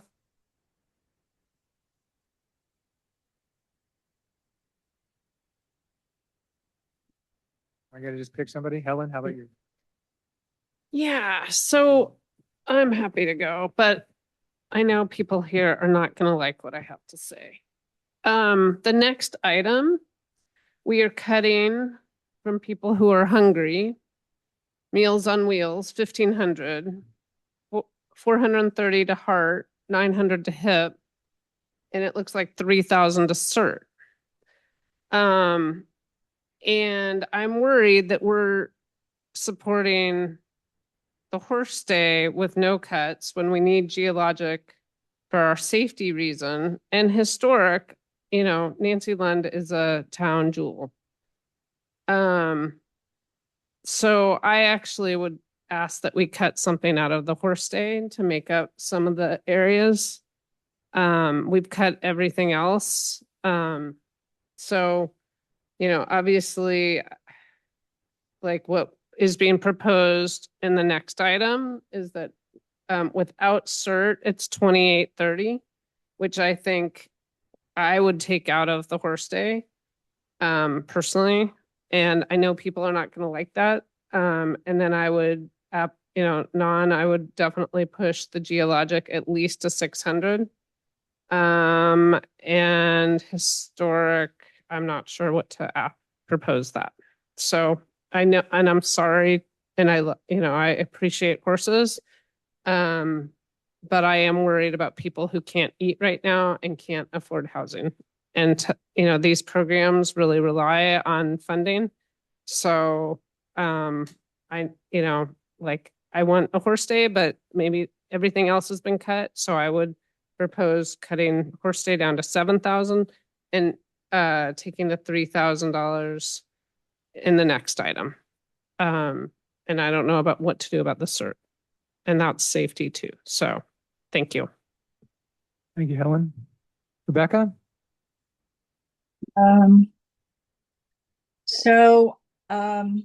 I support giving GO their full 600. Historic, it's not in the packet, and they asking for a computer. Was that their full amount, or was there something else? It was a computer and it was some online archive stuff. So it was 3,000 for online, 3,000 for online archive and 1,500 for a computer.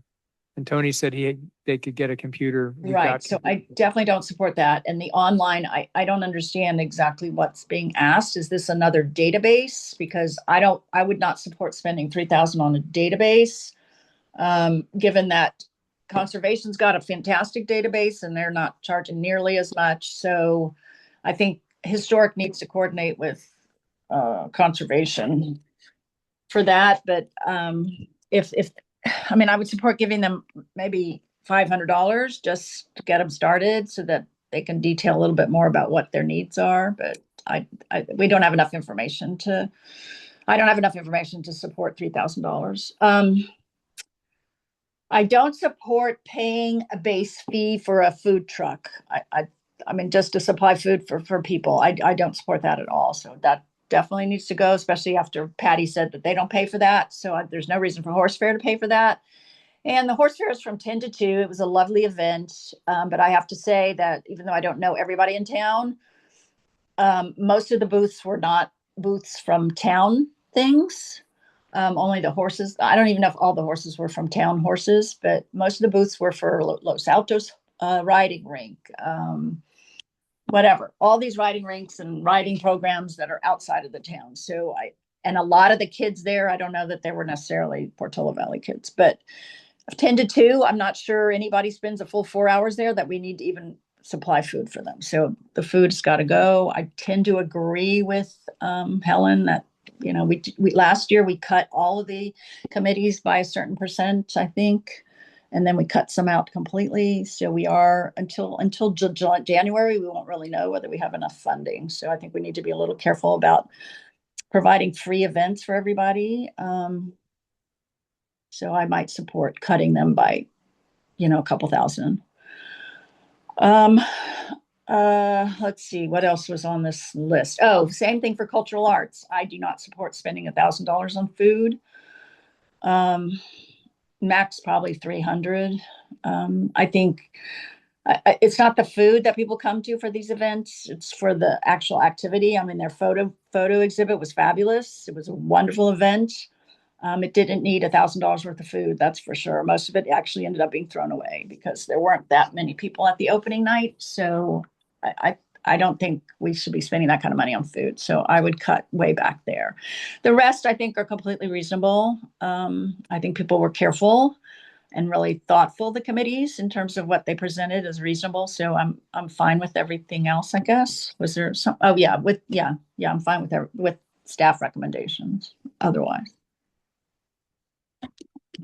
Okay, thank you.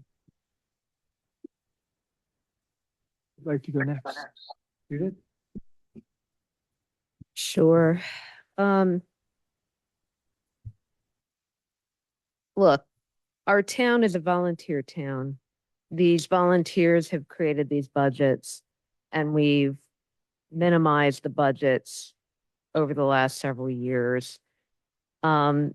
I think it's pretty demoralizing to go in and second guess line items for people who donate dozens of hours. And while I would request that people do things like not order a food truck if you can get one for free, don't pay for it, I think I would want them to get that direction and act as a good committee would in a town that is under financial distress. But this is a core principle for our town. So I would approve the budget pretty much as it is. I would make sure geologic, which has already been pared back hugely relative to its ask, they only want, 600. I would absolutely support them getting that. And the Day of the Horse, I think, is a big community thing. It's not quite as big as our town picnic by any means, but it's an important event for many in the community. And, looking at the food truck costs is something I'd ask them to do and manage and see if there's a different way and ask them to be more creative. But I want people to continue to feel good about volunteering for the town. And I think cutting back any more than what Darcy's already outlined is taken care of otherwise makes no sense. So that's where I am. Thank you, Mary.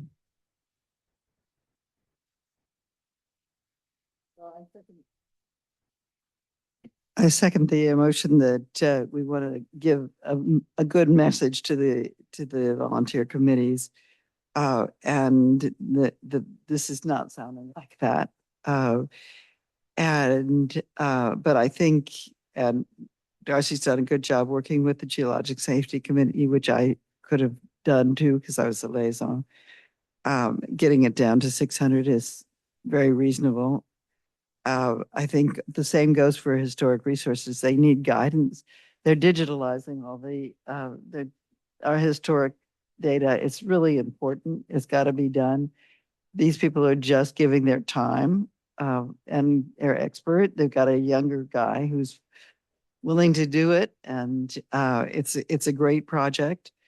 Again, that's it's not even a manager's committee. It's just, I'm not even sure why we have it on our budget list. It's not either a manager's committee or it's a group of people. So, you could just, you could just do 600 for historic resource and give them some guidance on how to use the library. Is what I would do, rather than pointing out that they need to either be a Brown Act committee or a manager's committee in order to be able to take just a thought. But we don't want to demoralize Nancy, because anything we can do to support her, we need to do it right now. So no for the food truck. The food truck, the horse fair has always been heavily subsidized by the members of who bring their horses there. We all insure our horses because the town makes us. I get out a policy every year in order to be able to bring my horses over. It's all very bureaucratic and troublesome to participate in it. Lots and lots of difficulties getting permits, getting the horses there, getting the sort of rural quality represented, and it's very well done. It feels completely different from the Woodside Day of the Horse. It's a real country fair. And I think that the town has been extremely generous in supporting it. We were asked to do it originally as part of the 50th anniversary. And we've done it every year since.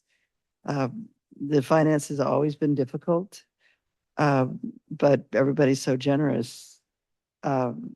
We had got a donor for 2,000 this year. They just wrote us a check for 2,000. I don't know where it is, but anyway, hopefully it's coming to you.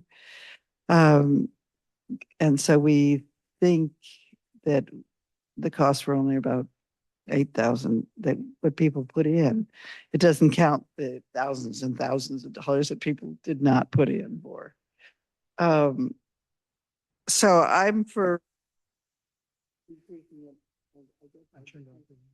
I guess I decrease it to 750, maybe 800, 750, 7,500 in the spirit of community belt tightening. I don't know what we'd lose. We might lose the heavy horses, which are, of course, what makes it amazing.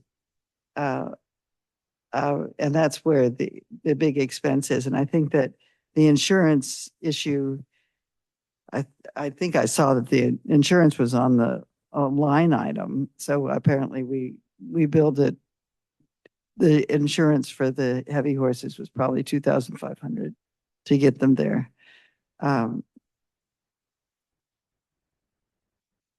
I don't know what we'll lose, but at any rate, we'll probably be able to raise the money somehow. So that would be my thought. Okay, thank you.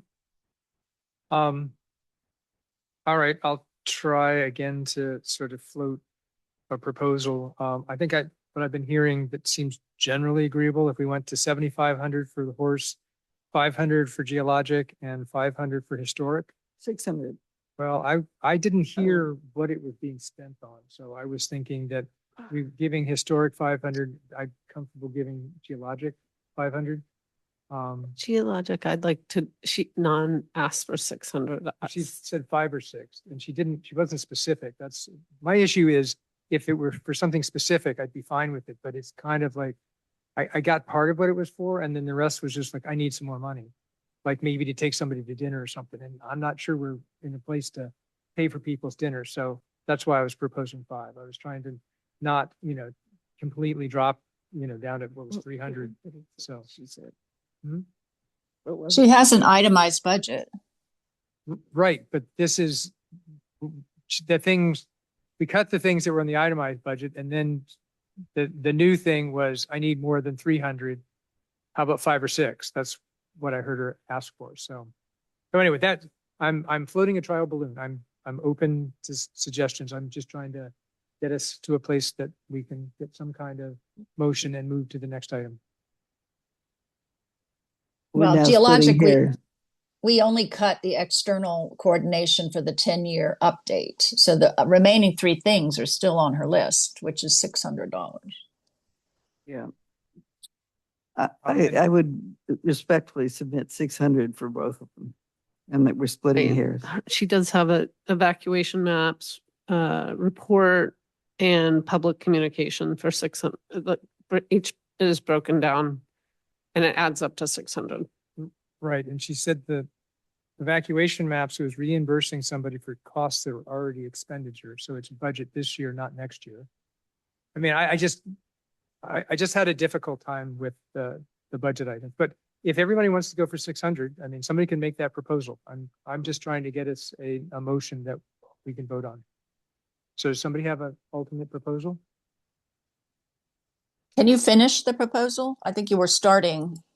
I think I'm done. I was going to leave I was $7,500 for the horse, 500 for geologic safety, 500 for historic, and leave everything else the same. Cultural arts, 1,000 on food. I was going to leave everything else the same. I mean, you're welcome to make an alternate proposal. I'm just looking for either some consensus, or we can put a motion and see if we get a second and vote on it. It's obviously getting late, so we're starting to lose our effect. Yeah, our effectiveness. Would it be simplifying to give 600 for all 3 of those: cultural arts, geologic safety, and historic resources? Or is that too disrespectful of the fact that they submitted a budget? I'm sorry, say that one again. Just do Historic, 600 geologic. and cultural arts. Well, cultural arts has, Actually, I'm not They sure have a that we 40. want They've asked for, yeah, they've asked for 40, almost 4,500, 4,350.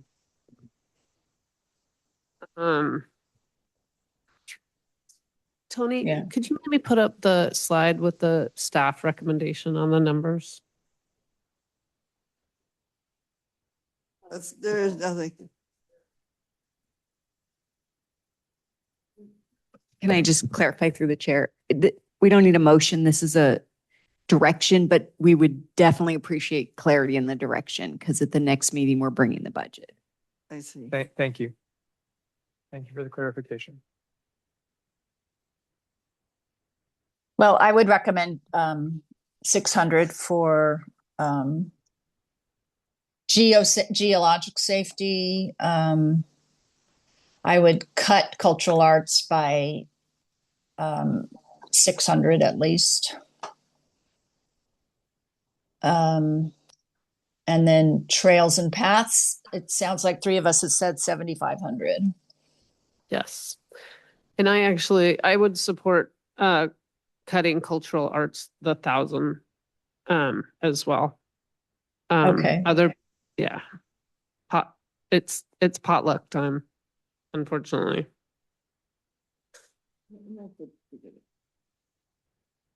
Okay. Just cutting 1,000 out, they still doing 4,350. It'd be down to 3,350 for cultural arts. Which is more than last year, which I think we gave them 3,000.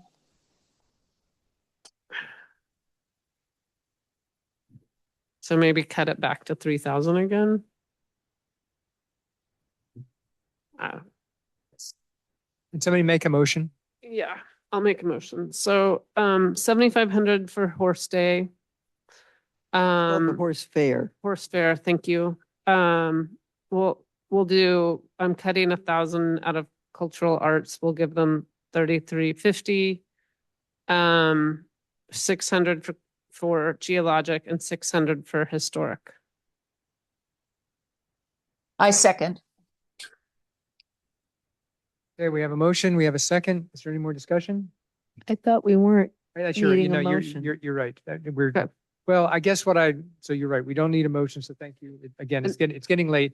But is there any more discussion? Is this acceptable direction for staff? And yeah, I think everything else would be what staff recommended except for those 4 changes.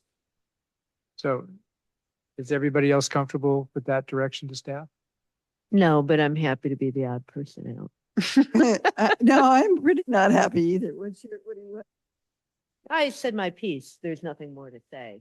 So Yeah, well, unfortunately, I feel like we need to give staff some kind of direction.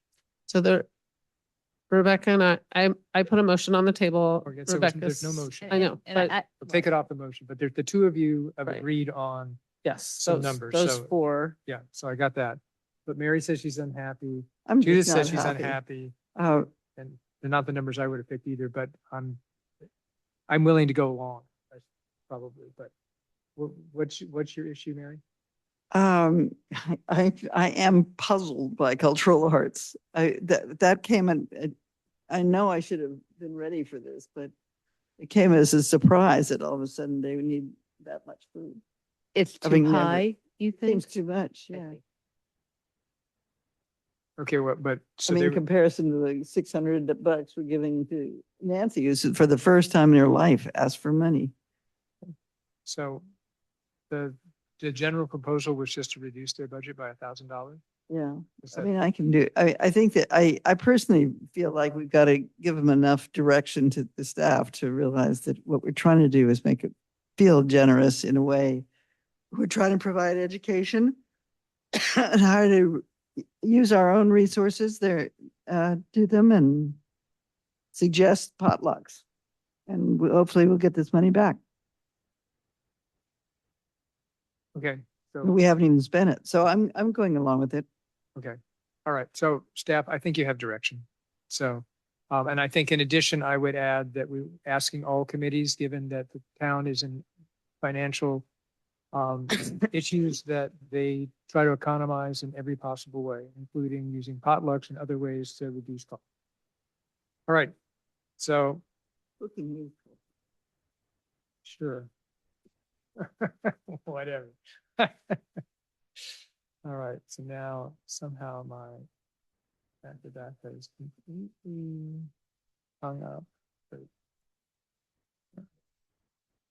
Give me a minute to bring back the agenda.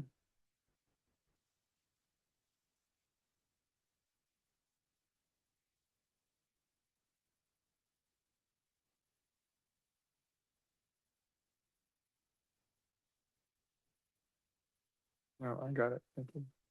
All right, so that closes out 8A. We're moving to 8B. So Tony, you have a presentation?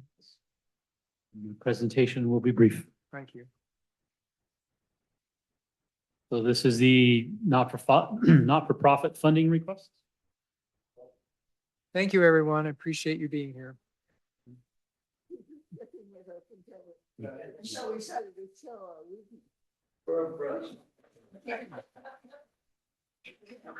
So basically tonight it's review and provide direction and not-for-profit funding requests.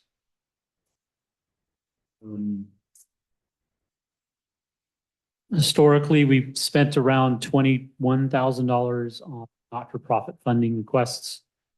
This year we received a request of over 56,000. With EPIC 15,000, the Human Investment Project or HIP at 15,000, HART at 1361, Joint Venture Silicon Valley at 5,000, Peninsula Conflict Resolution Center at 5,000. PV Palooza has submitted 2 requests, one for 4,000 for the actual PV Palooza, and then 4,000 for the summer concert series.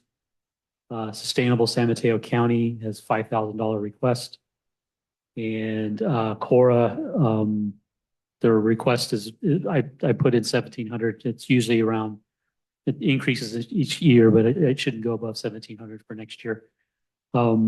This year, given our financial constraints, the recommendation is that we focus our funding on nonprofits to do services within the town of Portola Valley. So that's why we're recommending EPIC for 7,500, HIP 15,000, HART for 1361, which is the annual dues. And then PV Palooza, the $4,000 for the PV Palooza Foundation, that's going to be an in-kind contribution because we staff time alone is over $6,000 in support of PV Palooza. Then there's also the use of the field, which could be another 6,000. So I believe with our in-kind contributions, we could meet that 4,000 request. The summer concert series is a community event. It is well attended. So posing a $4,000 contribution for the summer concert series, and then Cora at $1,700. So total requested is 56,000. Well, we're recommending funding 33,561, of which 16,361 will be coming out of the Affordable Housing Fund. So the impact to the general fund would be 17,561, which make it matching 25-26 actuals. Thank you, Tony. Questions for Tony? Rebecca, do you have any questions? The HIP housing fee of 15,000, is that their consulting for us, or is that completely separate? It's separate. So what is it that they're Sorry. providing for that? So It's not related to their contract. but we have a consulting contract with HART. Right. Oh. Yeah, that's separate. HIP housing, this cost covers their services to the town, which is assistance with ADU, ADU rental matching and home share matching. And that's 15,000. We don't have a consultant agreement because we fund their services, so we don't put them in that funding bucket, but this is our contribution for assistance for housing element implementation. And that fee, the amount they put, I mean, we paid 2,100 last year and now it's 15,000. Is that the normal amount that we were supposed to be paying for that service? Is it So- sort of a county-wide thing? It is supplemental services. Most small towns, us, Hillsborough, I think maybe Woodside pays this additional cost for additional work to support our housing element implementation. And I'll emphasize, our housing element requires this work. It explicitly identifies funding this program through HIP. Okay. And they do it for the smaller cities. The bigger cities don't do it. And you added it at the mid-year last year. So last year at mid-year, you adjusted it and provided 7,500 for half the year. And this would be for the full fiscal year for next year. Okay, so it's not reflected in this, that 7,500 is not reflected in this. Correct, spreadsheet. yeah. Okay. Correct. Yeah. So And then for Meals on Wheels, by not funding them, does that mean that our seniors who use them will not have access to that service? We did not receive a request for Meals on Wheels, Oh, okay. and we haven't received one in several years. Oh, okay. All right, that's my questions. Thank you. Thank you.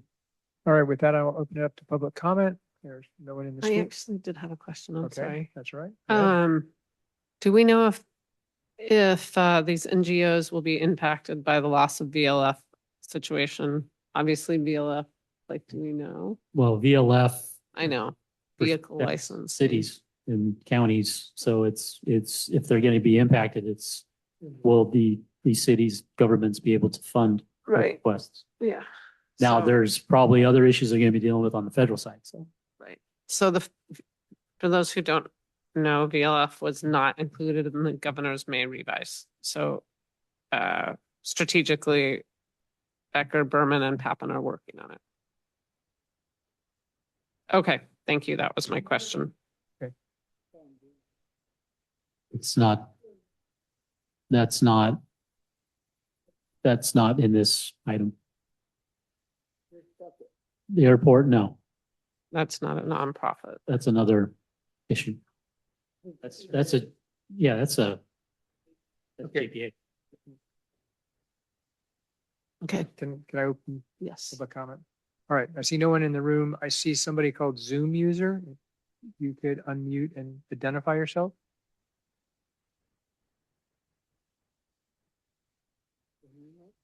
Mm-hmm.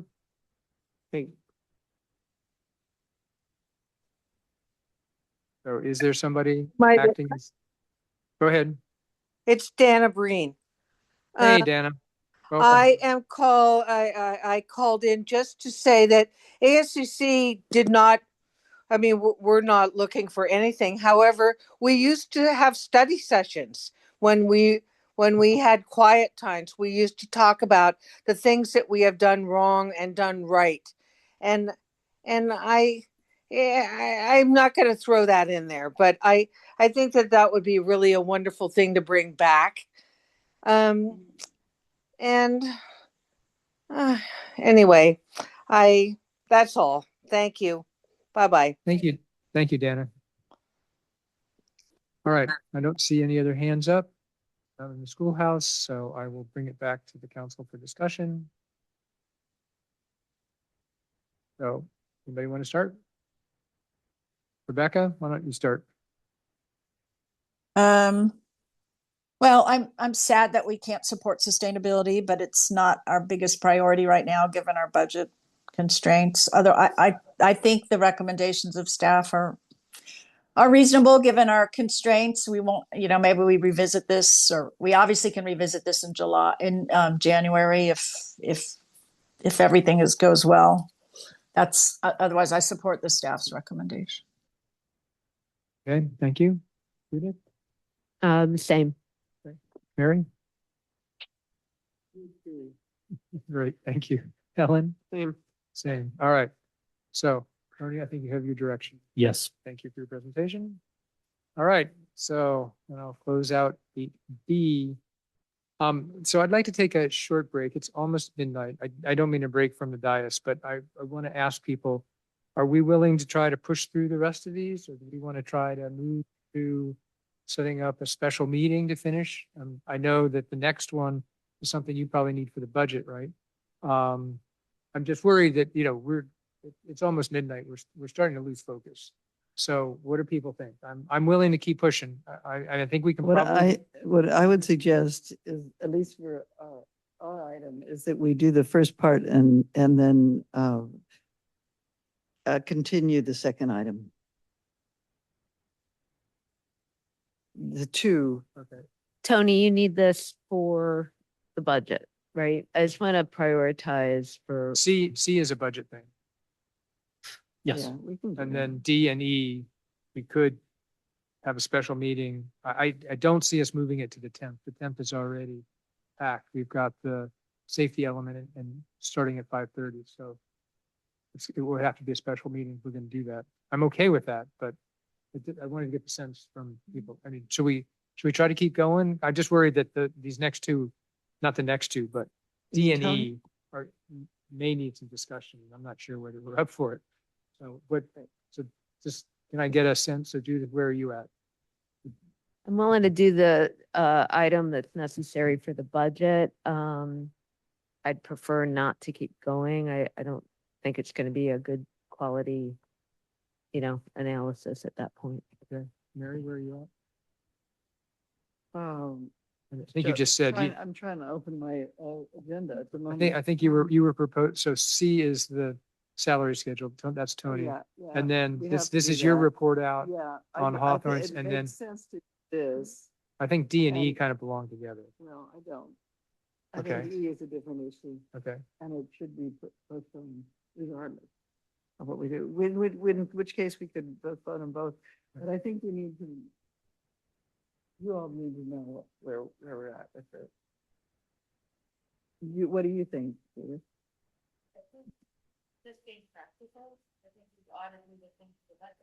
And then stop. Okay. Ellen? I absolutely agree with Judith. So, yeah, no, I'm fine doing C and then doing a special meeting for D and E. And then I'm sure Rebecca's be happy to keep going because it's like 9 o'clock in the morning there. She's probably thinking it's time to get up and get moving. So Rebecca, are you okay if we postpone D and E? D seemed to be just a report out that the subcommittee is recommending that we hire this substitute lawyer. So, yeah, it didn't seem like it was a big thing. But if the subcommittee itself feels that we need to have a long discussion, then they're the ones who know. And then E, of course, would be a long discussion. So I'm not keen on a special meeting, but it would be great if it was in the morning. But yeah, I mean, I guess what everybody else wants, I'm fine just doing C. I mean, unless we need to do D, unless we need to appoint that lawyer sooner rather than later. No, I think we don't. So, all right. So let's move on to 8C. And then I'm going to ask that we postpone D and E. All right. So Tony, with that, you want to tee us up? Thank you. So this item is the fiscal year 26-27 salary schedule, which is adopted by council annually.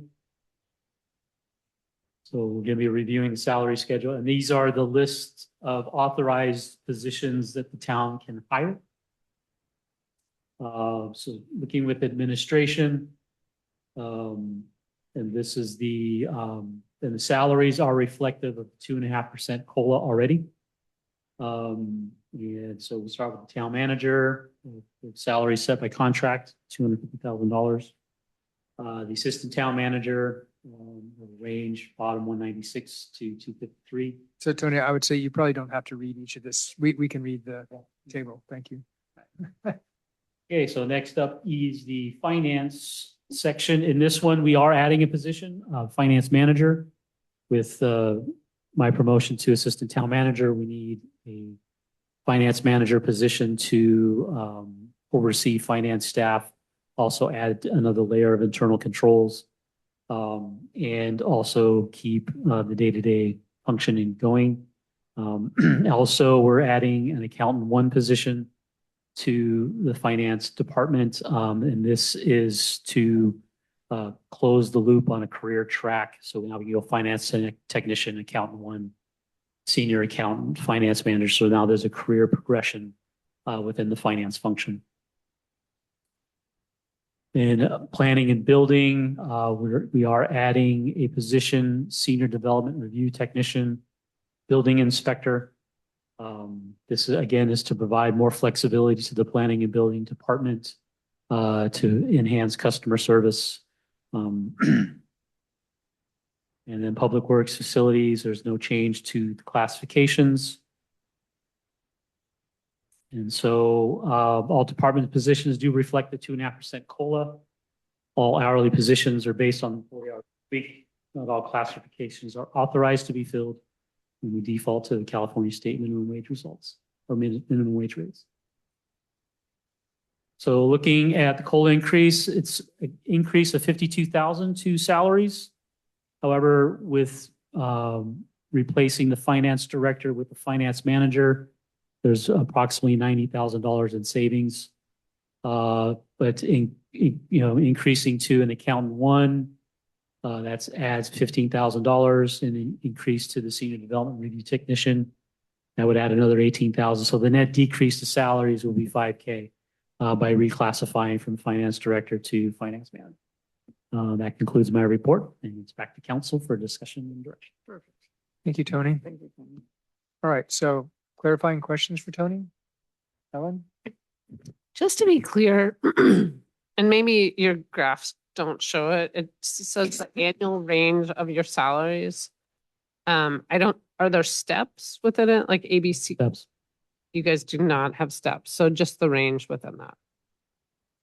And just to be clear for the record, it looks like with the COLA, Tony, you would be making more money than our town manager. Is that correct? Yes. Which needs to be that's a negotiated with council. Right. That's a negotiated contract. Okay. Okay. That's my questions. Thank you. Thank you. Do you have a question? Go ahead. When we see that these positions may not be filled, I'm paraphrasing there. What does that mean? Because these are new positions, right? So it's for because the budget has FTEs, and so we pull the FTEs from the salary schedule. So not every position on the salary schedule will be authorized in the budget. So like there's one position that's building inspector or building official. We don't have a building official, and it's not in the budget. Right, but our action tonight, if we approve this, we are approving new slots for personnel. Yes. Right? Yes, and then they will Not be new programmed into the budget, but then council will still need to come back and approve whatever the authorized FTE. There'll be a two-step process by the time we actually commit to spend that money. Yeah, just to Okay. clarify, we're not approving FTEs tonight. Okay. And then just procedurally, the job descriptions here for these new positions, how were they derived? I don't want to get into the lines, but are they from comparable jurisdictions They are from comparable jurisdictions. and pretty plain vanilla? Like there's nothing here you would Yeah, point I mean, out. the accountant one classification is same job duty, same functions from town to city throughout. Okay. Those are my questions. Mary? No. Rebecca? I'm just confirming, we're not planning to fill the finance director. We're going to try to find a finance manager. Has that search started? That has not started yet, but Okay. once council authorizes this, then we can start that process. And the accountant one, you said it's going to be an impact of 15K, I think. So is the Correct. plan to promote someone soon? Is that for next year? Is that the plan? Possibly. We do have an internal candidate that can meet that position. Yes. Okay. And then 18K was an increase for the senior development review, which is a building official inspector combo project. My understanding is that you Yeah. did do a search So- for that and it failed. So is the increase in the salary to try to attract more candidates or? But also to reflect the additional duties of building inspector. And And so we will budget for that position using this higher salary. So, and we will recruit for that position. If we can't fill that position, then we will still have flexibility to bring in a senior development review technician if we find one. okay, great. Thank you. Tony, could you go back to the salary schedule?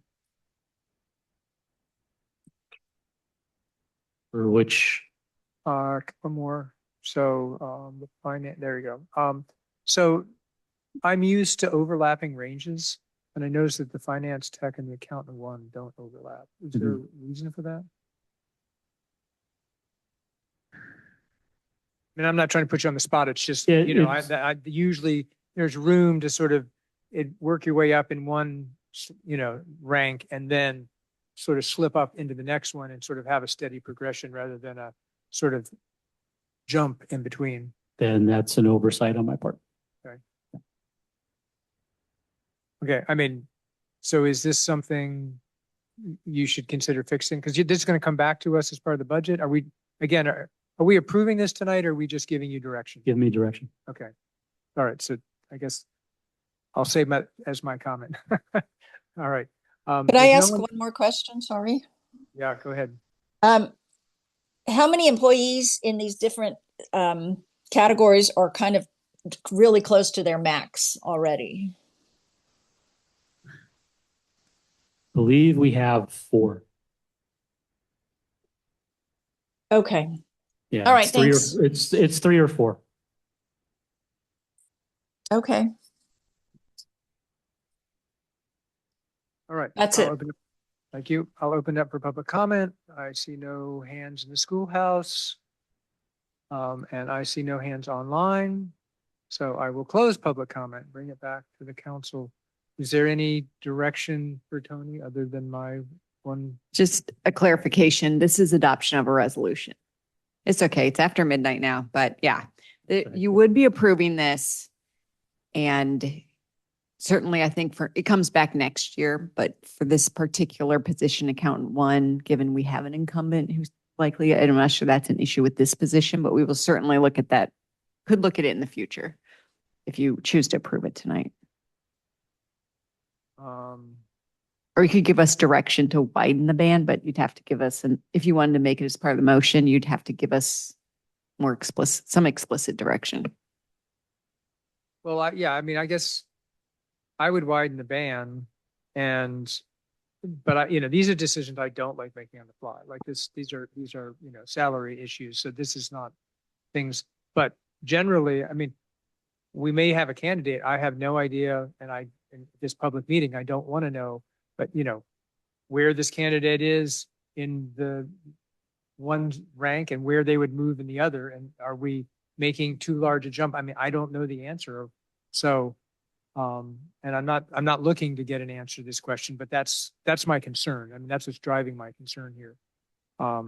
So, I mean, I guess my proposal, Tony, if you think you can lower the range on the accountant one to create Yeah. some overlap, I'd be comfortable with that. And I think I would trust your judgment on it. You have financial expertise, but I think, kind of what Judith was asking earlier, I sort of expect these things to match sort of, roughly what other people are doing, that are comparable jurisdictions. Right. So is that enough, Catherine? Is that enough direction for us to approve this? I mean, I guess I would prefer to see an actual number in there, Tony, but I don't know if you can. I mean, if the council's approving the salary schedule, it seems like we need to have a number in there for the range. And if we didn't approve it tonight and we just approved it the next meeting where you just showed us this stuff, like, could this even be in consent? Or does it have to be? I believe it could be on consent. Or we could also put it in a special, if we're gonna have a special meeting for the other items. We could potentially bring this at that meeting as well. But Tony, this is your item, so I want you to be able to weigh in on some of the options. I mean, yeah, I can adjust the range to include an overlap. Okay. And are you okay if we put this off to the special meeting where we're going to pick up 8D and E, that still give you the time you need? Yeah, I'll make it work. Can you make it work? I mean, because otherwise, I mean, I'm willing to forego my issue. I can't, I mean, it's June. June's next week. So I mean, it's. Right, but this is for July, right? I mean. Yeah, but it needs to be adopted on the 24th. So, yeah, The budget as a whole. to be adopted. So this Right, needs to be. right. But I think just to get to Catherine's point, you're going to just come back with a number. We're going to say, great, that at least I'm going to say they overlap now. Good, done, check, move on. So I don't see that there's going to be a big discussion on this the next time it comes up. Right. So I think we could get it through. I'm happy. The next available slot on the council agenda, I'm happy to see this again. Okay. Yeah, sorry, I think it's important we get this right. I think it just shows good discipline on our part. So thank you. And again, I know it's late, but I appreciate your working with me. Could I Yeah, weigh please. in? I'm not quite getting, look, there's a $2,000+ gap between a finance technician and an accountant one. Is that like, I think we gotta view ourselves as trying to get a lot done in a very short period of time. I don't get why we would postpone this for a couple $1,000. Like I don't get it. And I just want to move on because coming back, someone's going to notice a typo. And it's not that I want to be cavalier about it. I'm just trying to gauge how big a deal this is. And I'm fine either way, really, but I think we have so much coming up in the next month. I'm nervous about that. So, you make the decision, but I just needed to weigh in. Well, we need a motion one way or another, and that I can live with taking what we have here. I also think, given we're gonna have a special meeting, we have the opportunity, right? So, but again, I would accept. So I move to approve it that is, as is. I'll second it. okay, we have a motion, we have a second, roll call. Councilmember Walter, Aye. Councilmember Haskell, Aye. Councilmember Flynn, I guess I'm going to say no, actually. I'm going to say no. Because I agree with Craig, no. Vice Mayor Hefty, Aye. Mayor Taylor, Nay. motion carries 3-2. So there you go, Tony, you got it. So, and let's try to fix this for next time. Thank you very much. Okay, so do I need to do anything to continue the rest of the items on the agenda, or can we just adjourn the meeting and then reschedule these? I believe we can none of these are public hearings, so there's no formal action required. I think staff just has direction to find a suitable date to bring these back. Okay, great.